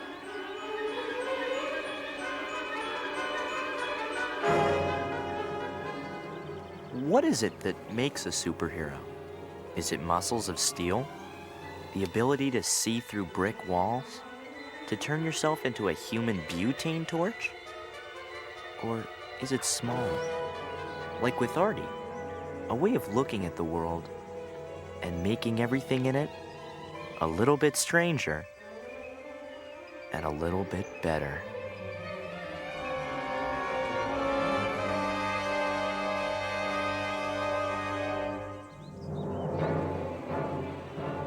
Suborbital meteor. What? You can't throw that. We could all see it. The power that made Artie Artie had been passed along to my brother Pete. Meteor melts rock, crushes scissors, and burns paper. You lose, you cheese log. You! I warned you what would happen. Go ahead, paper cut. I'll never cave. And as the power surged through Pete, it started to surge through the other kids too. You better have a piece of paper for me. I throw a volcano, covers rock, melts scissors, and burns paper. Monsoon mashes paper. Dune buggy, it crushes paper. No! No! I'm paper cut! You can't!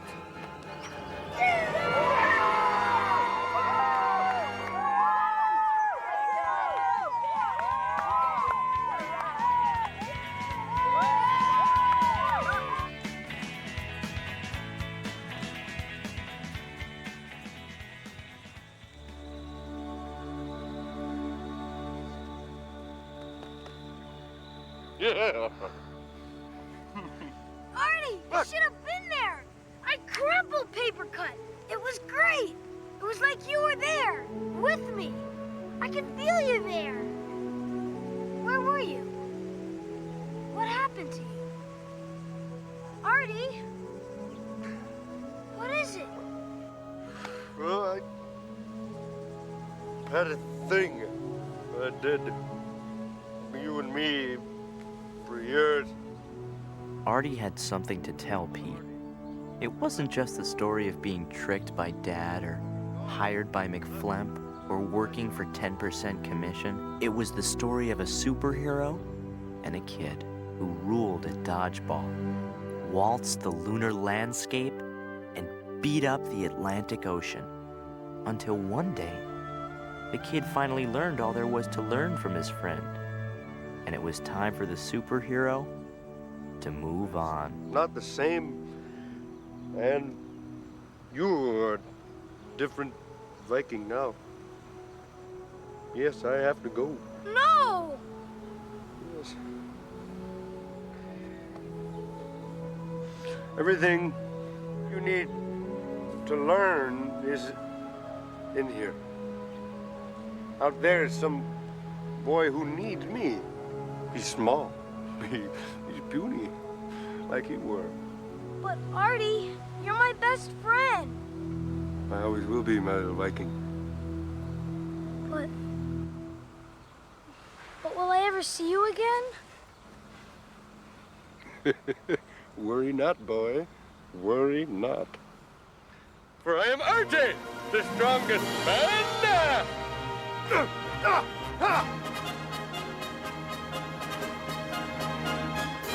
For the world.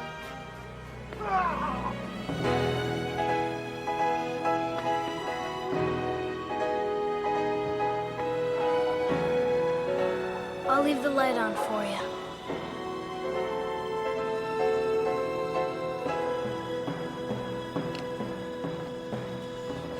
You know, son, I'm gonna miss that mutant.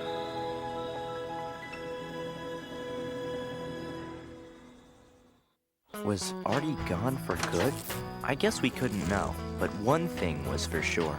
A part of Artie would always be with us, watching over us, like the heroes in our dreams, like the stars in the sky.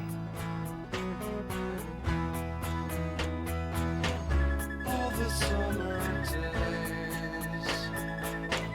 where we used to play, walking hand in hand, castles in the sand. So you said goodbye, but you meant goodbye. Now our love has died. This is what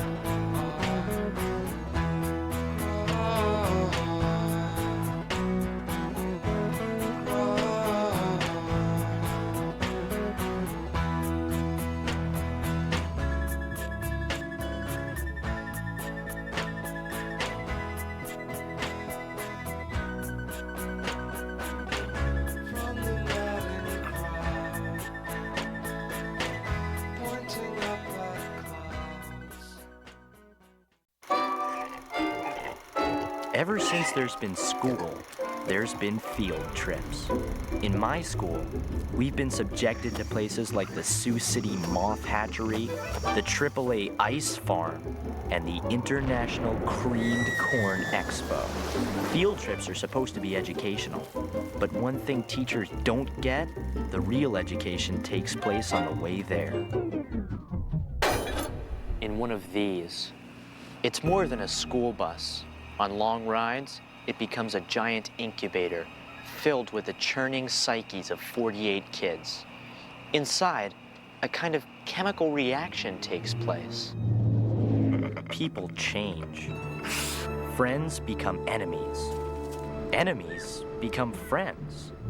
And a class trip becomes a journey into the darkest recesses of your own soul.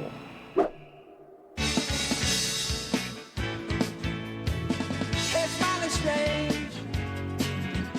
You looking happily deranged. I can't be settled in bed. Or have you picked your target yet? Listen, babe. Don't you talk back? Listen, babe.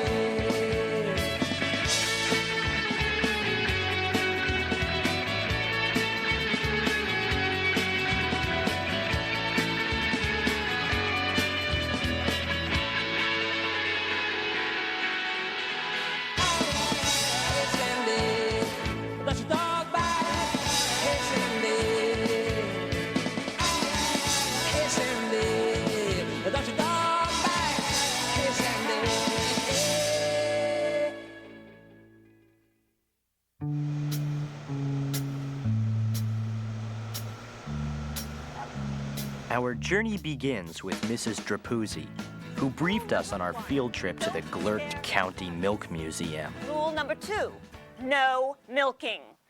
One rule you must follow above all others. No one is to sing if you're happy and you know it. It's disturbing to bus driver Stewart. It was her usual warning, but she wasn't telling us the whole story. You see, drivers Stu Benedict and driver Sally Canort had been in love. A love as rich and flowing as, well, their favorite song. If you're happy and you know it, stamp your feet. If you're happy and you know it, stamp your feet. If you're happy and you know it. It was their song until one heart-splattering day. If you're happy and you know it, clap your hands. Sally, you didn't clap your hands. I'm not happy, Stu. You can stamp your feet. I can tap my head, I can click my heels, I can wiggle my ears. It's over, Stu. We have to break up. Can knock our heads. No one knew what would happen if Stu heard that song again. And to tell you the truth, no one wanted to. All right. Everybody on the bus. But that wasn't the real story that day either. Someone had given Ellen a secret love note. In it, he had promised to reveal his identity by sitting next to her on the trip. I know it shouldn't have bothered me. I mean, Ellen and I were just friends. But for some reason, it chomped on my guts. Who had sent that note? It could have been anyone. Teddy, Bill, Wendell Hyde, Endless Mike, my arch nemesis, even Mark Twibb. Ow! Thanks to his unusually flickable ears, Mark had been steadily twibbed since 2nd grade. Once, his right ear went back and forth a record 79 times. Ow! Ow, ow, ow, ow, ow, ow, ow, ow, ow. Whoever Ellen's secret admirer was, I wasn't gonna stand in his way. At least I thought I wasn't. What are you doing? I don't know. How am I supposed to find out who sent me that note? You can't sit here. Come on, we always sit together. Remember to make a left onto Route 6. I'll meet you there. Welcome aboard the Yellow Fever. I am your captain, driver Stu Benedict. Our traveling time will be approximately 60 minutes. We will be cruising at a speed of 55 miles an hour, moving swiftly away from the twisted wreckage of my shattered life.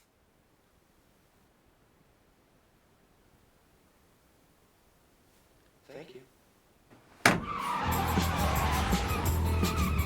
In school, you see the same people every day. Nothing changes. But on a long bus ride, people reveal parts of themselves no one was meant to see. Case in point, Wendell Hyde. Every trip, we saw a new side of the shyest kid in the school. This time, it was his dream of singing at weddings and bar mitzvahs. You put your left foot in, you put your left foot out, Shut up! Della Sump had a different problem. For some reason, just being on a bus made her have to go to the bathroom more than humanly possible. Then there was Teddy. Famous for eating his entire lunch in the first 5 minutes of every trip, he developed a new system. I take small, precise bites, and according to this flow chart, half a sandwich will last me till we get there. So I have the other half for lunch. As for Bill, whenever he was on a bus, it was like some practical joke hormone kicked in. This is gonna be great. But of all the mutations that took place that day, mine was the weirdest. I really needed that seat. Oh, for your lover boy? Oh, how sweet. You're jealous. You wish. I wish you'd move. There was no turning back, for me or for the others. Some spent their time twibbing. Ow! Others had bigger fish to fry.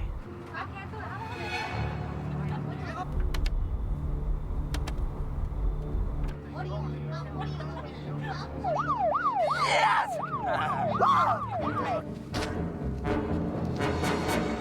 No, you don't understand. I am a bus driver. Yes! I am king! Woo! Great.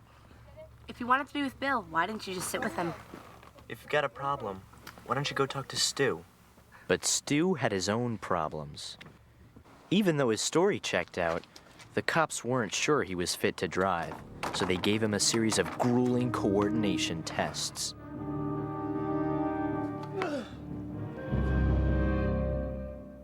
Not even close!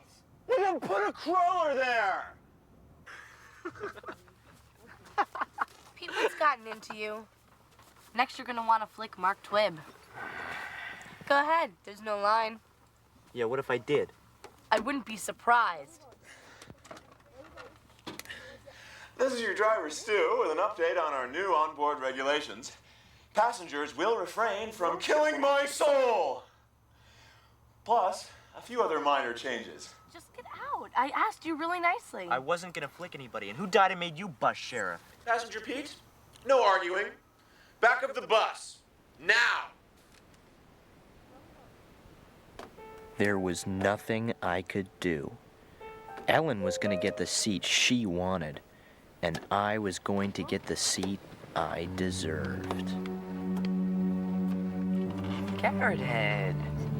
I'm so looking forward to you and me sharing some quality time together.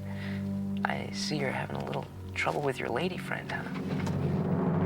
Hey, how's it going? Bill? I guess your pal's muscling in on your girlfriend. And finally, passengers will, chip in for gas. If you have any further questions, please don't hesitate not to ask them. And we're off. We sure were. Blazing ahead full throttle into the worst trip of my life. The transformation was complete. Endless Mike was now my buddy, and my old buddy was now a backstabber. I just figured you get bored of sitting with Pete all the time. Maybe you're ready for something new? Finished. Finished? Are you certain? Couldn't there be some spot of condensation? Some dew, perhaps, floating inside your body? Thanks to Della's bladder, we were 2 hours behind schedule and driving further into the uncharted territory of our souls. This one goes out to Mark and Sue in the back. Together for 3 weeks. Happy anniversary to you. Happy anniversary to you. Happy anniversary. Yeah! Ladies and gentlemen, our own Wendell Hyde. You can catch his act all next week in detention.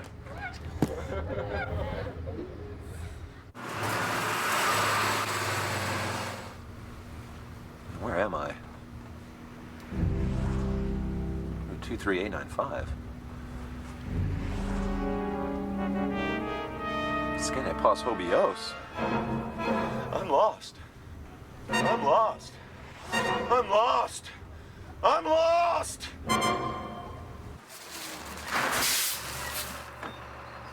Excuse me. I'm looking for I-87. Excuse me. I'm talking to you. Excuse me. Farmer extremely unhelpful, but your straw. Want to experience something wild? Well, no, that's okay. Armpit powder. My own blend. I use a sodium benzoate base. Bill, I don't think this is gonna work. Does for me. No, I mean the note. You and me. What note? What note? What note? Now that Ellen knew the truth about Bill, she could get her revenge on me. So, what else you got? What a cruel, inconsiderate beast moving in on your girlfriend. Well, she's a girl and she's a friend, but she's not quite. He's making a fool of you. I'd say you got a bit of a problem, Pete. But looky here. I have the solution. Hot lather, warmed exactly to body temperature, cannot be felt by a human being. And mentholated. You know what that does to a popped zit? Yeah. Vengeance is mine, saith Pete. Thank you for your patience. Little turbulence. Everything's A-okay. Fine.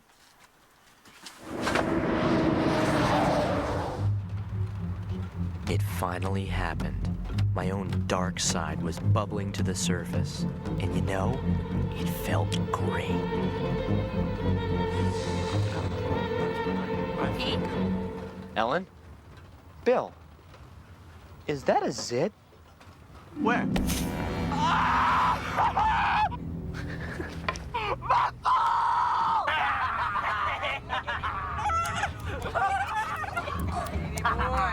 Yes, yes. Eddie, welcome to the club.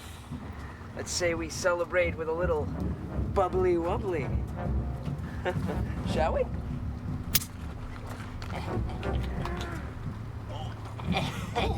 Oh.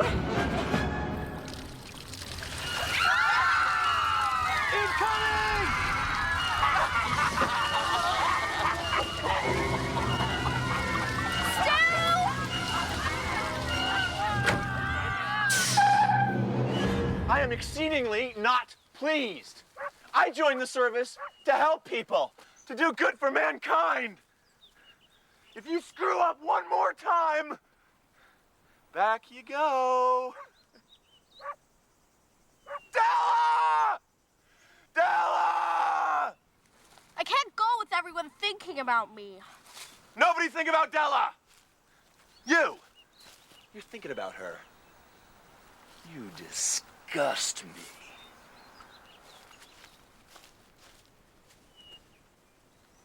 Way to go, Pete. Way to trash your friend. Oh, you mean lover boy? Bill wasn't... Bill's great. Wanna know what's so great about Bill? He knows how to have fun. Oh, yeah? Well, so does Endless Mike. I can't even understand why I've been hanging out with you. Well, then don't anymore. Fine by me.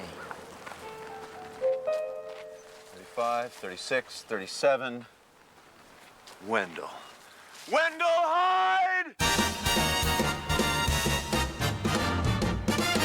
This is your bar mitzvah, mister. It's a time to sing. Mazel tov, you're finally on your way. 13 and it's a milestone. You are a man today. Hey, you read the Torah on your own. Hey, hip hip hooray.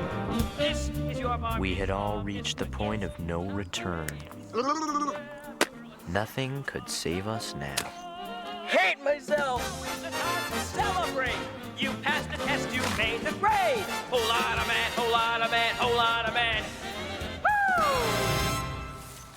Pete, my friend, you're doing very, very well.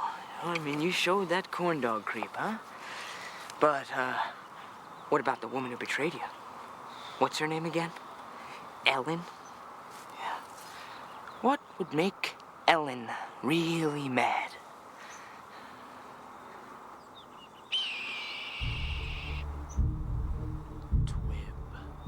One flick, and you're your own man.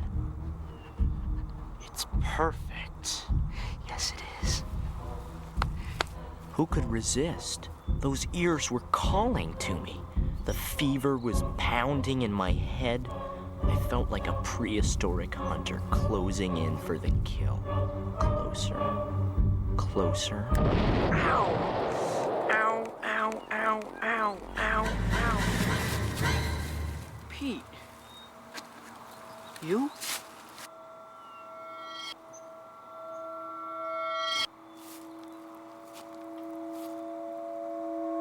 I'll never talk to you again.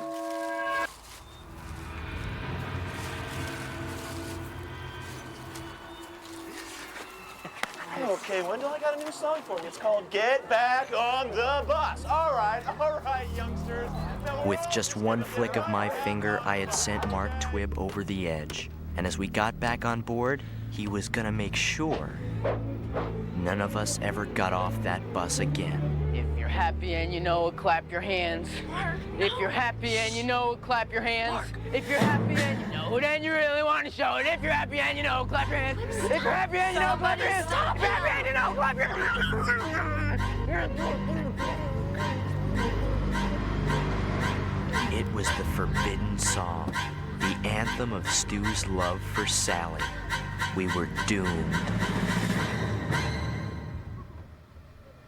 If you're happy and you know it, stamp your feet. If you're happy and you know it, stamp your feet. If you're happy and you know it, wanna show it. If you're happy and you know it, stamp your feet. If you're happy and you know it, knock your head. If you're happy and you know it, knock your head. If you're happy and you know it and you really want to show it. If you're happy and you know it, knock your head. If you're happy and you know it, sneeze real hard. If you're happy and you know it, sneeze real hard. If you're happy and you know it and you really want to show it. If you're happy and you know We're gonna it, crash. sneeze real hard. Oh, yeah. If you're happy and you know it's all for. If you're happy, Hit the brakes. But there was only one person who could snap Stu out of it. Avon, Avon, Agila, Avon, Agila, Avon, Agila, Avon, Avon, Agila, Avon, Agila, Avon, Agila, yeah! It didn't work. Sing another one. Sing, Somebody do something!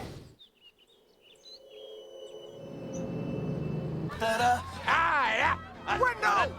Say something else! Try You put your anything! left foot in, you put your left foot out, you put your left foot in, and then you shake it all about. Hey, you do the hokey pokey and you turn it all around. That's what it's all about. See, you put your right foot in, you put your right foot out, you put your right foot in, and you turn it all around. You do the hokey pokey and you turn it all around. That's what it's all about. Yeah! No one's driving the bus! No one's.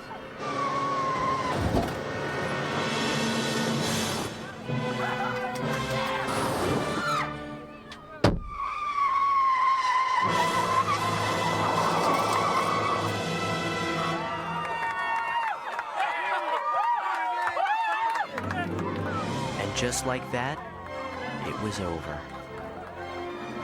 We journeyed to the outer limits of our own souls and came out safely on the other side. Officers!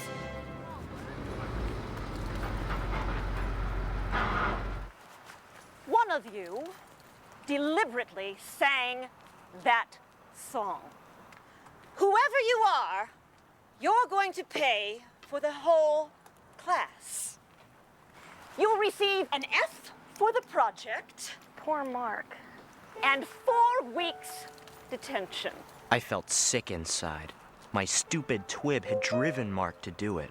Why should he take the blame? Who is the culprit? Speak up! Wrigley, what are you, out of your mind?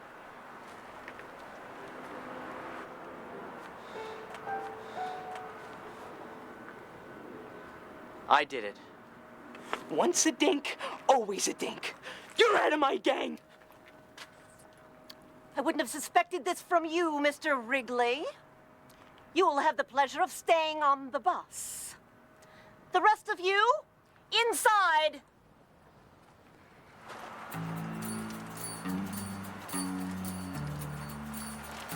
Why? I shouldn't have flicked you, Mark. You didn't deserve that. Sorry. I'm sorry, too. I shouldn't have sent that note to Ellen. You sent the note?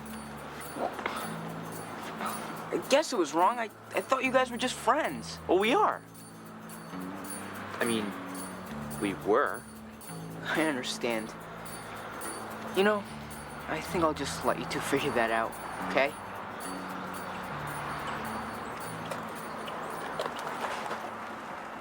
Why'd you nail me, man? Sorry, Bill. Well, no hard feelings. That was brave. Standing up for Mark like that. I guess we both kind of went crazy back there. Yeah. Ellen, all that stuff I said, I didn't mean it. Same here. Maybe on the way back, we could sit together? How about now? There were no lectures or brochures, but Ellen and I had learned more about ourselves and each other than we'd ever learn about milk or moths or even creamed corn. Who knew what we'd learn on the way back?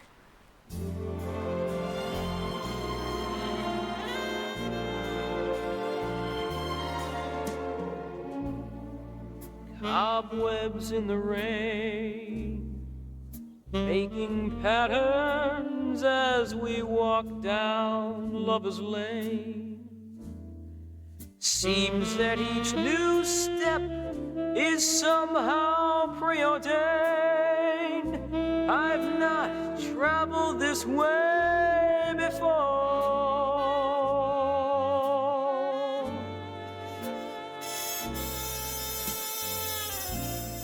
Rainbows in the sky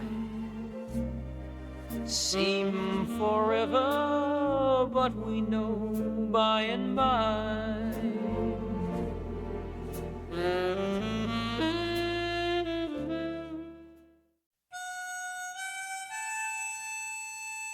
It comes out of nowhere. It strikes without warning. It's that soul-sucking stretch of the school calendar between President's Day and Easter. No holidays, no vacations. You know the side effects. First, the body goes loco, followed soon after by the brain. Only the strong survive, like Monica Perling. She uses her Krebs Scout training to find precious nutrients. Even a juggernaut like my brother Pete feels the hurt. Normally, he strikes fear in the heart of all teachers. Pete Wrigley? But during those Death Valley days, the Pete just gets burned out of him. This year was worse than ever. Pete's prayers for an air raid or a snow day had gone unanswered. Until one mind-melting day when an answer arrived like a message from heaven. They were 2 words, the 2 words that give us all hope. Sick day.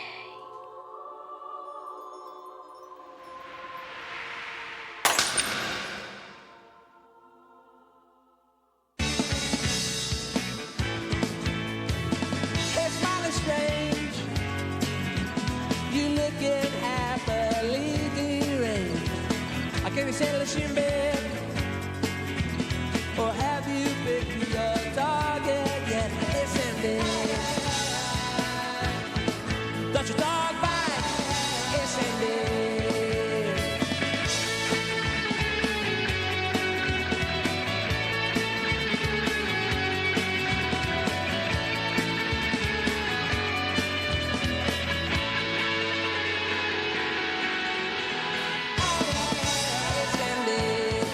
That's your dog bite. Hey, Cindy.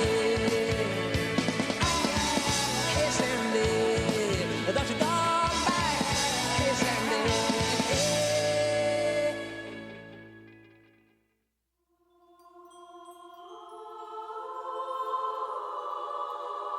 In Spain, it's called Dia Enfermo. In Hungary, it's Beteg Nap. Around here, it's just known as the sick day. If you're really sick, it can save your life. But if you're not, well, that's another story. This story. It starts by picking the right disease to fake. You know the classics: colds, earaches, pink eye, and the ever-popular diarrhea. Pete had tried all those. It was time for something big. Food poisoning? That's a triple Yui. Unusual, unpredictable, undetectable. Gets me 2 days, easy. You're going for a double dipper? If Pete could get 2 days off, he'd be a sick day legend. Like Len Tinglehoff, who used mind control to keep his temperature at 101 degrees for 3 days. Or Margaret Stang, who epoxy glued her teeth together and got to drink lamb chops through a straw. Then there's Dewey Munson, who faked his own death.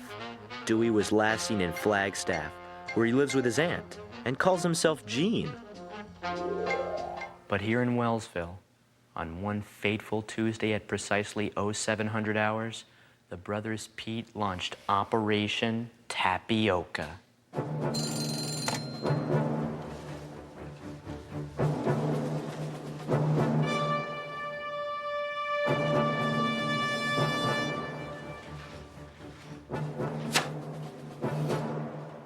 Pete began his assault with the now patented triple-action moan groan.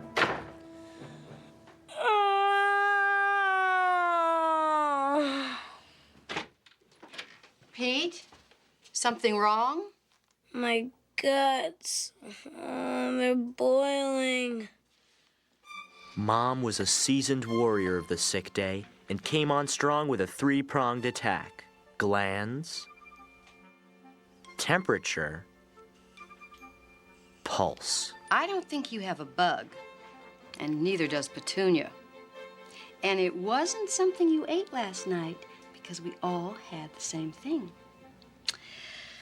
Ooh, time to get up. Today's a school day. She was walking right into his trap. Maybe it was the tapioca. Tapioca? Yeah, I had some last night. The tapioca. It was Pete's secret weapon. You see, a few days earlier, Pete got a grocery clerk to smuggle him a label from an expired can of tapioca. Remember, if you get busted, this never happened. What never happened? Then, he stuck the label on an empty can.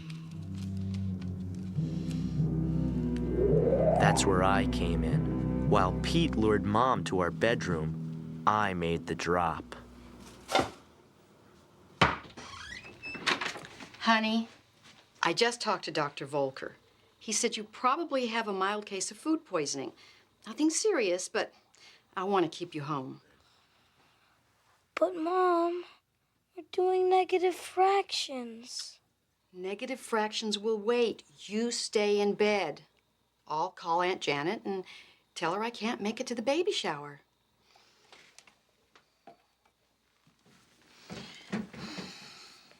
You don't have to stay, Mom.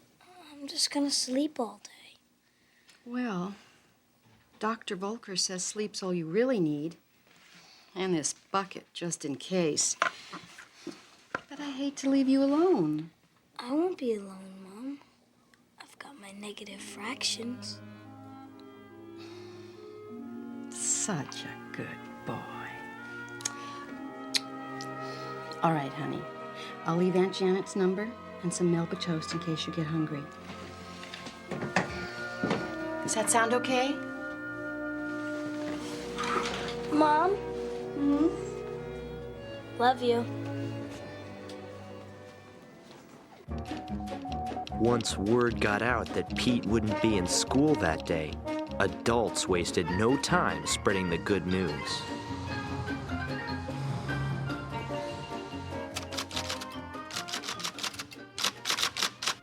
It can't be! Mr. Throneberry! Look! To Pete's teachers, a day without him was like a Hawaiian vacation. Aloha maku maku. Dolores, quick, get the code book.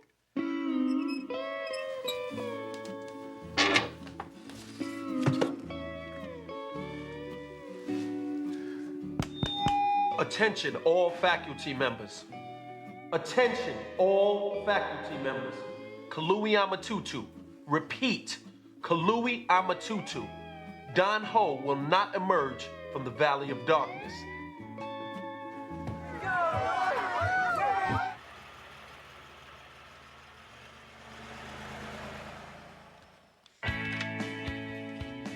Hello, Freedom. My name is Pete. With Mom gone, Pete began his adventure by taking in the little things you only notice on a sick day. The way the dust motes waft around in the sunlight. The sound of the refrigerator making ice cubes. And the sweet, marshmallowy taste of an American president going down his food hole. That's when Pete noticed something even more amazing. Ike! That's right, Dwight D. Eisenhower. Famous for commanding the Allied forces in Germany. and being the only president Pete hadn't shoved up his nose.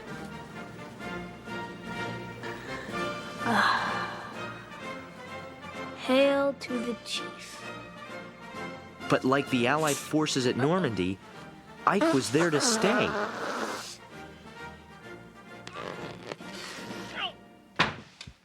Meter man? Who? Anyone home?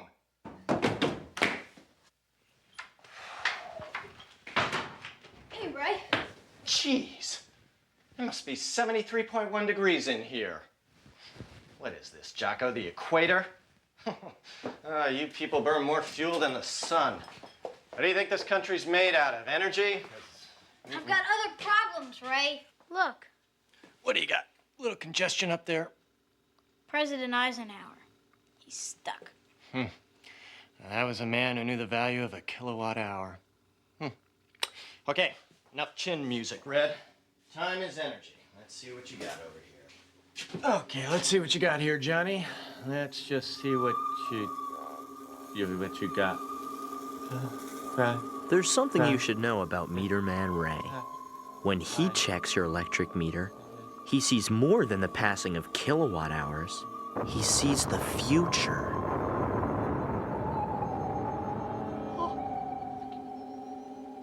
Do you have a bomb shelter?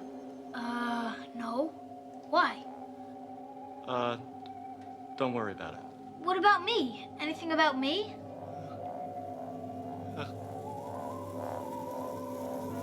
I see you with Martin Van Buren, our 8th president. He conserved face heat with giant sideburns. Good man. What? Oh, he's gonna lead you to the promised land. The promised land? I'm not going anywhere. I'm faking sick. The wheel has spoken. It also says your kilowatt usage is up 3%. Tell me, Chief, you folks ever think of using dimmer switches in here? No, but I'm not going outside. What if someone sees me? It's too risky. That's fine with me, Professor. If you knew how much heat escapes from the top of your head, woo-hoo, that would make you sick for real. Well, see you next month, Skipper. Skipper really wasn't going anywhere until he saw it. The Excalibur 2000, the most powerful garage door opener known to mankind. Only Dad was allowed to wield its mighty power, but no one was home. Pete had to try it. He was gonna break the cardinal rule of faking sick. He was going to go outside. Pete knew that by going outside, he risked blowing his whole sick day scam. But he had seen the Excalibur TV commercial too many times to turn back now.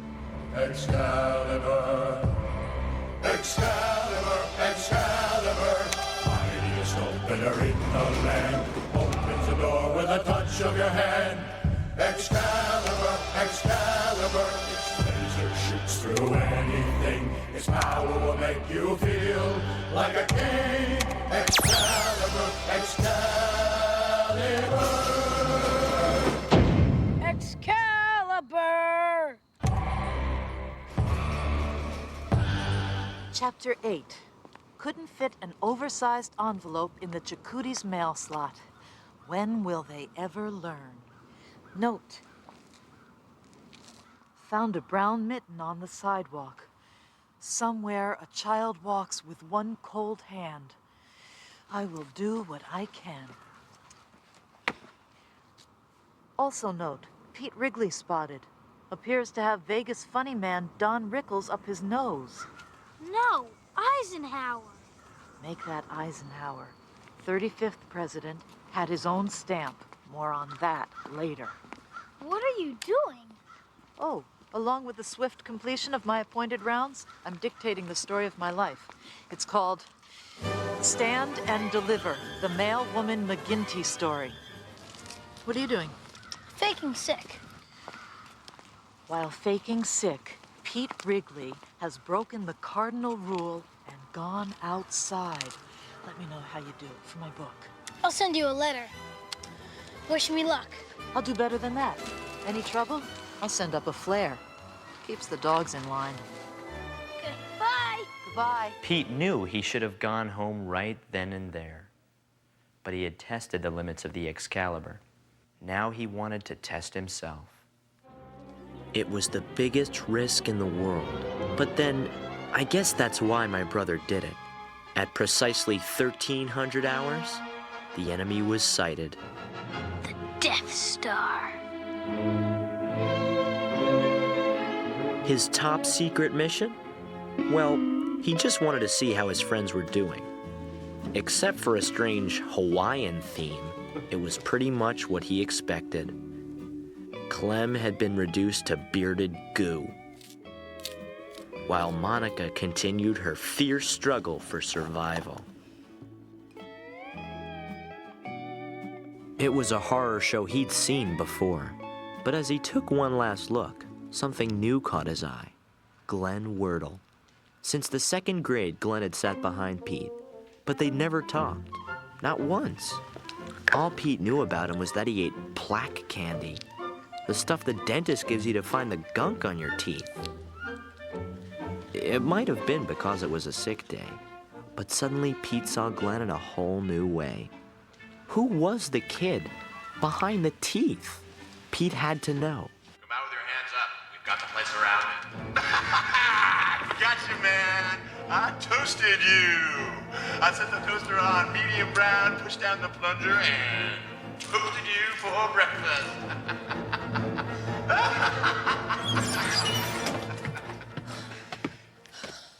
I toasted you. And you could have busted me. I'm faking sick today, Stu. Oh my gosh, I didn't know. Everything is fine in here. There are no dangerous fugitives or anything like that. No, siree, Bob. I got you covered. I'm sorry. I guess I'm just a little bored. What do you do all day when we're in school?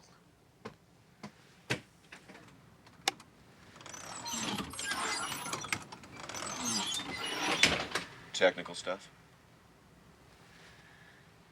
Want to drive me somewhere?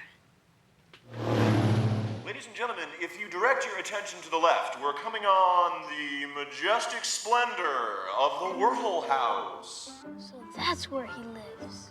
What are we looking for? A body? Signs of foul play? A mysterious stain?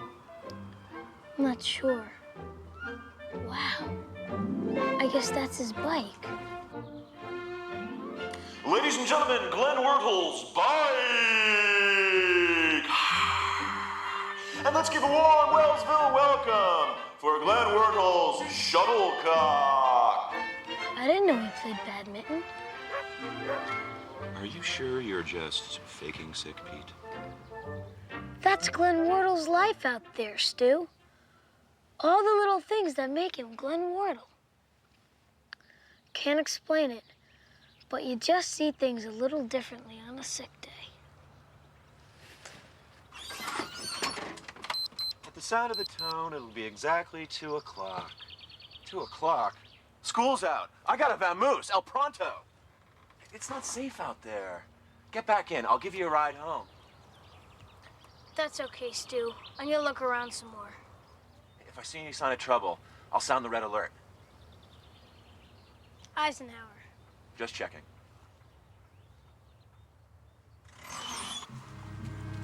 Pete knew he was pushing his luck, but before he went home, he had to find out a little bit more. Something that would unlock the mystery of Glenn Wordle's Wordleness. No way. Martin Van Buren.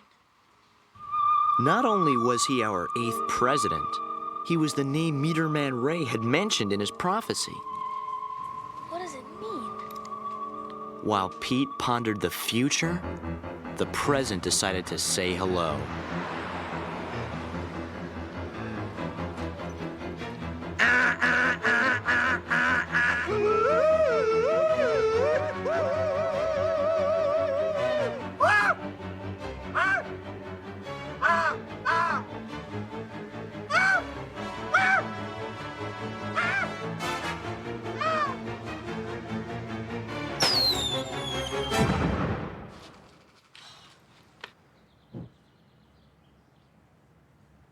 Pete knew he'd be dead meat if he didn't beat Mom back to the house. But 2 blocks away from home, Pete realized that his sick day adventure still had one last stop.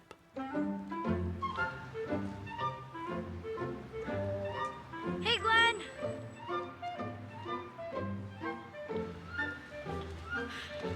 Hey, Pete.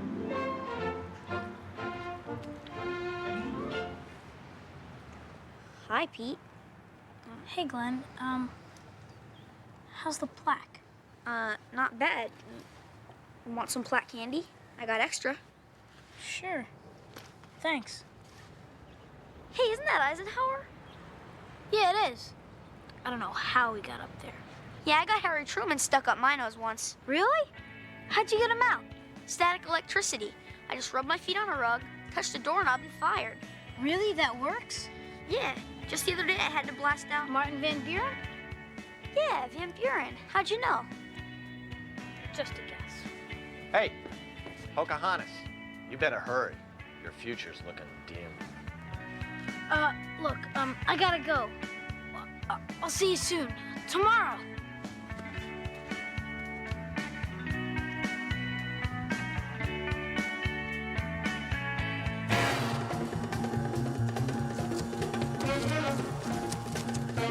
Chapter 12.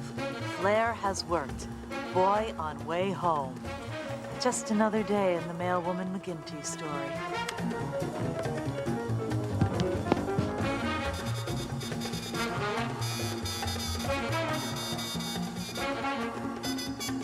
Pete, where you been? Doc! You can thank me later. He was home free. There was no way Mom would know he'd even left his bed. Then he realized his fatal mistake. The garage door, I left it open. As powerful as the Excalibur was, he couldn't get a clear shot at the door. If Mom saw it open, he'd be busted for sure. His only hope was to ricochet the beam off the plate in Mom's head. Sorry, Mom.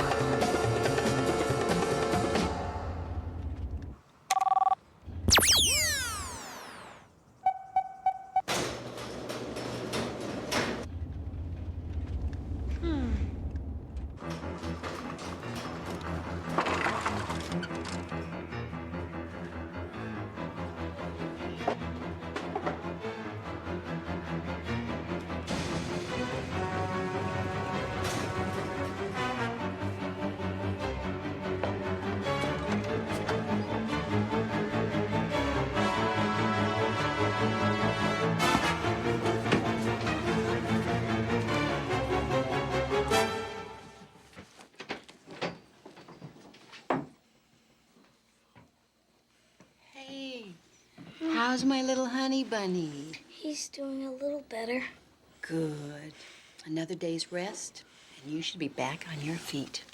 Actually, I'm feeling a whole lot better, thanks to the Melba toast. I might even be able to go back to school tomorrow. Well, we'll see. Meanwhile, you go back to sleep.